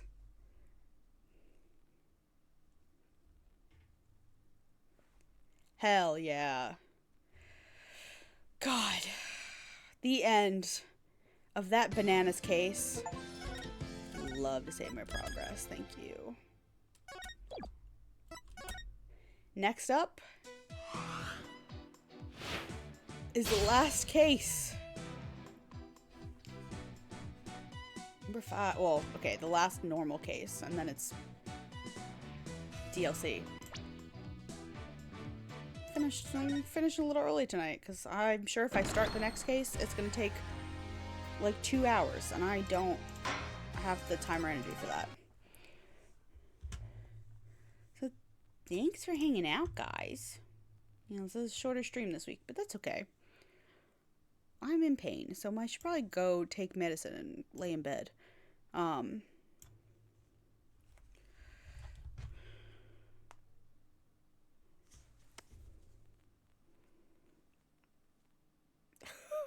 What the hell is that, Carly? Why is Pablo just in your face? What the fuck? With this last one, I'll be caught up. So this is the last main game, like regular Phoenix Wright game.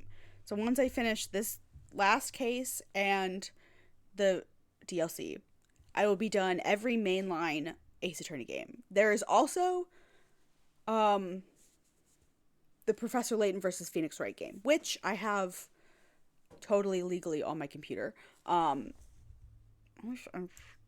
time I checked it worked, but then Citra got nuked. So, but I'm hoping because I have it downloaded, it's fine. But what am I looking for? The alternate timeline in which Phoenix doesn't get brain damage. Yes, I think he also is he does some baking. I've seen things of him and Maya in aprons baking, which is very fun.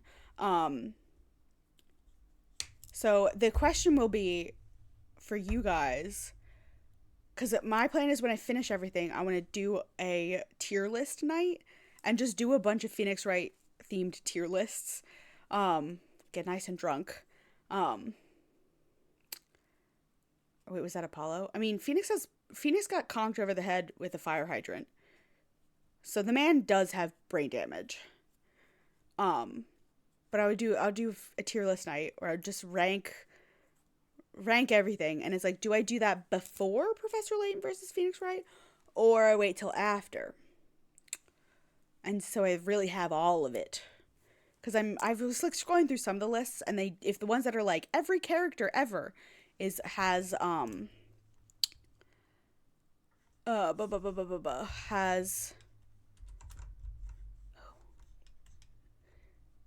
Phoenix goes to Britain, Phoenix doesn't go to Britain, Britain makes Phoenix lose his sanity, and he starts punching people. Oh, hold on, let me.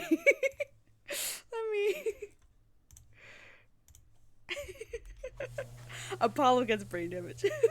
Phoenix doesn't go to Britain. Apollo stays sane. And he golfs. I don't even know what this is. Thank you so much. Apollo gets brain damage in the next 2 episodes. What are they talking about with brain damage? Is it the courtroom exploding? Is that what they're talking about?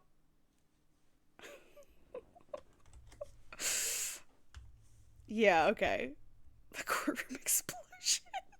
It doesn't What is this game? Where can I play Apollo Justice Golf? Anyway. I love these dumb games. They're truly a unique time, and I adore them. I'm gonna be really, really sad when when I'm done. Like really sad. He was in a Wii golfing game. Oh my god. Apollo, you go, my man. Oh, that is gonna be it for me tonight. I knew that the clown girl existed. So when I was hanging out with BB last week, I was info dumping about Phoenix Wright, as I am wont to do, and he asked me about the clown girl. He was like, "Have you met? What is the clown girl from?" And I was like, "Do you mean the circus?" And he's like, "No, there's a clown girl." And I had to look it up, and I was like, "Oh, I think that's coming up." I don't think I realized it was this case, the next case. But he was like, "Yeah, I've heard so much about this clown girl." So when she popped up, I had to take a picture and send it to him. And be like, "She's here. She's been summoned." Also, thank you everybody who retweeted the stream. I very much appreciate it.